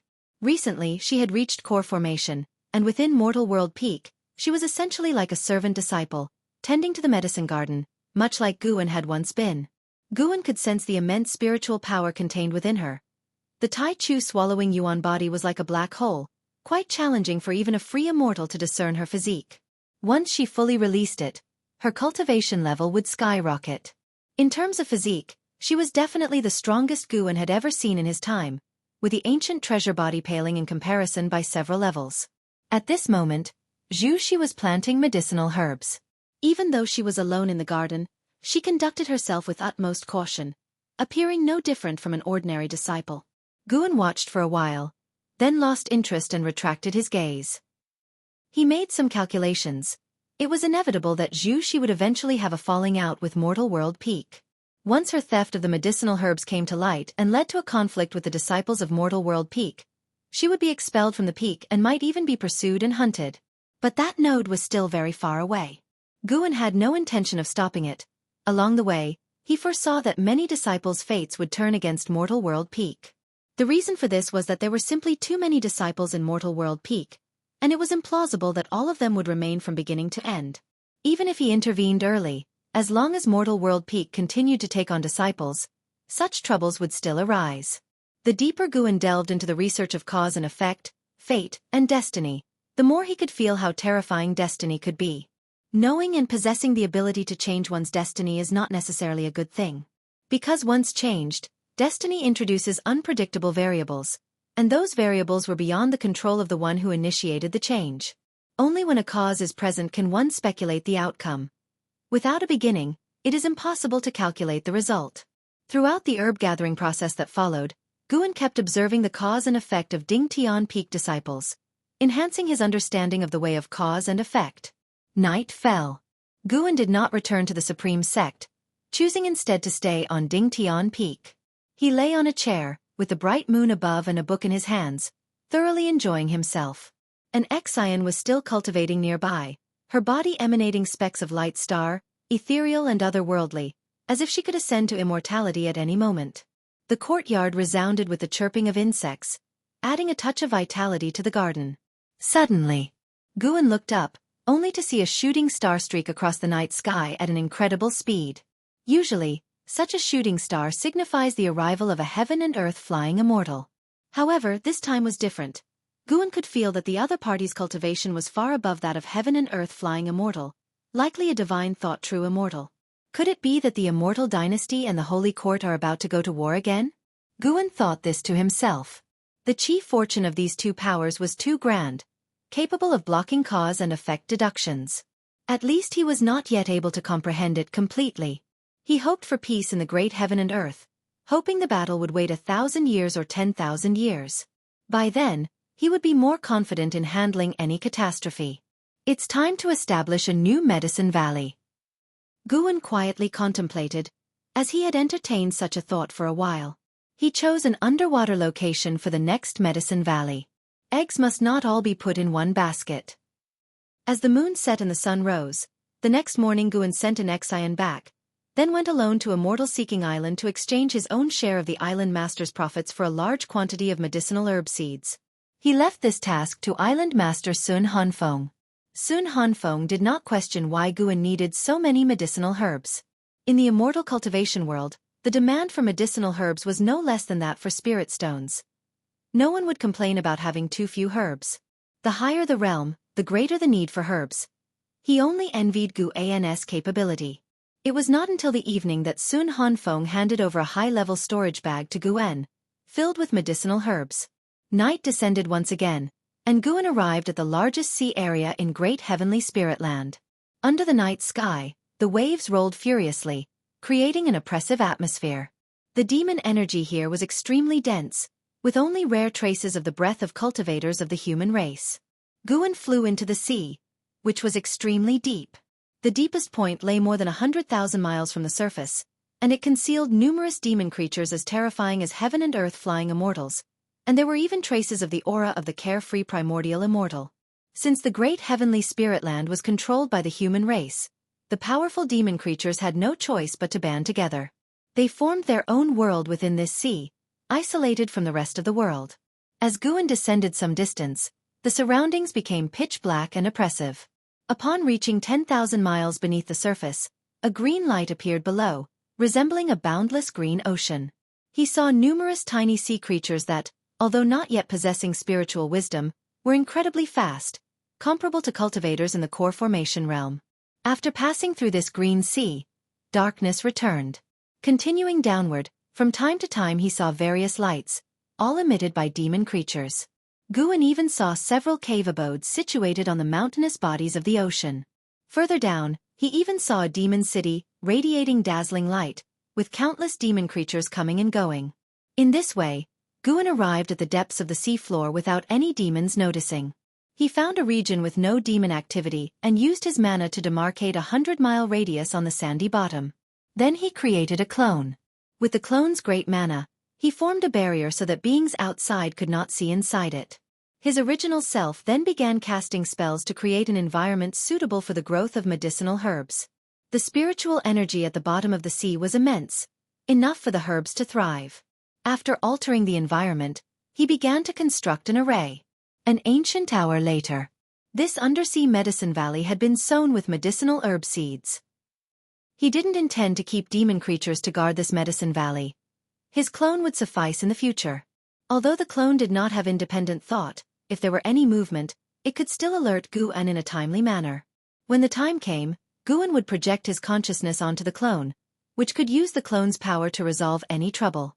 Even a free immortal would be no match for his clone. After making all preparations, Guan went to the edge of the medicine valley, took out a steel, and planted it in the sand. Then, using the fate-determining pen, he wrote on the steel, "Hidden Spirit Palace." He called it a palace because he planned to build one there later, which could even serve as a dojo. Guan admired his own handwriting. It was truly becoming more elegant. He then vanished from the spot, returning to the Supreme Sect. The sea floor was silent. Outside the hidden spirit palace was darkness, like an abyss. Occasionally, enormous figures like mountain ranges swam above the hidden spirit palace, while Guan's clone meditated without opening its eyes. 15 years later. In early summer, Guan sat in the pavilion of Mystic Valley, admiring his attribute panel. He was very close to his 500 million year lifespan mark. The high-rank medical herbs of Outer World Cave would bring him a substantial increase in lifespan in the coming years, delighting his mood. Life was monotonous, but Guan did not find it dull. Watching his lifespan grow, he felt like he was leveling up in a game, a very fulfilling feeling. A knock came at the door and Guan said casually, "Come in." At his words, the door opened and Lu Jiujia entered. At 518, Lu Jiujia appeared to be just over 40, with a long beard that added to his imposing presence. He approached and gave a formal bow to Guan, saying, "Brother Gu, the Chen family's Medicine Valley has refused my terms. They continue to encroach on Mystic Valley's territory. What should be done?" Years had passed, and as the Supreme Sect grew stronger and remained uninvaded, more and more Medicine Valleys appeared outside the outer sect. Some were Medicine Valleys managed by the Supreme Sect, while others were cultivated by families to accumulate resources for their descendants. A Medicine Valley had sprung up around Mystic Valley, even larger in territory than Mystic Valley itself. The Chen family, a family that had risen to prominence in the last millennium, had elders in the Supreme Sect's inner sect city who held high status and great power. Having heard this, Guan responded, No worries, I'll have an Exine go there tomorrow. In no more than 3 days, their medicine valley will vanish. Upon hearing this, Lu Jujia's face broke into a smile. He had no doubts about his brother's words. Brother Gus' influence was not small after all, and the Chen family was merely testing his bottom line. Otherwise, they would have already tried to seize Mystic Valley. Guan looked up at Lu Jiujia and asked, "How goes your cultivation lately?" Decades ago, Lu Jiujia had broken the cultivation level restrictions of the innate reincarnation skill. With Gu An's secret guidance in the path enlightenment, his maximum lifespan had reached 700 years. But 700 years was not long. Lu Jiujia's cultivation level had grown too slowly, currently only at the 9th layer of the core formation realm. Even if he released his cultivation again, it seemed unlikely he'd reach the divinity transformation realm. By all appearances, Lu Jiujia had no hope of achieving nirvana in this life. Hearing the question, Lu Jiujia scratched his head and said, "Honestly, brother, I feel increasingly powerless. When cultivating, I find my heart weary and my thoughts wandering." Guan replied, "There's nothing to be done then, you must find a way to overcome it." Lu Jiujia could only nod. He felt helpless and ashamed. His brother had looked after him so much over the years, and he felt he had let his brother down. Changing the subject, he said, "Speaking of which, brother, a prodigy has appeared in the Medicine Valley recently. Would you like to meet him?" As he brought up the prodigy, his excitement surged.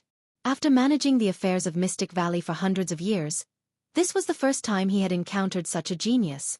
It made him proud to be associated. Chapter 382. Jiang Shi's Past. Do you want me to meet him?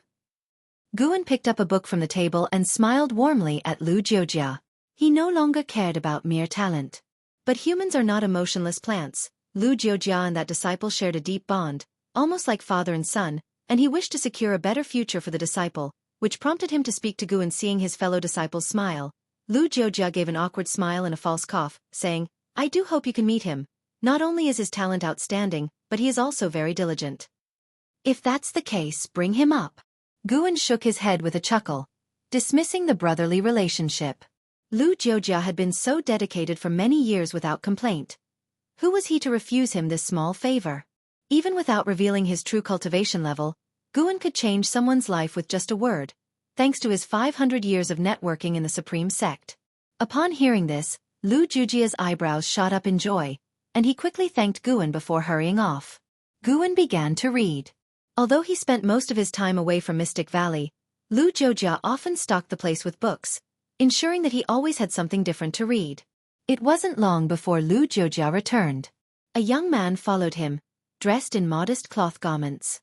His features were not particularly handsome, but he had a fair complexion and a somewhat slender frame.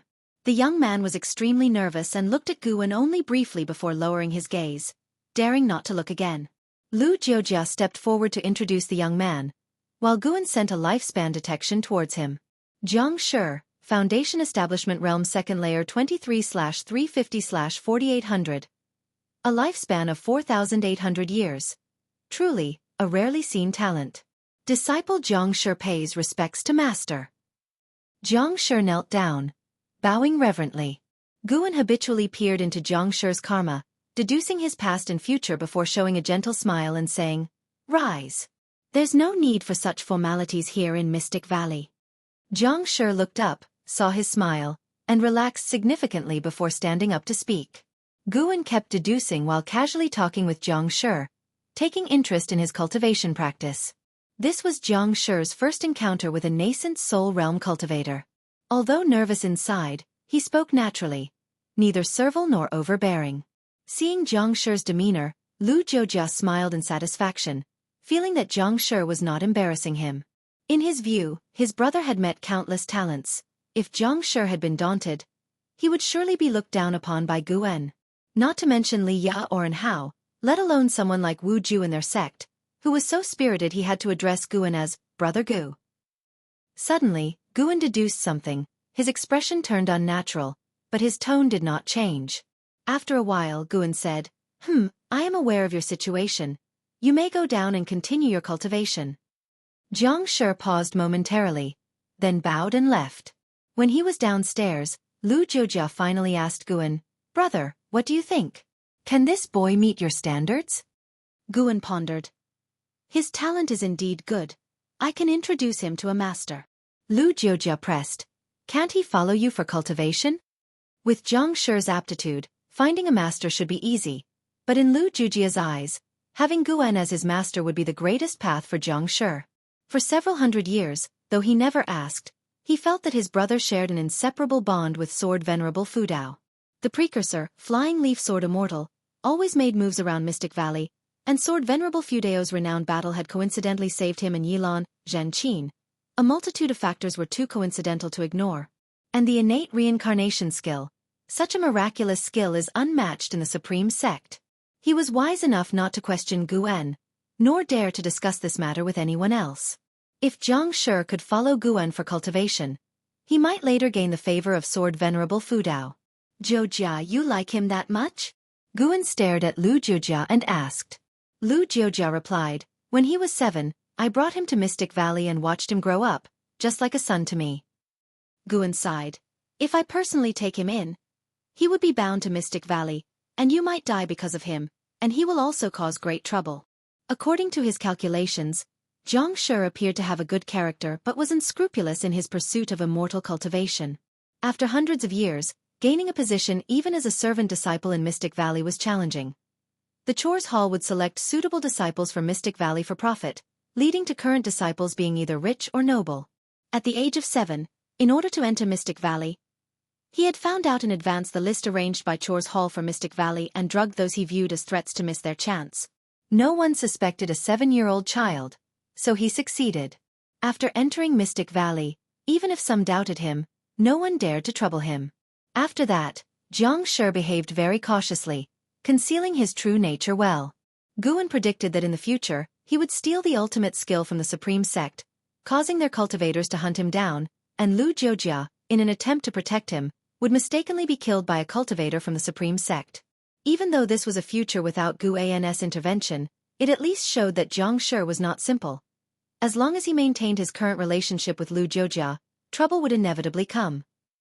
Guan had calculated thousands of possible deaths for Lu Jiujia, most of them related to Zhang Shi.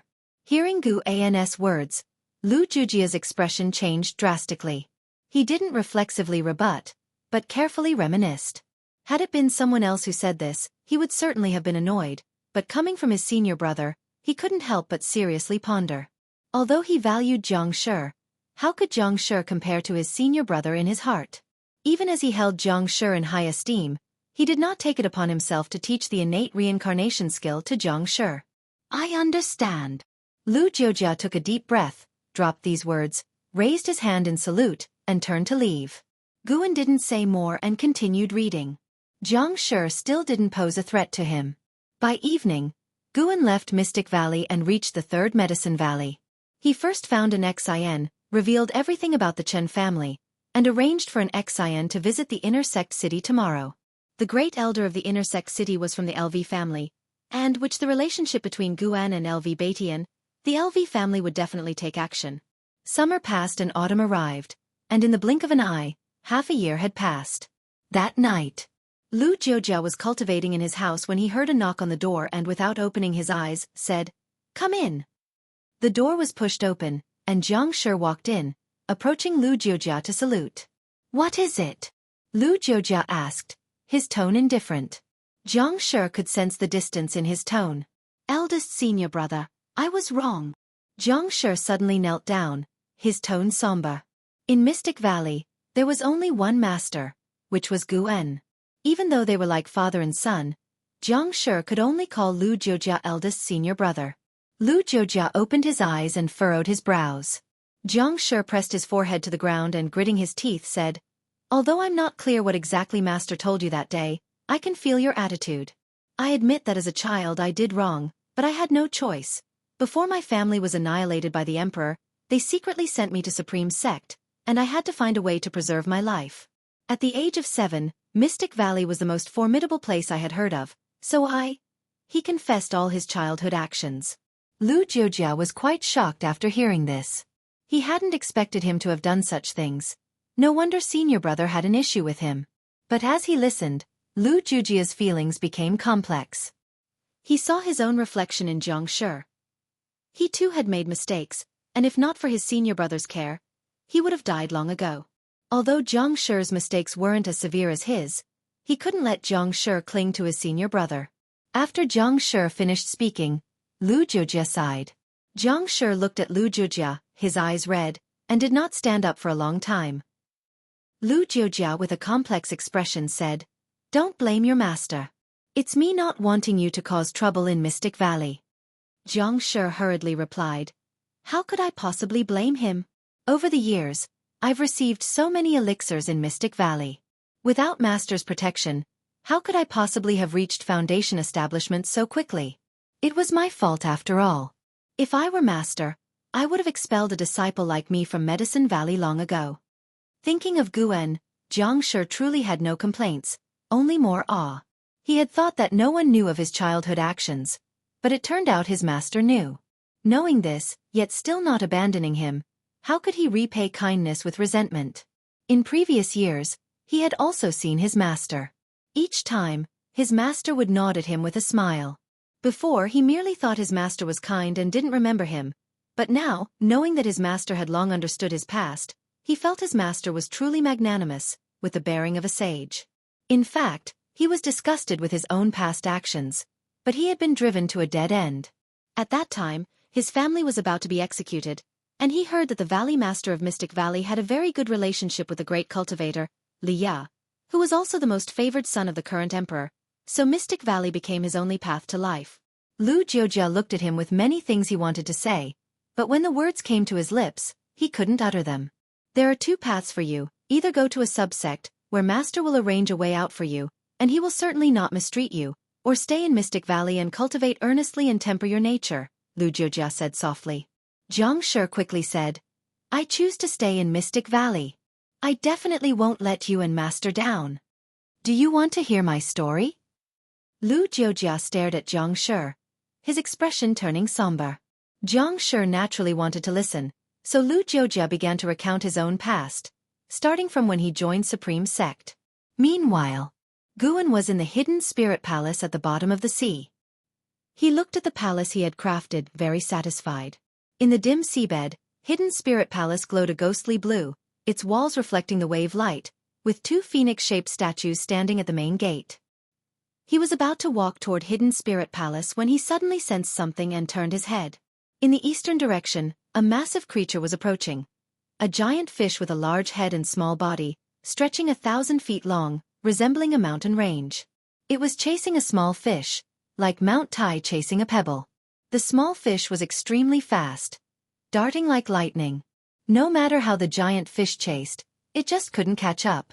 Guan's eyes narrowed, the surrounding seawater churned, luring the little fish to change direction and escape towards the hidden spirit palace. Chapter 383. Leah struck after spending half the night in the hidden spirit palace. Deep into the night, Guan returned to Mystic Valley. Most of the buildings in the valley had turned off their lights, and the disciples were practicing in the darkness. Guan turned his head towards the forests at the edge of Mystic Valley. He saw a figure practicing swordsmanship. Jiang Shi. For some reason, Guan suddenly felt a sense of déjà vu. He seemed to see a figure from hundreds of years ago. Back then, he had a disciple who also loved to practice swordsmanship in the forest, similarly burdened by a vendetta. Guan watched for a while, then walked towards his own loft. Back inside his room, he did not watch Jiang Shi practice swordsmanship again. He recalled the prior conversation between Jiang Shi and Lu Jiujia and had no intention of intervening. The most important aspect of being human is that everyone has their own choices to make. Guan had already warned them, and Lu Jiujia just needed to make a choice following that warning. Whatever the choice, Lu Jiujia would have to face the consequences. If Lu Jiujia insisted on suffering, then so be it. The greatest care Guan could offer to those around him was to ensure they would not die before their lifespan ended. Of course, nothing was absolute. Perhaps Jiang Shi could change for the better. When Guan pointed out Jiang Shi's past, he had already altered their destinies. A change for better or worse, time would tell. Only in the early hours of the morning did Jiang Shi return from the woods, joining the disciples for morning drills, with Guan joining in, chatting and laughing with the disciples during the drills, even jovially talking with Jiang Shi without dwelling on his past. Upon learning that Guan was not willing to accept him, Jiang Shi did not harbor any animosity towards Guan, indicating that his nature was not beyond redemption. Naturally, Guan would not deliberately shut him out. Of course, by doing this, Guan also hoped to encourage Jiang Shi to improve, and to reduce the chances of him causing trouble for Lu Jiujia. The day passed, and Jiang Shi became very compliant, no longer pleading for anything. Time flew like an arrow. 30 years passed in the blink of an eye. That day, Guan came back early from Heavenly Phoenix Mountain and stood downstairs, waiting for someone's return. Ji Xiaoyu walked out from inside the house and stood beside him, her gaze on him, yet she remained silent with a cold expression. Guan felt uneasy under her stare and glanced at her, asking, "What's wrong?" Ji Xiaoyu said softly, "Guan, you're really heartless, not talking to me for so many years?" Upon hearing this, Guan quickly turned around, helplessly saying, "I didn't talk to you. It's just because of your icy demeanor. I didn't dare to disturb you, and how often do you even leave the house in a year?" Ji Xiaoyu huffed. "Don't give me that. If it were your junior sister ignoring you, you'd definitely rush to appease her." "Impossible." "Oh, really?" Ji Xiaoyu wore an incredulous look. Guan earnestly said, "My junior sister couldn't possibly ignore me." Ji Xiaoyu's pupils dilated slightly, and she was tempted to leave but restrained herself. Guan asked, "How has your cultivation been these years?" "I've already reached the 6th floor of the nascent soul realm." "Impressive, right?"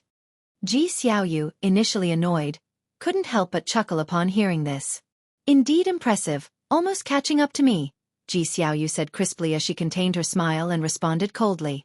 Guan followed up, "What realm are you at now?" 8th floor of the unification realm." "What?" Guan widened his eyes in astonishment and asked, "How could you advance so quickly? Is cultivating to the unification realm that easy?" Ji Xiaoyu glanced at him and said, "You think it's quick because you don't take cultivation seriously.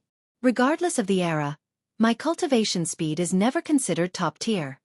"That's true." I mean, in my eyes, you've always had an elite talent." Guan declared seriously, inwardly thinking women are really hard to please. Praise you and you mock me, don't praise you and you get upset. The two continued to chat, with Ji Xiaoyu intentionally easing their tense relationship, and Guan naturally went along with it. Before long, a figure flew in from the horizon. It was the person Guan was waiting for. The person flew swiftly and landed behind Guan, extending a hand towards him. Ji Xiaoyu quickly pulled Guan towards herself, causing the hand to miss. Guan took hold of Ji Xiaoyu's hand and turned to look. "Senior brother Li!" Guan exclaimed excitedly. Li Ya's hand hovered in the air as he looked confusedly towards Ji Xiaoyu, not expecting her to react so quickly. Ji Xiaoyu felt Guan squeezing her wrist but did not pull her hand away, and she calmly looked at Li Ya. Guan let go, stepping forward to enthusiastically greet Li Ya. The two exchanged pleasantries for a while, with Li Ya guiding Guan towards his loft, and Ji Xiaoyu followed closely. As they ascended the stairs, Ji Xiaoyu was still behind them, which made Li Ya puzzled as he looked at Ji Xiaoyu. "Let her come along, she's one of us," Guan said with a smile. Ji Xiaoyu's lips slightly curved upon hearing this. Li Ya felt awkward but didn't refuse. After the three entered the house, Guan began making tea for Li Ya and inquired about his experiences over the years. Ji Xiaoyu sat on Guan's chair, and Li Ya didn't sit down immediately, narrating his experiences while scanning the furnishings in the room. Years had passed, yet there was little change in junior brother Gus' residence, evoking a rush of emotions in him. After Guan poured him a good tea, he brought over a chair and sat beside Ji Xiaoyu, listening to him recount his experiences. Hearing that he had entered the holy court, Guan couldn't help but exclaim, giving him ample face. Li Ya then spoke of the magic battle conference between the holy court and the immortal dynasty, piquing Ji Xiaoyu's interest. "Guess who I saw in the camp of the immortal dynasty? And how? Surprising, isn't it? He actually joined the immortal dynasty," Li Ya remarked with emotion. Guan thought to himself that he was well aware, and he also knew that Li Ya had been defeated by him again. Li Ya, through fortuitous opportunities, had reached the mystic heart realm, and encountered An Hao in the magic battle conference. An Hao, stubborn as always, refused to use the power of divine exotic city and, unsurprisingly, was thoroughly defeated. It must be said that Li Ya was both fortunate and tragic. He could always keep up with An Hao's pace, but he just couldn't defeat him. Time and again, he was utterly crushed. Despite being in the same realm, he was no match for An Hao. Compared to Yang Jian, Leah seemed more like An Hao's destined rival. "Did you two face off?" asked Gu, and Leah shook his head and said, "Sadly no. Almost out of luck, I wanted to test his sharpness." Puff! A laugh echoed in his heart, the laugh of the divine exotic immortal spirit. He pretended not to hear it, continuing with his lamentations, unaware that Guan could hear the inner voice of divine exotic immortal spirit, who was debunking his boast to Guan. How intriguing! Leah began talking about the exceptional talents from both factions, and Guan would exclaim from time to time, keeping the atmosphere lively. Ji Xiaoyu didn't utter a word, listening quietly all the while. You might not believe this, but the Immortal Dynasty actually won the Magic Battle Conference. They won one more match than expected. Who knows what changes this will bring about now? If the Holy Court can't suppress the Immortal Dynasty, war might be inevitable, Leah sighed. He even doubted if he had chosen the wrong path. Why doesn't Hao always have such smooth sailing? Ji Xiaoyu spoke up. The talents of the Immortal Dynasty are naturally superior to ordinary people. Such competitions are advantageous for the Immortal Dynasty. The Holy Court probably let them win deliberately, aiming for a peaceful situation. If it came to a direct war, the Holy Court would win, but it would be a Pyrrhic victory, severely damaging the Holy Court. Leah looked at Ji Xiaoyu with surprise, not expecting her to make such an astute judgment. He knew Ji Xiaoyu's identity, and had initially thought Guan kept her nearby to remember the third young miss of the Ji family. Now it seemed, this Ji Xiaoyu was not so simple. Sensing Leah's amazement, Guan introduced her. This lady is no ordinary person. Not yet 400 years old, she has already attained the 8th floor of the Unification Realm, possessing a talent not inferior to An Hao. More than being not inferior. Ji Xiaoyu's true self was a free immortal. It would take An Hao and Leah at least 1,000,000 years, maybe even longer, to cultivate to a free immortal. That impressive? Leah's expression changed. He was genuinely shocked. Despite being a cultivator of the mystic heart realm, only he knew the sacrifices had made. His rapid increase in cultivation level wasn't due to innate talent. How has the Supreme Sect produced another remarkable genius? Leah resignedly said. Indeed on par with An Hao. An Hao had just achieved the Mahayana realm a few years ago, reaching it at the age of 500. It's monstrous. Miss Ji might be able to achieve Mahayana realm at the same age. He felt incredibly bitter inside. He could accept An Hao's achievement since An Hao, like him, had traveled far and faced life-threatening dangers. What about Ji Xiaoyu? Staying by Gu An's side and she could cultivate so quickly? Leah could hardly stay any longer. He took out 2 brocade boxes from his storage ring, saying, "These are gifts I've prepared for you. Luckily, I brought an extra one, as a gift for meeting your younger sister.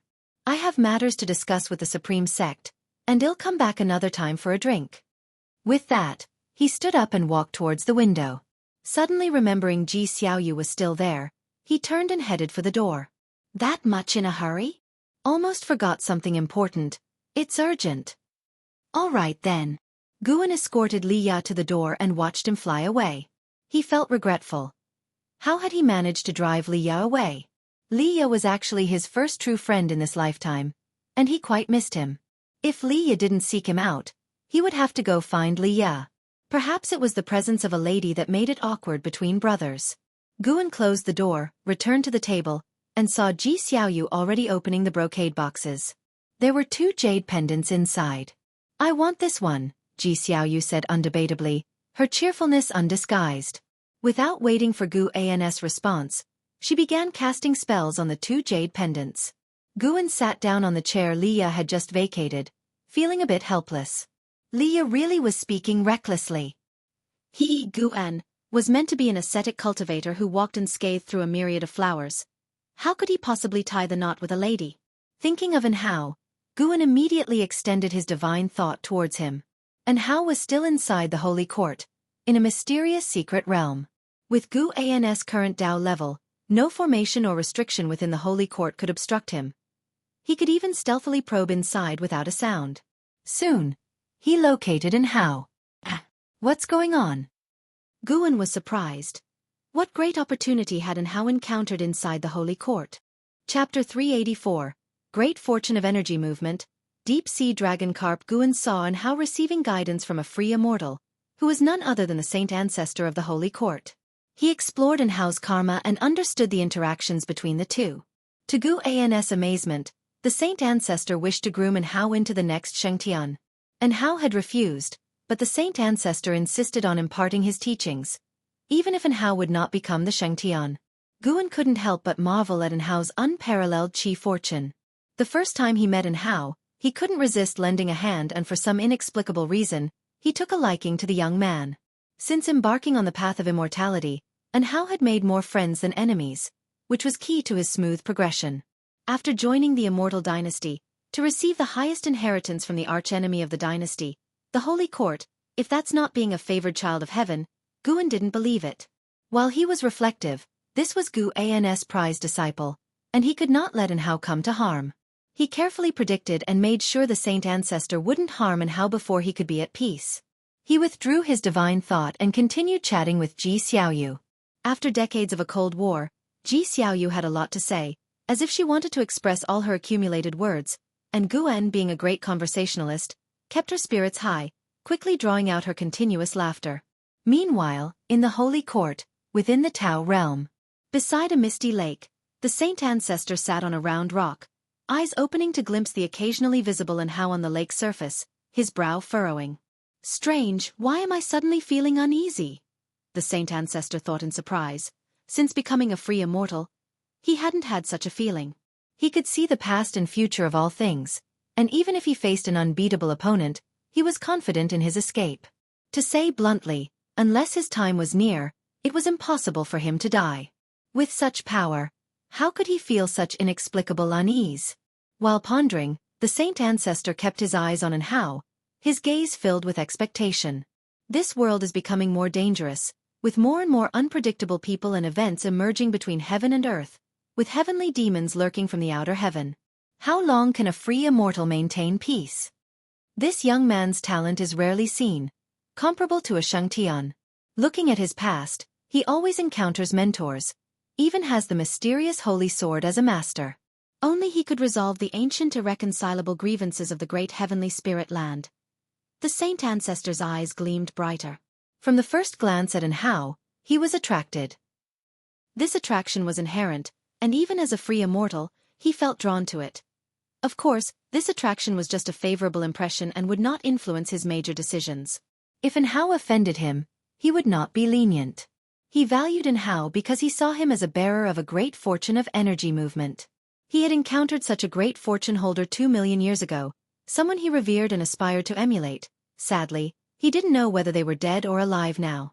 The saint ancestor's thoughts gradually drifted to the distant past, and a blurry figure appeared in his eyes. Days later, Guan went to the main city of the sect to find Li Ya, and the two drank heartily for a day and a night. Indeed, with Ji Xiaoyu around, Li Ya found it hard to speak his mind. Only when he was alone with Guan could he let his guard down and talk about the hardships of these years. Something recently troubled him. It was his relationship with Li Xiandao.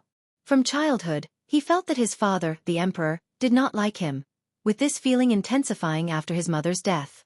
Now over 500 years old, he suddenly discovered Li Xiandao actually loved him deeply, even sending someone to invite him back to the imperial city.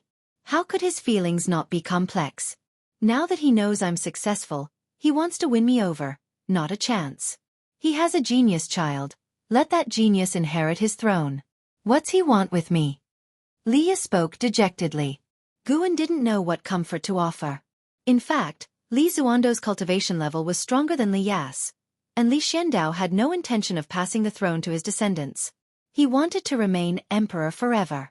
For this reason, Guan thought that Li Zuando's invitation for Li Ya to return might be genuine. However, he couldn't intervene in other people's father-son relationships.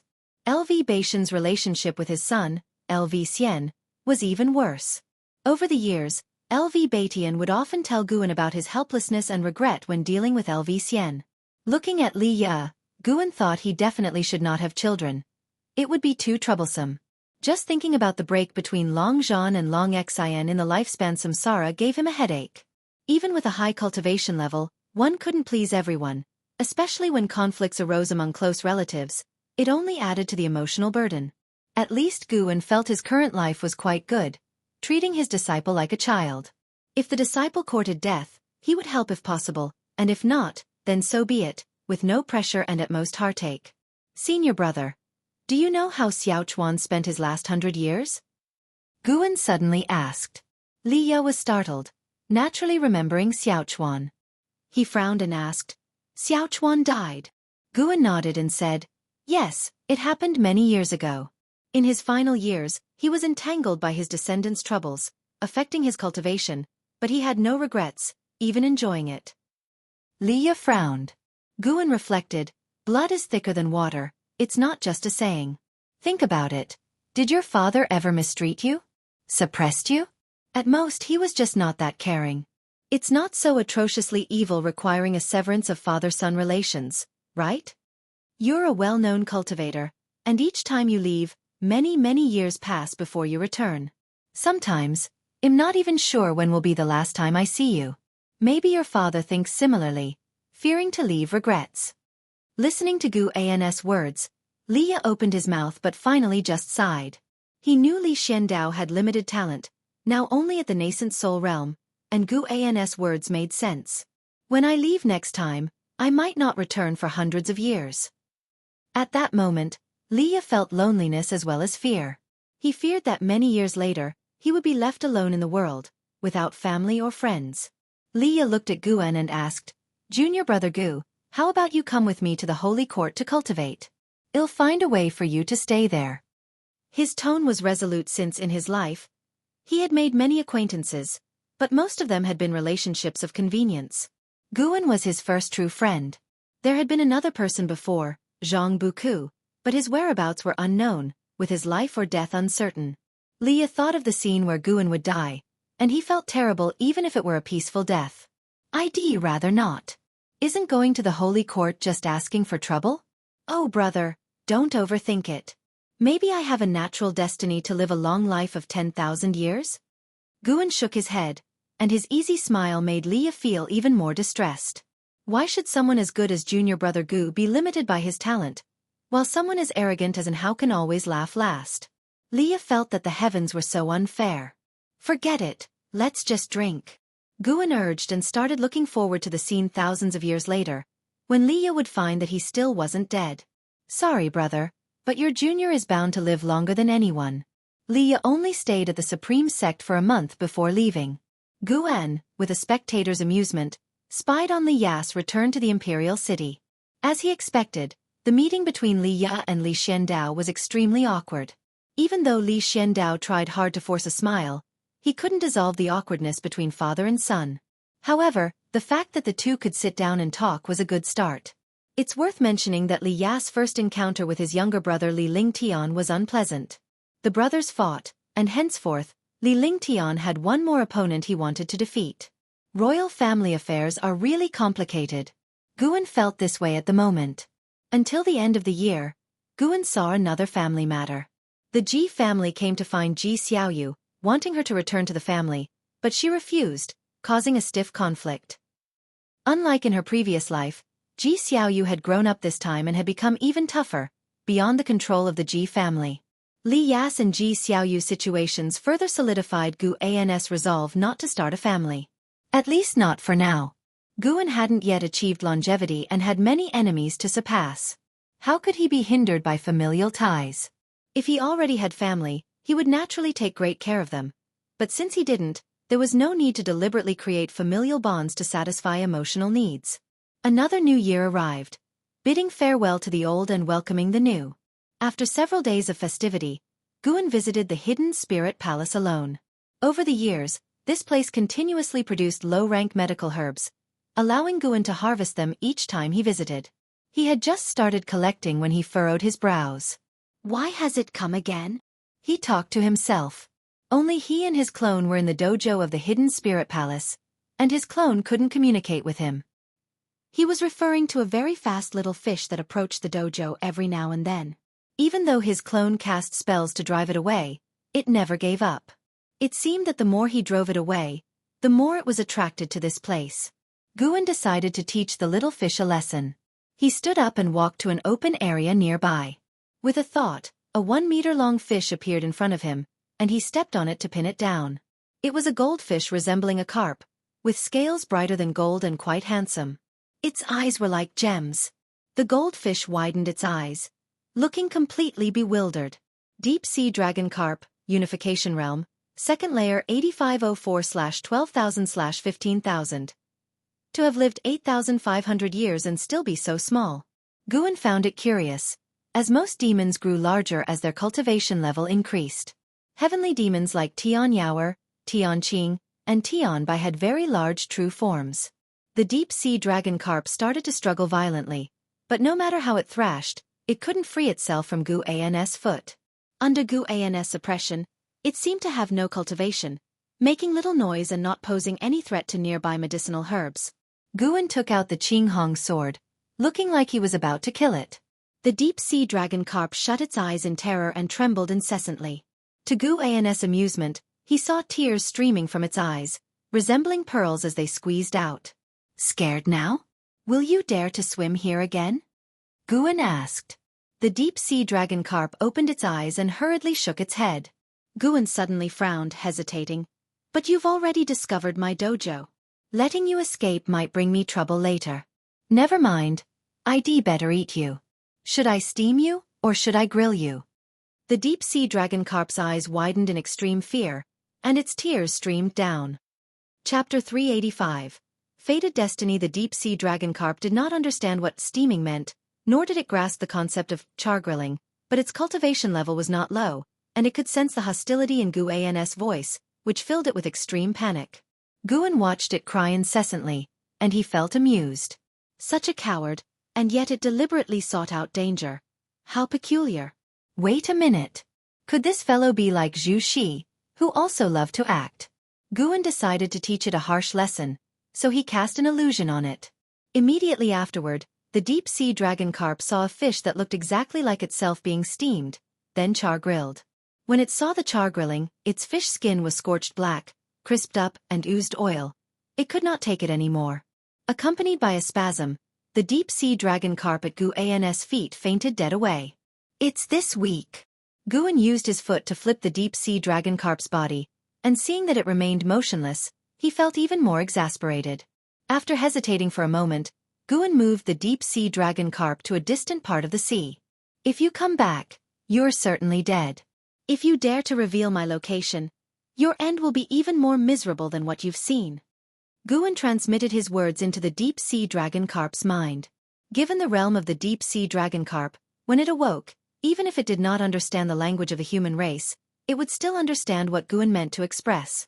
As the clouds dispersed, beside the great lake, and Hao stood with his back to the Saint Ancestor, gazing up at the sky. The Saint Ancestor looked at Hao with increasing satisfaction in his eyes, as if viewing a rare treasure. "I never thought you could master the heavenly Tao divine record so quickly. Given time, there will be no one in this world who can rival you," the Saint Ancestor praised. And Hao turned his head and glanced at the Saint Ancestor from the corner of his eye, asking, "Has Xingtan managed to master this skill?" The Saint Ancestor replied, "Of course, but you will surpass him sooner or later." Upon hearing this, Hao fell into contemplation. Having mastered the heavenly Tao divine record, he deeply understood the strength of this skill, which gave him a greater appreciation for Shengshan's might. Even in the Immortal dynasty, all immortals deemed the holy court's Shengtian the strongest in the world. How powerful must one be to win the respect even from rival forces regarding one's strength? "I must leave now. Thank you, Senior, for your teachings. I will never forget this kindness," Hao said. He turned around and bowed to the Saint Ancestor. The Saint Ancestor asked, "Will you make an enemy of the Holy Court in the future?" Hao looked at him and answered, "I am not sure.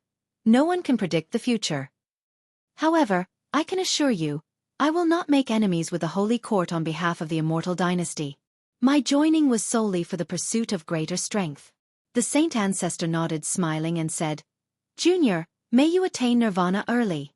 Once you do, you will awaken your true power and feel the force of the heavenly Tao, the supreme way in this world." Hao acknowledged, then turned and leaped, transforming into a white light that sped away, disappearing into the distant clouds in the blink of an eye. The Saint Ancestor watched his departure with a sense of wonder, musing, "I thought this was a declining epoch, But now it seems to be the sign of a prosperous era. Who knows, looking back in a million years, what myths will have emerged? While the saint ancestor was ruminating, Guan was also reflecting. Inside the hidden spirit palace. Standing on the path between the medicine gardens, Guan looked into the distance, murmuring, "This guy really is persistent." He was referring to the deep-sea dragon carp. Since their last encounter, 60 years had passed. After several days of silence, the deep-sea dragon carp began its search for the hidden spirit palace, a quest that lasted for 60 years. Over those 60 years, most of the disciples from the Third Medicine Valley and Mystic Valley had changed, and in the mundane world, several generations had passed on. The deep-sea dragon carp, having traversed many seas and faced countless dangers, finally arrived in the sea area of the hidden spirit palace. Now it was covered in wounds, its scales no longer the resplendent sheen of old. Here a few were missing, there some were gone, presenting a very pitiful sight. Its will moved Guan. He could discern that throughout those years, the deep-sea dragon carp had not divulged his or the hidden spirit palace's existence to other demon creatures. Without probing for information, the creature had managed to find its way here. It seemed to possess hidden talents unknown to all. Under normal circumstances, given the distance, even a Mahayana realm might have difficulty finding the hidden spirit palace in 60 years. Ah well. Guan shook his head and continued to pick medicinal herbs. He opened his attribute panel while gathering the herbs. Name, Guan. Lifespan, 612/958, 702, 371. Physique. Mixed Yuan refined void body. Cultivation level, Taoist hidden immortal realm perfect. Almost 10 billion years of lifespan. Awesome. Guan was in high spirits. This was lifespan he had earned through hard work, not through theft or slaughter, and he felt a great sense of accomplishment. The world was stirring with excitement. Great powers and geniuses were emerging one after another, while he quietly developed his strength, watching the struggles of the world. He was racing toward longevity at an even faster pace, and the feeling was exhilarating.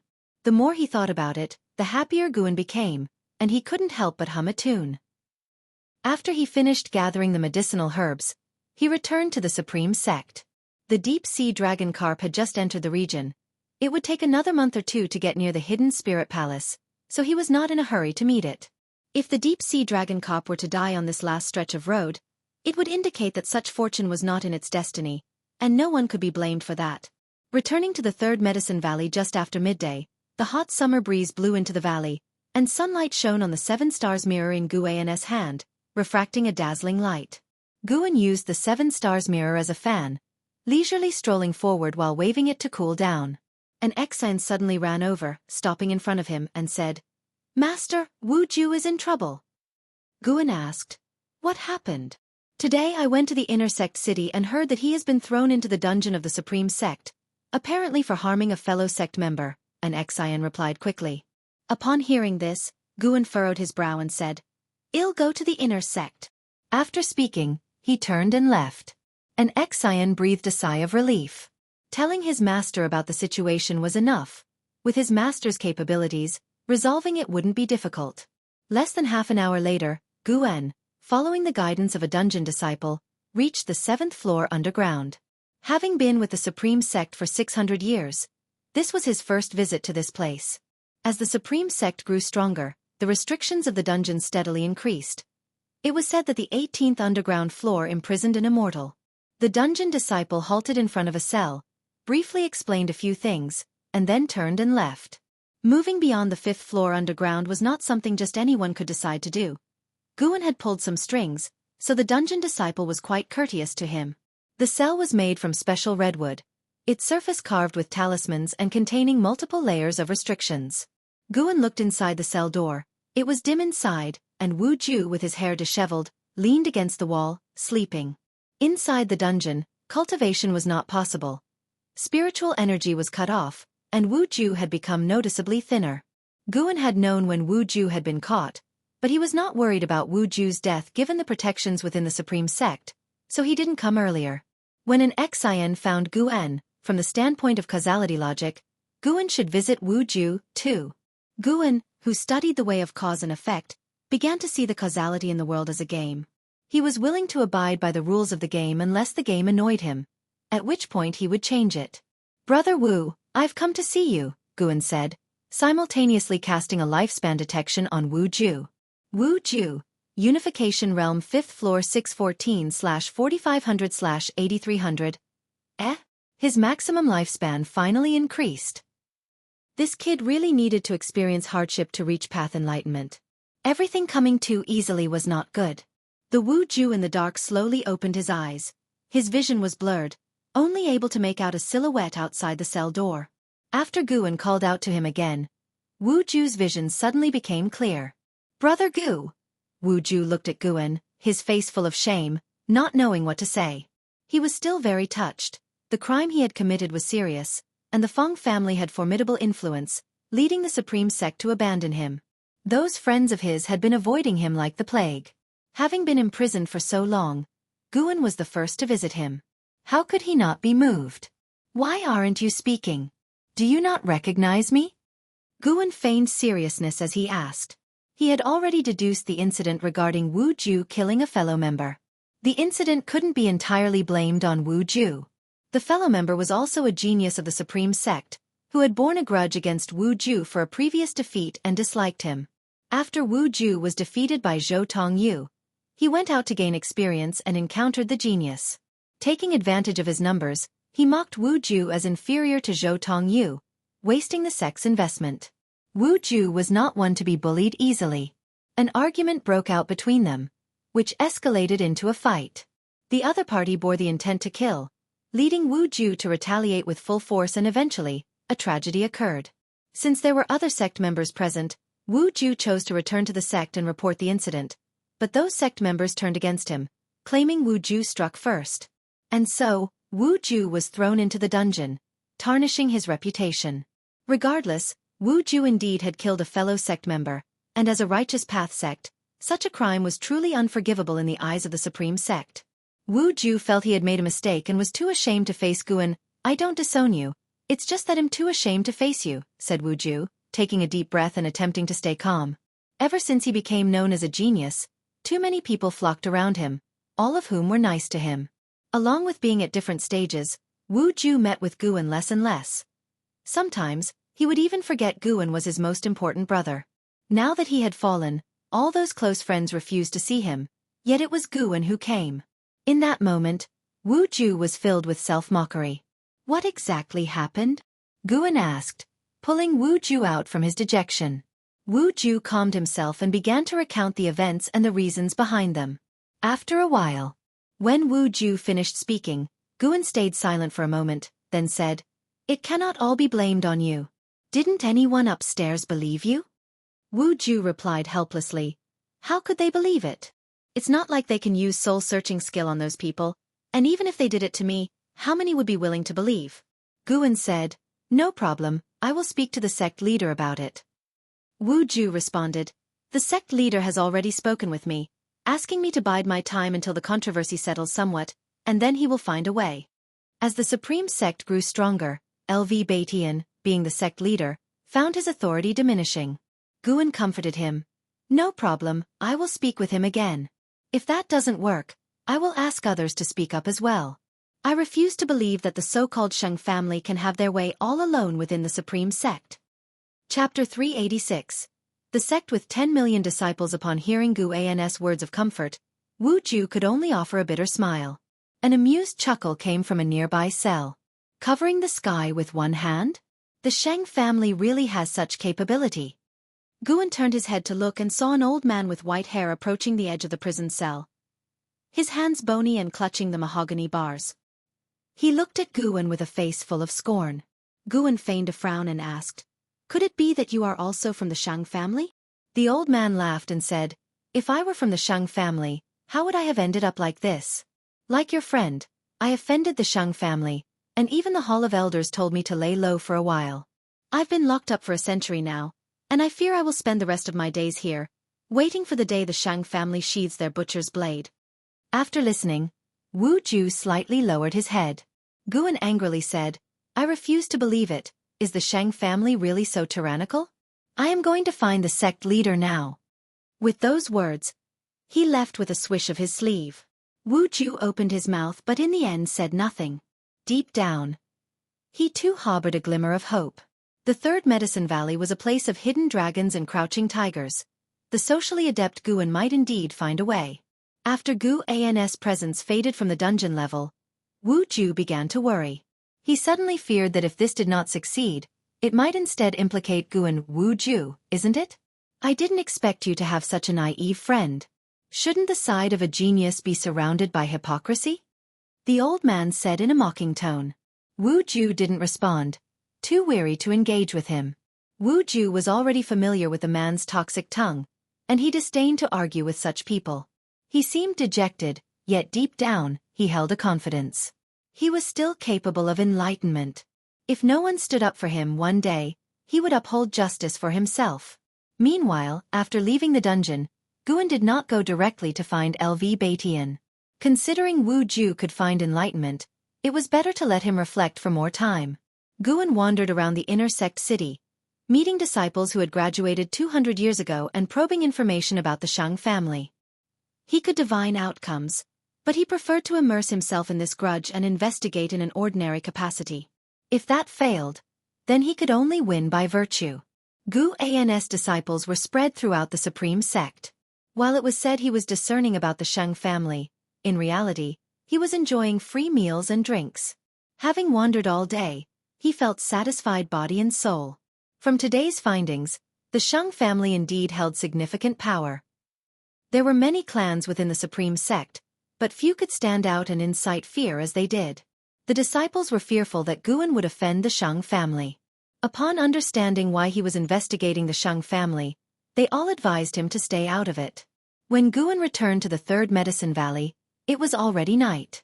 Lights shone brightly in the valley, and from a distance, Guan could hear the laughter and cheer of the disciples. Guan felt relieved.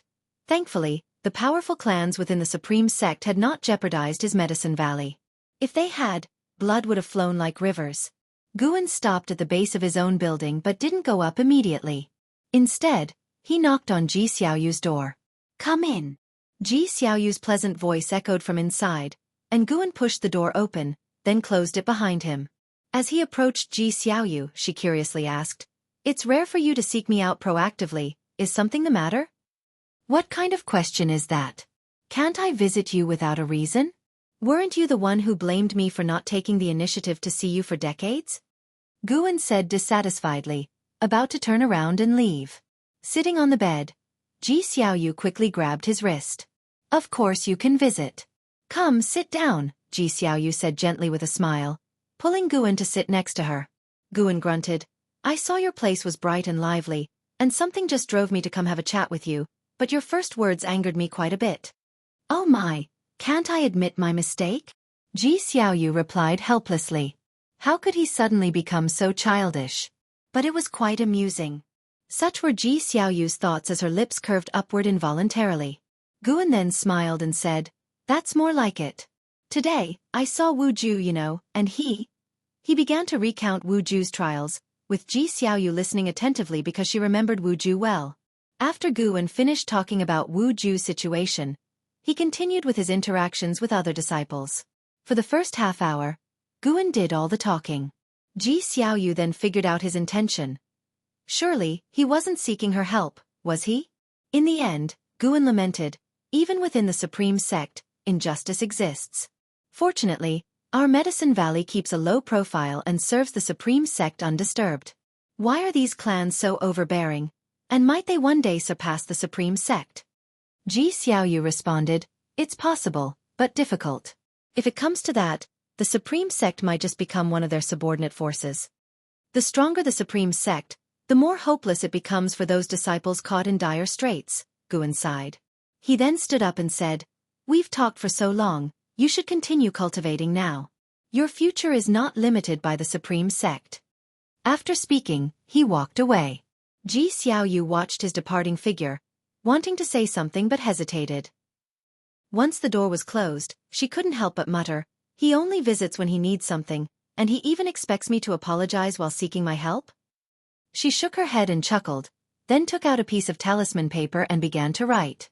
As soon as Guan sat down, he saw a white dove's phantom flying away through the window, disappearing into the night sky in the blink of an eye. Guan's mouth curved up. He thought to himself, "Not bad, Quite sensible.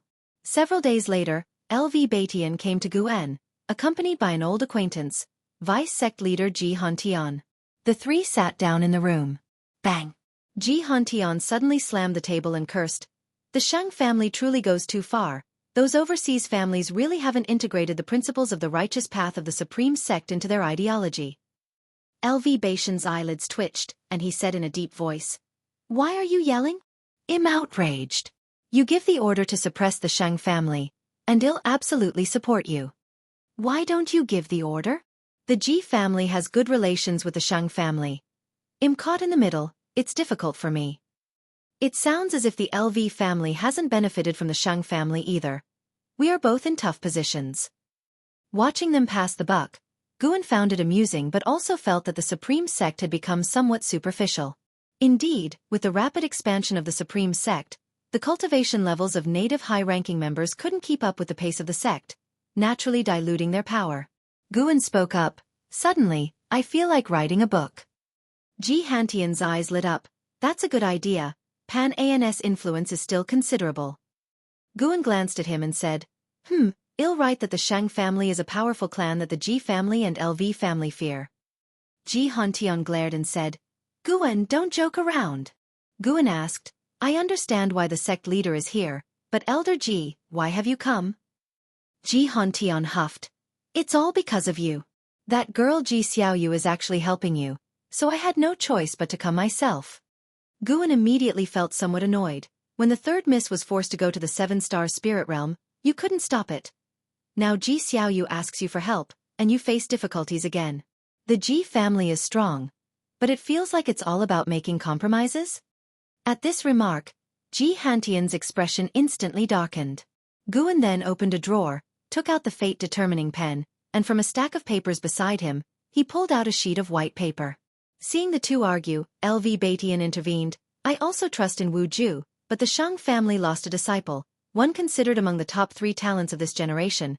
We must provide an explanation to the Shang family, and I assure you I won't let anything happen to Wu Ju." Regardless of his relationship with Guan, in the years where Guan had strategized, he truly felt that the strength of the Supreme Sect today could not be separated from Guan's contributions. Guan remained silent, writing down names on the paper. All individuals related to the Wu Ju incident, including those from the Shang family and others. They knew the truth but were pushing Wu Ju towards an abyss. If they were compelled, that would be one thing. But the conflict began with them following the Shang family genius in insulting Wu Ju and even attacking him. Their lies were to protect themselves. Choosing to be lapdogs and bullying others, they should prepare for the backlash. "What are you doing?" LV Batian frowned and asked. Guan continued writing without speaking, making him genuinely afraid that Guan might do something foolish. He solemnly said, "The Shang family has a loose immortal. Do you know how high a loose immortal's cultivation level is? If the path of immortality were smooth, you'd have to cultivate for tens of thousands of years. The Supreme Sect hasn't had an immortal live that long." Tens of thousands of years. This phrase weighed heavily, making LV Batian and Ji Hantian feel immense pressure just thinking about the age of the Shang family's loose immortal. Guan lifted his pen, gazing down at the names on the paper, and said with discontent, "I hate my own powerlessness. If I were an immortal, how could I stand by and watch my close friend suffer?" After saying this, he gripped the fate-determining pen and made 2 strokes on the paper, drawing a large X as if to vent his frustration. LV Batian tried to comfort him. "Don't think like that, and besides, the Shang family is just angry but hasn't pressed me any further." Guan looked at him. "Do you remember what I told you hundreds of years ago, when you were still Elder Tian?" Upon hearing this, LV Batian immediately fell silent. Ji Hantian spoke earnestly. "Guan, don't act impulsively. If we mess up, all 3 of us could be in trouble. We could be abandoned by our families, you could be abandoned by the Supreme Sect. All these are possible." Guan said, "Fine, I understand. I'll pretend I don't know about this matter." Seeing his indifferent expression, LV Batian was somewhat uneasy and asked, "Really? I am but a nascent soul realm cultivator. I can't break into dungeons or step through the Shang family's gate. What can I do?" Guan replied. LV Batian, after hearing this, could only sigh. "I won't see you out, but I'll remember what you've said." While speaking, Guan pulled out a book from beside him. LV Batian wanted to say more, but Ji Hantian tugged at him, and after exchanging glances, they stood up and left. Although Guan felt somewhat disappointed, he could also understand. Not everyone had the same confidence as him. Nonetheless, he had already taken action. What happened next depended on how these two responded. If they didn't handle it well, they too should consider moving aside. This had nothing to do with personal connections. The Supreme Sect leader and Vice-Sect leader needed people with greater breadth of spirit to take on these roles, for the Supreme Sect was not just any clan's sect, but a sect of millions of disciples. Chapter 387. The final road. LV Batian and another left, and after about half a month, rumors suddenly spread throughout the Supreme Sect. A group of crazed disciples were proclaiming throughout the inner sect city the incident of Shang family's genius bullying Wu Ju, and consequently being killed in retaliation. The matter of Wu Ju killing a fellow sect member had already caused a huge uproar, and now these disciples were telling a different story, so how could it not provoke controversy? Even though those disciples were quickly controlled, the news still spread rapidly. Through the investigation of curious disciples, it turned out that the crazed group was originally the witness of Wu Ju's fratricide. Now having seemingly lost their minds, they presented a different testimony from before, forcing people to consider the possibility of a conspiracy. Some suspected that someone behind Wu Ju had acted, others speculated that these individuals could no longer bear the psychological pressure and feigned insanity to reveal the truth, while some even believed that they had initially been poisoned by the Shang family and were compelled to lie. But now that the effects of the poison were manifesting, they had lost their sanity and were revealing the truth with their last bit of lucidity. Opinions were varied, and Wu Ju once again became a center of attention within the Supreme Sect. The incident grew so significant that even members of the subsect such as Yilan and Zhen Qin came to find Guan, fearing he might get dragged into it. The Shang family is truly ruthless, to actually poison someone. Tisk. Even the subsect is discussing this now. Wu Ju is regarded as a top genius of the Supreme Sect, yet he lacks a family background. If this matter isn't handled well, those disciples without a family background will feel disheartened, Zhen Qin remarked astonishingly. Yilan was rather calm, saying, "Which sect could maintain peace over hundreds of years? There's always some troublemaker. Sword Venerable Fudao hasn't appeared for many years. It might be that the nobles are testing his attitude." Holding a book, Guan focused his divine thought on the distant ocean. The deep-sea dragon carp was being pursued by a group of demon creatures, in grave danger. This guy too had gone through 81 difficulties, just one short of completion. Zhen Qin tossed her hair casually and said, "Let them create chaos, it's about time." Guan looked at her and asked, "How about you? Have you been dealing with the ghost mother of ephemera lately?" Upon hearing the name Ghost Mother of Ephemera, Zhen Qin's smile vanished, and she snorted, "I'm no match for her. I can't trouble Senior Zheng anymore, I can only cultivate first." Fueled by her hatred for Su Han, Zhen Qin's zeal in cultivation remained high, which also made her innate reincarnation skills quite effective. "That's good. It's not easy for Zhang Qiong either. After saving you, she must be feeling quite awkward facing her own deputy sect master." Guan continued her thoughts. Zhen Qin nodded, then changed the subject. "I heard from a master that the Yuanshu ancestor truly opened up a reincarnation realm right in the heavens, but who really knows what reincarnation is like?" Speaking of reincarnation, Guan thought of Xiaofan, who had been in the reincarnation vortex for a long time without reincarnating, at least within the great heavenly spirit land. Guan temporarily couldn't track his destruction Dao seal. Could he have reincarnated into another great heaven and earth? Is a divine thought true immortal that powerful? If there really is a reincarnation, I'm quite looking forward to it, just afraid that in reality, there is no reincarnation. If every person is reincarnated, then where did the original souls come from?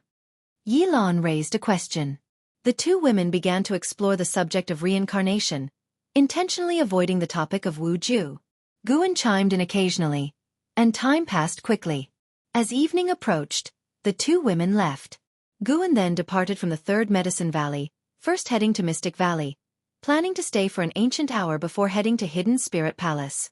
Upon arriving in Mystic Valley, he saw disciples gathered together, listening to an older disciple talking about the Shang family, with Zhang Shi standing in front of a tree, also listening intently. The issue with the Shang family had become so explosive that disciples from every tier were discussing it. The reason those disciples went mad was not actually related to the Shang family. It was Guan who used the power of cause and effect to torment those disciples, continually making them witness the tragedy of that Shang family genius. Over time, unable to escape the illusion realm, they had collapsed. As for revealing the truth about the Wu Ju, it was also guided by Gu and using the power of cause and effect. At this very moment, the Shang family was in turmoil. The higher-ups were overwhelmed, discussing how to handle the situation. Guan walked towards his disciples and joined them to watch the excitement and discuss. Upon seeing Guan, Jiang Shi immediately sat down, behaving very cautiously. Decades had passed, and he still looked forward to cultivating with Guan. Even though he had reached the core formation realm, he had no thought of leaving Mystic Valley. The more this was the case, the less Guan wanted to accept him. He had deduced Jiang Shi's karma and found no great cultivator plotting, which made Guan even more uneasy. Why had Jiang Shi set his sights on him? Could it be the workings of the heavenly Tao setting him up for a calamity? Jiang Shi didn't know what Guan was thinking. He stayed in Mystic Valley because he feared being pursued by the Imperial family and the Li family. Without the strength to protect himself, he didn't want to leave Mystic Valley. As for Guan, although he felt that this master was no ordinary person, he didn't think in the direction of Sword Venerable Fudao.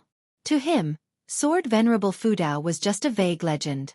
Except for Lu Jiujia, all Mystic Valley disciples in their lifetime had never seen Sword Venerable Fudao act. They harbored doubts, suspecting that Sword Venerable Fudao might not even exist. After a long chat, Guan finally stood up and left, and the disciples dispersed. Watching Guan disappear into the forest, Jiang Shi turned his head and quickly went to Lu Jujia's side, whispering, "Senior brother, where is master going so late? Why is he always going out?" He had been puzzled by this for 100 years and had long wanted to ask.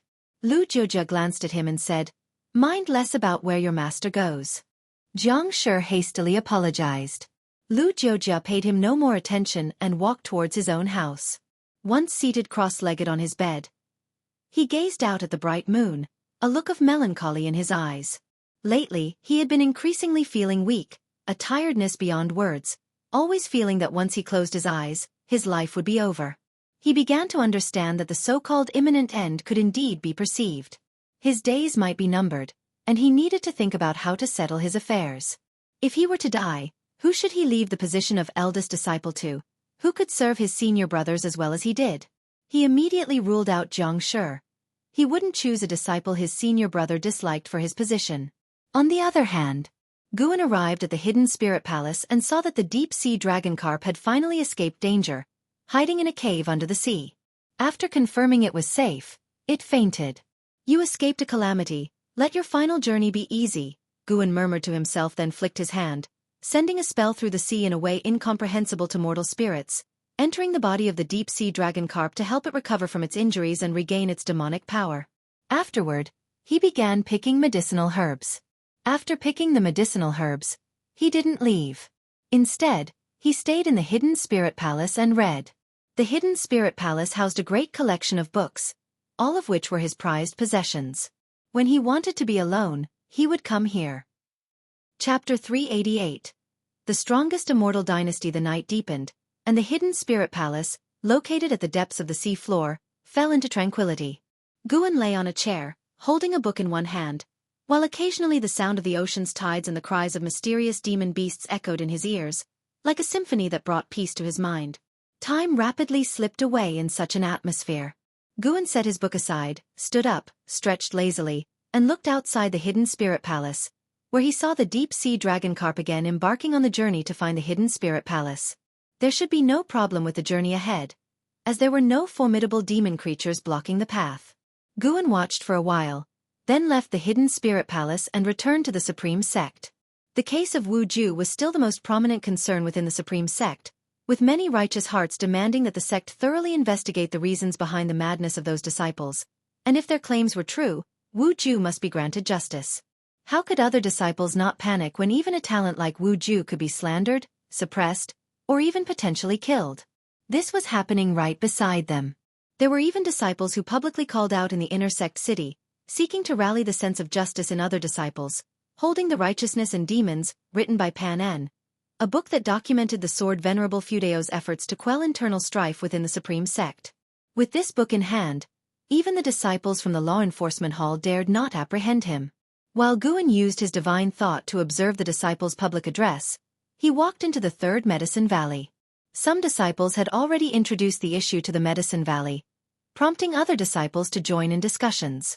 The storm was growing bigger. This pleased Guan. Perhaps the higher-ups were worried that this matter would bring unrest to the Supreme Sect, but Guan was not afraid. He had feelings for the Supreme Sect and did not wish to see it become the sect of a single family, especially since this family was a newcomer from overseas. Wasn't this like a dove taking over a magpie's nest? Now it remained to be seen how the Supreme Sect would confront the pressure from the disciples.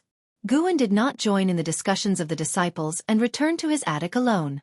On the other side, within a dimly lit hall, LV Batian, Ji Hantian, and 3 great cultivators sat around a long table, looking very grim. These 3 great cultivators were from the venerable pavilion of the Supreme Sect, which towered above the Hall of Elders. Despite years of development and foreign forces diluting the power of various halls within the Supreme Sect, the venerable pavilion remained under the control of the original families, which was their bottom line. Gugwa took a deep breath and said, "The situation has escalated beyond concealment. It's time to put pressure on the Shang family." The aged Ji Hengshi stroked his beard and said, "Indeed, pressure must be applied, but the question is how." Shang Tianzong is already furious and even hopes that we defend the image of the Shang family. The venerable who replaced Zhou Yu, coming from the LV family and named LV Lai, had a gloomy face and remained silent. LV Batian glanced at LV Lai with a flicker of displeasure in his eyes. Ji Hantian, known for his explosive temper and inability to hold back, glared at the 3 venerables and said, "At this point, we should stop passing the buck around. We are all in this together, and if the Supreme Sect does nothing, we will be the first to suffer. If we don't suppress the Shang family now, other families will certainly trample over us." His attitude was starkly different from when he faced Guan, fearing at that time that Guan would be exposed to the Shang family. If only Sword Venerable Fudao could take action, how wonderful that would be. LV Lai suddenly spoke up. LV Batian glared at him and said, "What, should we disturb him over such a trivial matter? Have you forgotten his current status? He is now the Holy Sword of the Holy Court. Even the colossal Star Sea congregations appear insignificant before him." LV Lai shook his head and remained silent. Gugwa pondered, "Investigate the Shang family thoroughly. This is a good opportunity. It's rare for the Shang family to make a mistake, and we can use this to suppress the influence of other overseas families. Think carefully. How could those disciples be driven mad by the Shang family? Even if it were true, the Shang family would never let them out. The talent of Wu Ju is no small matter, and he rose from humble beginnings. Throughout history, where have there been so many strokes of luck? Anyone who rises from obscurity has surely the backing of a great power behind them." Ji Hantian looked at Gugwa with brightened eyes and asked, "Do you mean that Wu Ju has the support of Sword Venerable Fudao behind him?" Gugwa replied, "It's not impossible. Think about it, the Supreme Sect is not some geomantic treasure land. Who among the past geniuses wasn't related to him? He wouldn't care about the small affairs of the Supreme Sect, but he would definitely step in if it involved the overall spirit of the sect. This group of disciples who inexplicably went mad is the best proof." Upon hearing this, everyone fell silent. The shadows on their faces gradually dispersed. If they had the support of Sword Venerable Fudao, what was there to fear? Perhaps he is also watching our actions. If we, Gugwa continued, leaving his sentence unfinished, but everyone understood his implication. Following his train of thought, the others were shocked and felt a chill run down their spines. Ji Hantian slammed the table and said, "Then what are we waiting for? Let's do it now. I'll take the lead." With that, he disappeared from the room in an instant. The rest looked at each other, and Ji Hengshi gave a wry smile. Will his temperament ever change? Change? Maybe in the next lifetime. I'm off as well. LV Batian laughed and stood up to leave, vanishing as well. The 3 venerable pavilion members did not linger long, vanishing from their seats simultaneously. An hour later, a piece of news shook the Supreme Sect. The venerable pavilion ordered a thorough investigation of the Shang family, and deployed a large number of disciples to surround the Shang family's residence. As soon as this news came out, cheers erupted in the cities of the Supreme Sect. The truth had yet to be verified, but the Shang family's reputation had already soured. This was because other disciples who had been oppressed by the Shang family were also exerting their influence, spreading word of their high-handed behavior. In the evening, Guan sensed the breath of battle emanating from the main city of sect, but it quickly faded. The one who had made a move was the Nine-Finger Divine Lord. LV Batian personally went to invite the Nine-Finger Divine Lord, who himself held the position of an elder and thus was not afraid of the Shang family. The Nine-Finger Divine Lord had intervened, moved by what LV Batian had said, for LV Batian hinted that Sword Venerable Fudao was secretly observing this farce. Guan did not mind the Venerable Pavilion using his influence as leverage. After all, it was the truth. Moreover, without giving them some confidence to forcefully confront the Shang family, it would have been difficult. What Guan wanted was their stance. That night was destined to be restless. When the sunlight of the following day streaked across the entire Supreme Sect, many legends had already spread among the populace. 2 days later, the Supreme Sect posted a declaration, revealing the cause and consequences of Wu Ju's case, clearing his name. It also informed the disciples that the Shang family too was unaware of the truth, deeming it all a misunderstanding. Although many disciples were dissatisfied, wanting to directly topple the Shang family, the Supreme Sect would not abandon a noble family over this affair, especially since the deceased was a genius of the Shang family. Wu Ju came to find Guan as soon as he was released, expressing his gratitude. Me? I had nothing to do with it. I spoke up for you and ended up getting lectured by the sect leader and the vice-sect leader, said Guan, shaking his head while he poured Wu Ju some tea. Wu Ju showed a smile and said, "They're only scolding you because they're worried you might get into trouble. They're probably just trying to stabilize you first while they prepare the evidence." He felt that the frenzy among the disciples was stirred up by the likes of LV Batian and others, who dared not openly claim it was the intention of Sword Venerable Fudao. Faced with numerous speculations, they neither denied nor acknowledged. Guan huffed. "Who knows what they're thinking? But as long as you're cleared of the charges, I'm happy. We must drink joyously all day and night today. You can't run away." Wu Ju laughed. "With your cultivation level and mine, you think you can outdrink me?" After this ordeal, he had gained clarity about many people and events. He did not harbor resentment but swore to become stronger and to repay Guan. A noble family, huh? If that was the case, then I too must become a noble family. Holding his bowl of wine, Wu Ju thought to himself as he looked at Guan's smiling face. He also wanted to become Guan's support, as a way to repay him. Guan didn't know what he was thinking, but regardless, it didn't matter to him. The issue with the Shang family was, in his eyes, no issue at all. Helping Wu Ju had many methods. Choosing this way simply added a bit of fun and anticipation to life. Guan turned his gaze towards the window. A gale had begun to blow outside, as if the world was on the brink of great upheaval.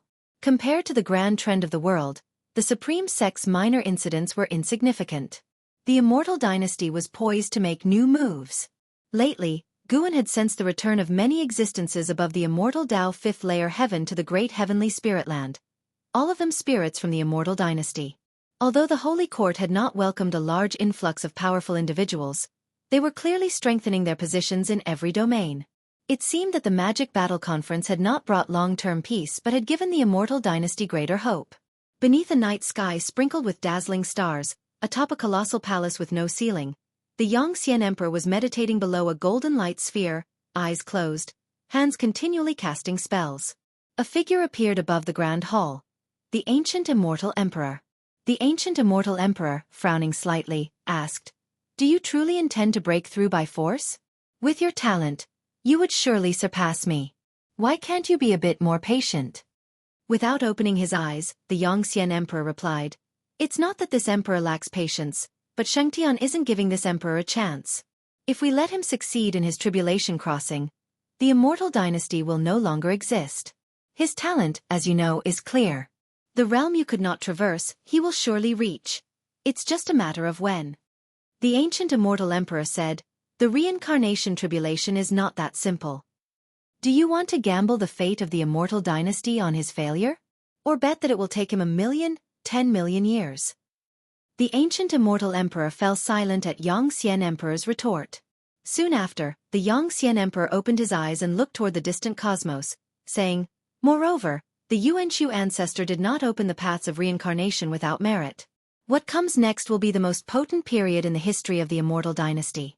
All those supreme beings will return to fight alongside this emperor. Excitement appeared on his face, unable to wait for a battle with the Holy Court. The ancient Immortal Emperor watched him and said, "Then how do you plan to break through? You don't think the Holy Court would be so arrogant as to allow you to break through, do you? If the Saint Ancestor does not make a move, I too must refrain, or else the situation will spin even further out of control." The Yongxian Emperor shook his head and said, "You need not worry, for this emperor has his own plans. I would even hope for them to try to stop my tribulation crossing.